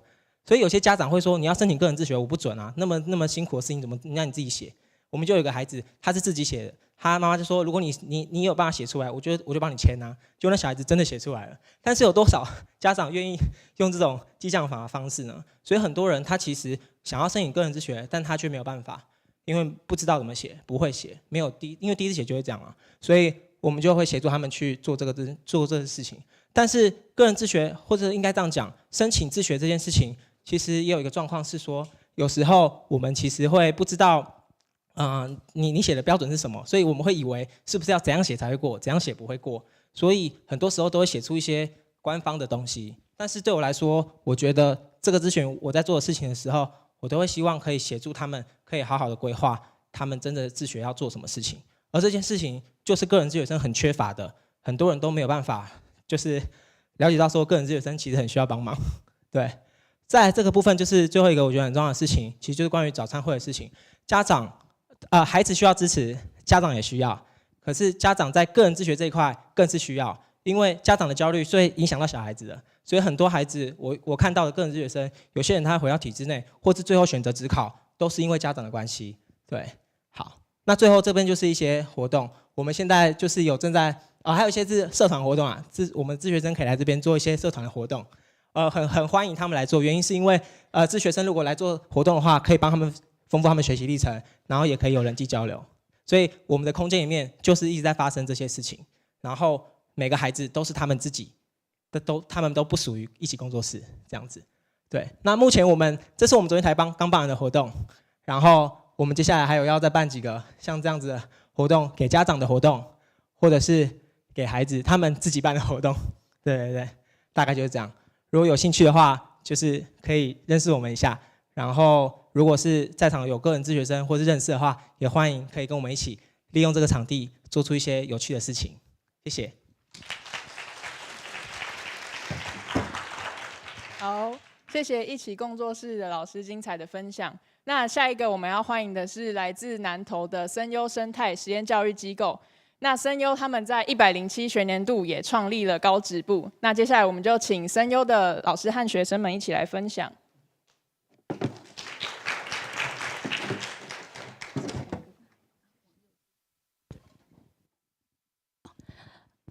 各位贵宾，大家好，我是森优的校长蒋小梅。我利用30秒钟短短的时间，先帮我们的高中部做一个引言。好，那我们呢一直是以主题式教育跟体验式的学习为主要的学校。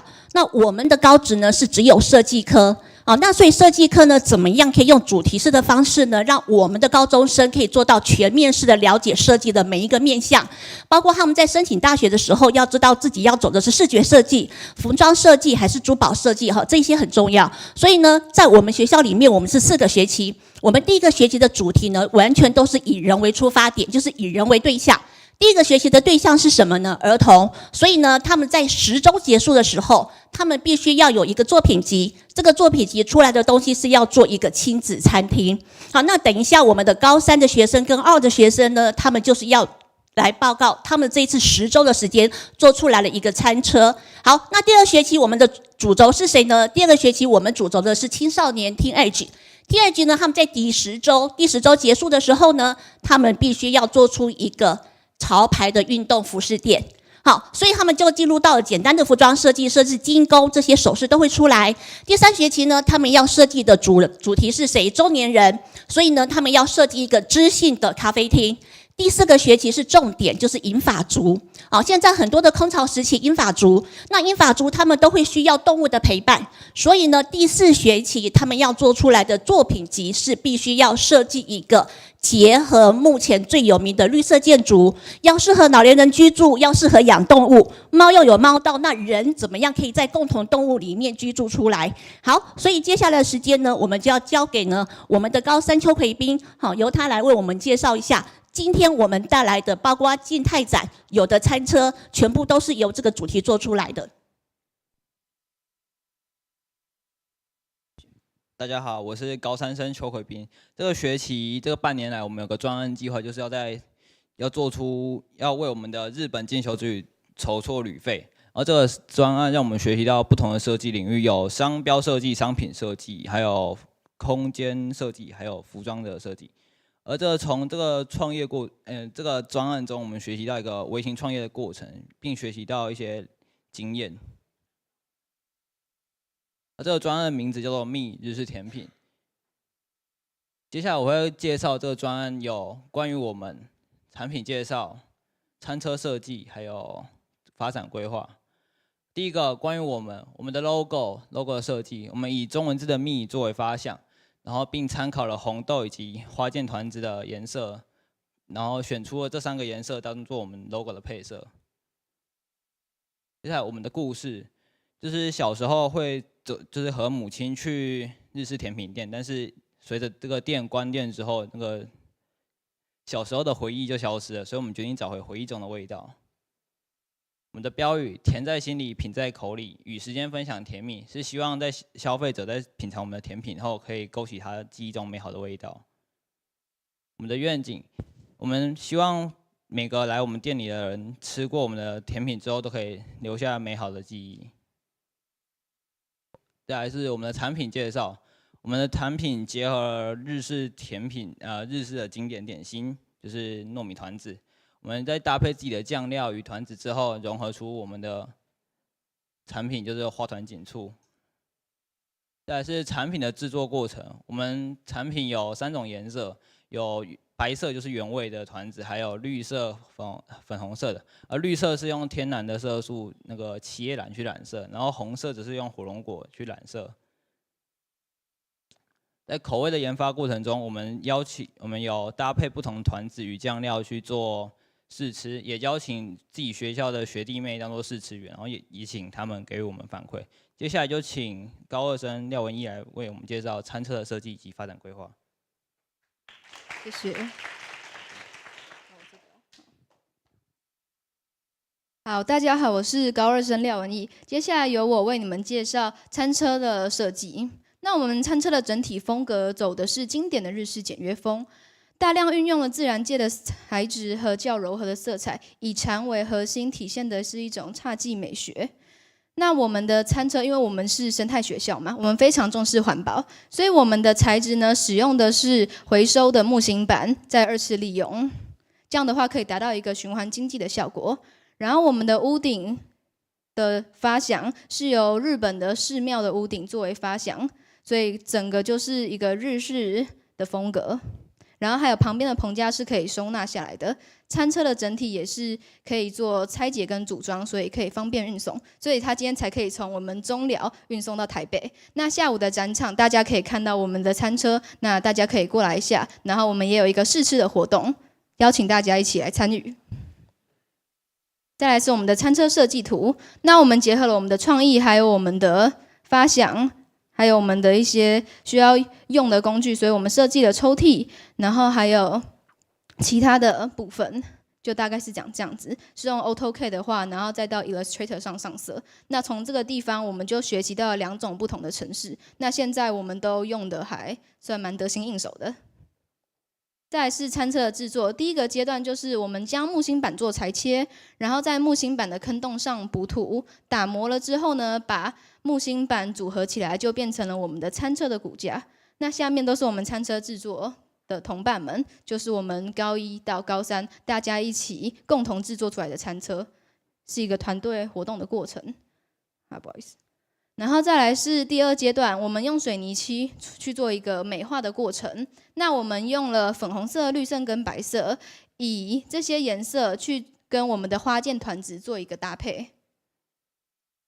最后一个阶段就是把各个不同的部件组合起来，分别为餐车的本体，然后还有 L 型的支撑架、层板跟屋顶，组合起来之后呢，就成为了我们今天餐车的样子。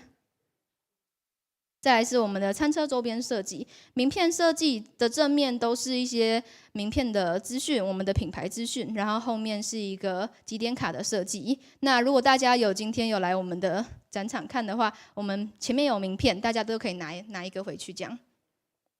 然后再来是围裙的设计，我们围裙设计是以清新明亮的风格来展现我们的团子是如何的美味与自然。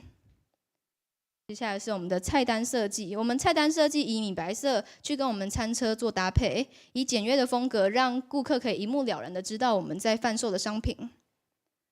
接下来是我们的发展规划，我们会在假期的时候会在台中市区摆摊，那我们详细的时间跟地点，我们会在我们的 IG 跟 FB 粉专上面会有一些发布。那如果有兴趣的人可以追踪我们的 IG 跟 FB。然后最后的结语就是，那在这个专案中，我们学习到了什么？第一个，我们实际了解到了创业的艰辛及创业过程中的实际花费。因为在餐车的整体上，我们大概花了7600块在制作餐车的一个成本。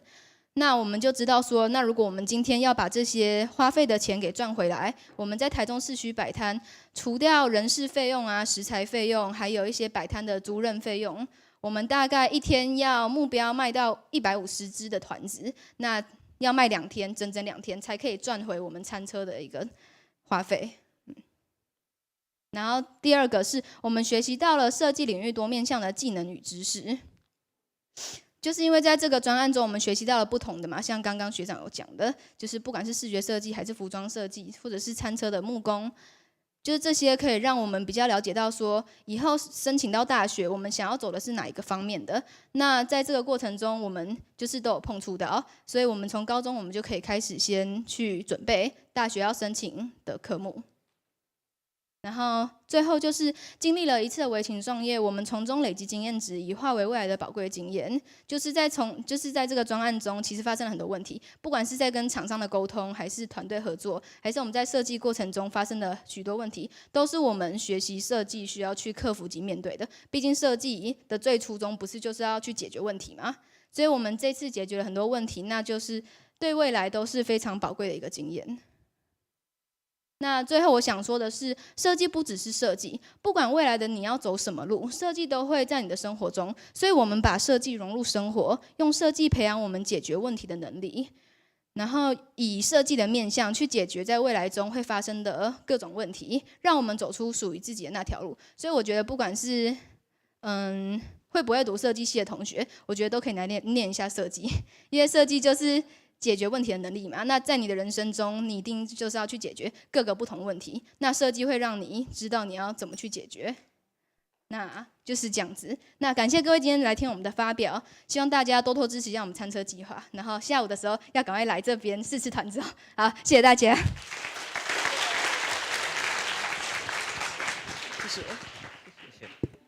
好，谢谢声优的分享。那大家待会中午吃完便当，也可以去他们的餐车捧场一下，吃一下饭后甜点。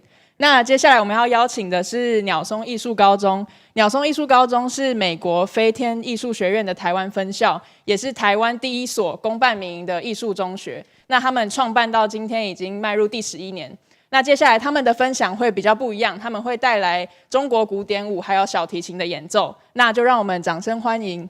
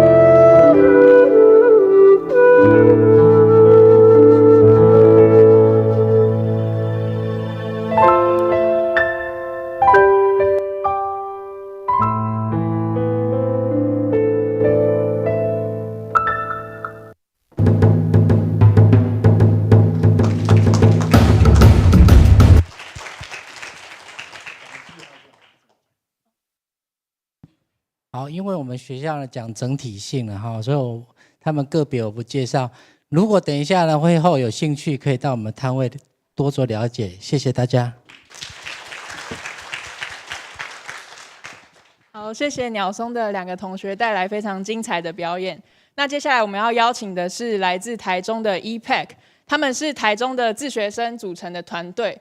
那他们非常善于利用在地的社区资源来做行销管理、创新创业的这方面的学习。那接下来就让我们邀请 EPAC 的同学来分享。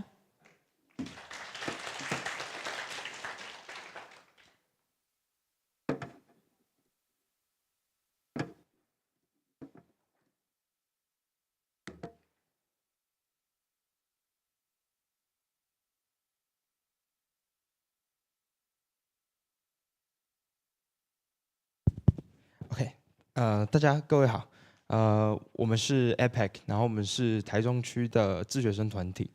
那今天就由后学我来跟大家分享一下我们在台中的学习经验。那我们的学习经验因为很多都跟地方在地资源有连结，所以我等一下会稍微带到就是实验教育如何跟地方创生做连结。那今天就由本人我是徐玄凯，对，那今天就我来为大家来讲解这样。那我们过去呢，在台中，跟一般的自学生团体是差不多的，就是我们都是办理自学生的聚会啊、派对啊、讲座啊，然后甚至有时候就是会联合北中南，然后可以有一些讨论会跟发表会这样。然后，但是到后期，就是我们开始会融入一些社团资源跟在地的资源，那我们就比较不会做这方面的活动。那一开始我们是先加入了彰化一个中华民国生命教育推动协会底下的恒辉志工队。那恒辉志工队我们主要都会在太平，我们在太平有定期和弱势关怀据点，还有公家机关像是图书馆，我们有就是办理夏令营、冬令营以及一些游戏课程活动。那我们下一步我们是将我们自己所学，我们进驻了台中市的社创基地。那不知道大家知不知道台中市的社会创新实验基地？台中市的社会创新实验基地，它是隶属于劳工局，可是它是有多局处的资源。那它里面提供很多免费的业师顾问，然后还有课程内容。那我们进驻主要是看中那边的场地，因为那边的场地它只要缴月费就可以在那边去进行使用。那人脉资源的部分，我觉得在那边也很重要，因为里面有非常多的社会企业、新创团队跟青创的团队。那我们进驻的，就是当时的一个很重要的契机，是因为当我们在108年的年末进驻到台中社创基地。那108年是政府公定的地方创生元年。那108课纲也是从108年开始推行的。那当时我们就是看到108课纲要建立学习历程，就是要建立学习历程档案这个契机。那我没有想到，我们自学时靠社会及地方的很多资源去进行学习的经验。那我们的团员也是从一个实验教育团体叫做 Only 实验教育。那我们 Only 实验教育，就是我跟大家简单介绍一下，就是我们在 Only 实验教育里面学习到的，就是比较多是在走读社区，从社区来找寻自己的多元智能发展。那我们先以简单的18学群作为分类。那在 Only 学习之后，我们在走读社区的过程之中，我们能够找到我们自己唯一的独特性。那我觉得在台湾的体制内教育比较多会是以私领域，就是考试评第一，然后大家来比名次这样的方式去进行学习。但是当我们今天在社会里面，然后我们找到自己的独特性的时候，我觉得这个私领域它就能转变为公领域，就大家不是平敌，而是大家都成为唯一。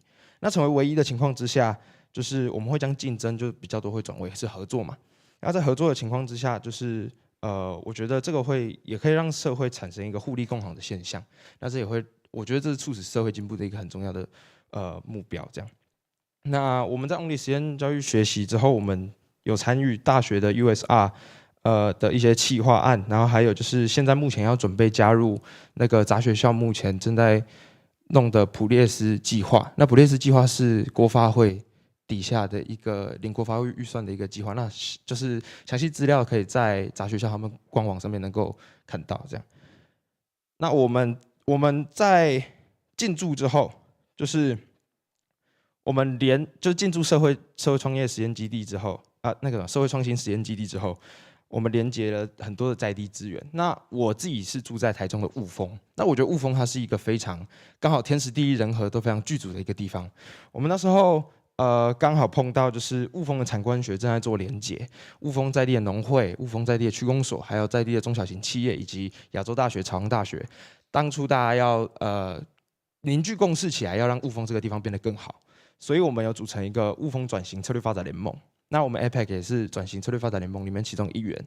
那也因为这个契机，就是我们有认识到亚洲大学的修习系的教授，那我们也和亚洲大学的教授一起在雾峰做了很多关于地方创生以及地方品牌建立的活动。那我再来就是先以我的经验，我讲一下，就是我们自己是如何将地方创生与实验教育结合的。就是基本上其实我觉得108课纲它是对于不管是体制内学生跟体制外学生是一个非常好的契机，就是在建立学习历程档案的情况之下，最近很常在吵，就是都需要花钱啊，都需要去就是很困难啊，要累积很困难。可是其实我们觉得不会，就是当你资源是有限的情况之下的时候，你从在地去取得资源，你再回馈给地方，这个是一个非常好的善循环。那地方的资源非常的多元哦。地方资源像是我们周边可以看到的面店，我们周边可以看到的理发厅，它其实就是整个大学科系之后衍生出来在社会上面你可以找到的行业别。那当今天多元的学习对学生的独特性产生影响的时候，学生的独特性出现的情况之下，我觉得在班级或者是在整个教育环境的时候，它那个多元化跟活泼化也会出现。那多元化、活泼化出现的情况之下，我觉得在产生跨领域的人才的机会就会提高。在之后，就是虽然就是我讲到这边，但是其实我今天上台前，我一直保持着一个没什么信心跟缺乏自信的情况之下上台，因为说实在，我今年毕业半年，然后我申请特殊选才，我全部都没有上。我特殊选才报了4所学校，然后2所面试机会都没有，2所面试过后都是被取，就是这个其实对我的信心打击很大。那我就是不过还是继续努力啦。当今天跌倒了，我们就是慢慢的爬起来，然后找短期目标继续去做，让自己变得更充实。所以我们就是接下来的我们团队目标就是以高雄杂学校普列斯这个制造计划，那普列斯制造计划他们跟我们在雾峰在地在做的事情，还有以及我们实验教育跟地方连结这个有非常大的关系。那详情的话，就是主办方有麻烦我在这里就是跟大家能够宣传一下，因为这个部分大家都可以去参与，大家都可以去报名，然后之后他们会经过筛选。那他们的上面的预算是国发会的，所以我觉得这是一个非常非常好的机会哦。那就是大家可以自己上杂学校的网站连结，以及杂学校的粉丝专业的连结上面都会有这个计划，然后可以上去看一下。这样，那就是我今天的报告就准备到这边。那等一下如果会后有想要了解我们，或者是想要跟我们有更深入的接触的话，我们的摊位就在外面的中间，那个有一个很像木栅栏的后面。那就是顺着自学生的摊位的那个指标，应该就能找到我们。但是如果真的找不到的话，我们会在那边玩音乐消磨时间，所以我们那边应该会有电吉他跟鼓的声音，就你们就往那个地方去就好了。好，那就这样，谢谢大家。好，谢谢 APEC 的分享。那接下来我们压轴登场的就是因为我们年轻小智团队。那这个团队呢非常特别，它是3个自学生组成的，他们想要创造一个刊物，让所有年轻的人可以看。那这个年轻的人不只是年龄上的年轻，也是选择年轻的人也可以来看他们这个刊物。那接下来就让我们欢迎他们来分享。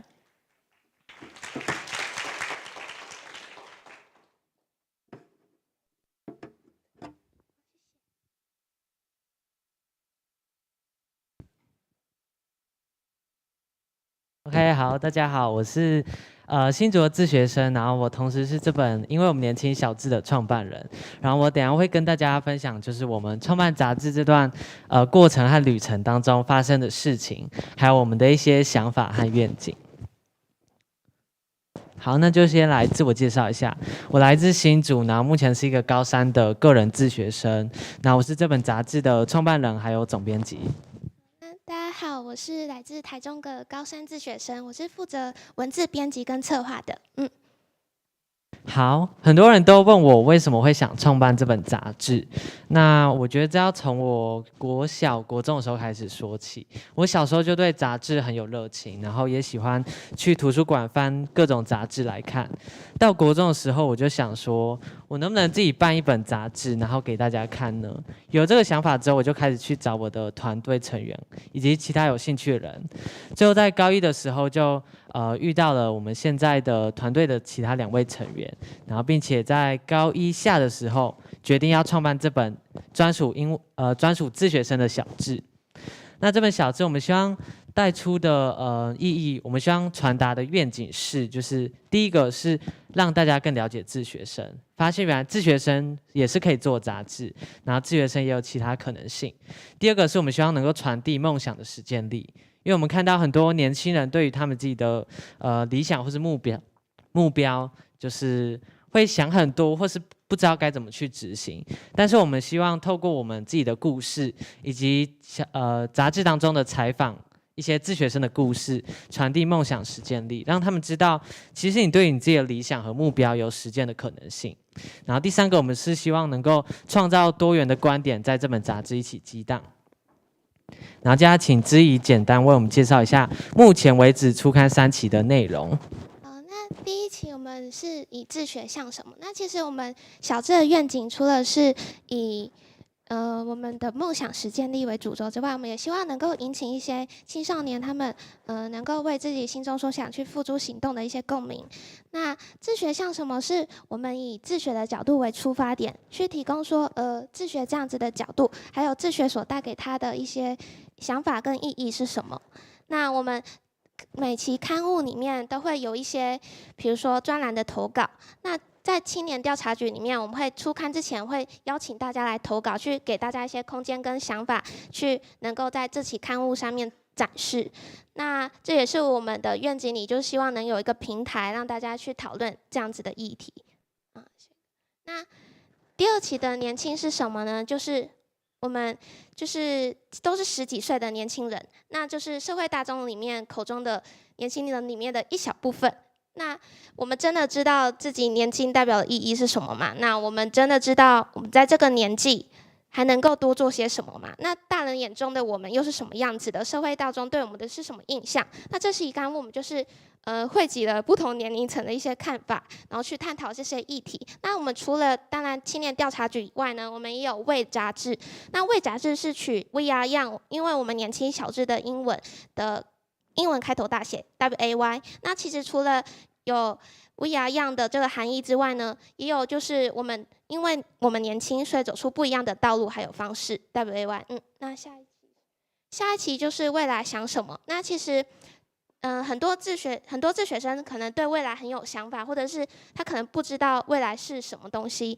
那有些人觉得未来是一种游戏，然后有人觉得说过去是梦境，然后未来是梦想，然后对他来说是有很多的希望。可是也有人觉得那是他不敢走也不敢想的路。所以我们在这期刊物上，我们就更多的让大家去来探讨说未来对他的意义是什么，那他想要做些什么。那不管是好的还是坏的，在这个空间上我们都可以就是勇敢去探讨说我们要怎么在这个现在去迈向像我们心中的未来。那下一个好，那接下来我来跟大家分享一下，就是我们这一年当中做了什么，还有去什么地方。今天有2个团队成员伙伴没有来，就是除了我之外的另外2位。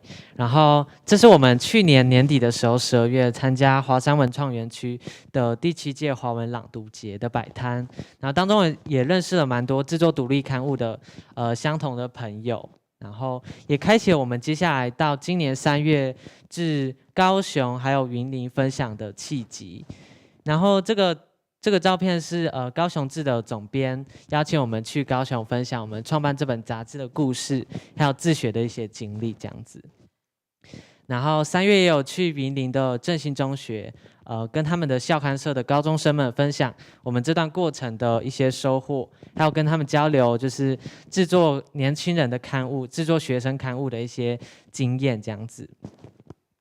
然后我们在今年7月的时候参加在台北的5届塾的自学生主办的一个至北极星的自学生联展，然后在当中我们其实也认识了蛮多也是在自学界的一些朋友，甚至他们也有在做不同的事情，对。然后今年9月的时候，我们有去参加自学生友会，在当中有访谈以及摆摊。然后最后在11月的时候，我们受国立教育广播电台今天不补习的一个节目主持人的邀请，然后我们去跟听众朋友分享我们的创办杂志的故事。然后这个现在还可以收听，就是你只要上网搜寻今天不补习就可以了。好，那就好，那我们第4期会在明年的2月初刊，那我们也会在我们的分享会上，就是第一次展示我们的第4期。那以往我们分享的时候，都是到可能中南部去一些高中分享、国高中分享，那我们就希望把我们的第1届分享会就办在台北这样子。然后，那我们的第4期呢，主题是体制做什么，就是体制探讨说体制带给我们的利与弊。那体制除了可能功能性很强之外，我们还可以多认为说体制带给了我们更多的东西是什么？那就是有点像打破体制这样的界限，邀请就是很多体制内的高中生跟我们体制外的去合办这样子的一个刊物，这样子。那我们分享好。那就是欢迎大家，就是等一下可以来摊位上找我们。就是现场我们有提供3期的杂志，可以让大家翻阅看看。然后最后我用一句话作为今天分享的总结：你有什么想做的事，就勇敢去做就对了。谢谢。谢谢大家。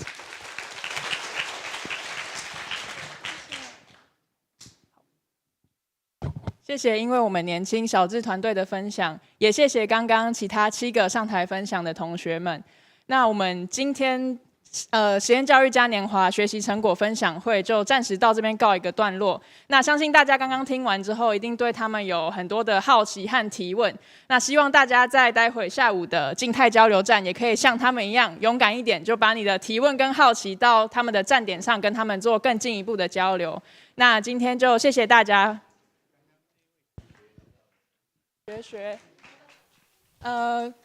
不好意思，那个刚才学的同学有想要再上来补充分享吗？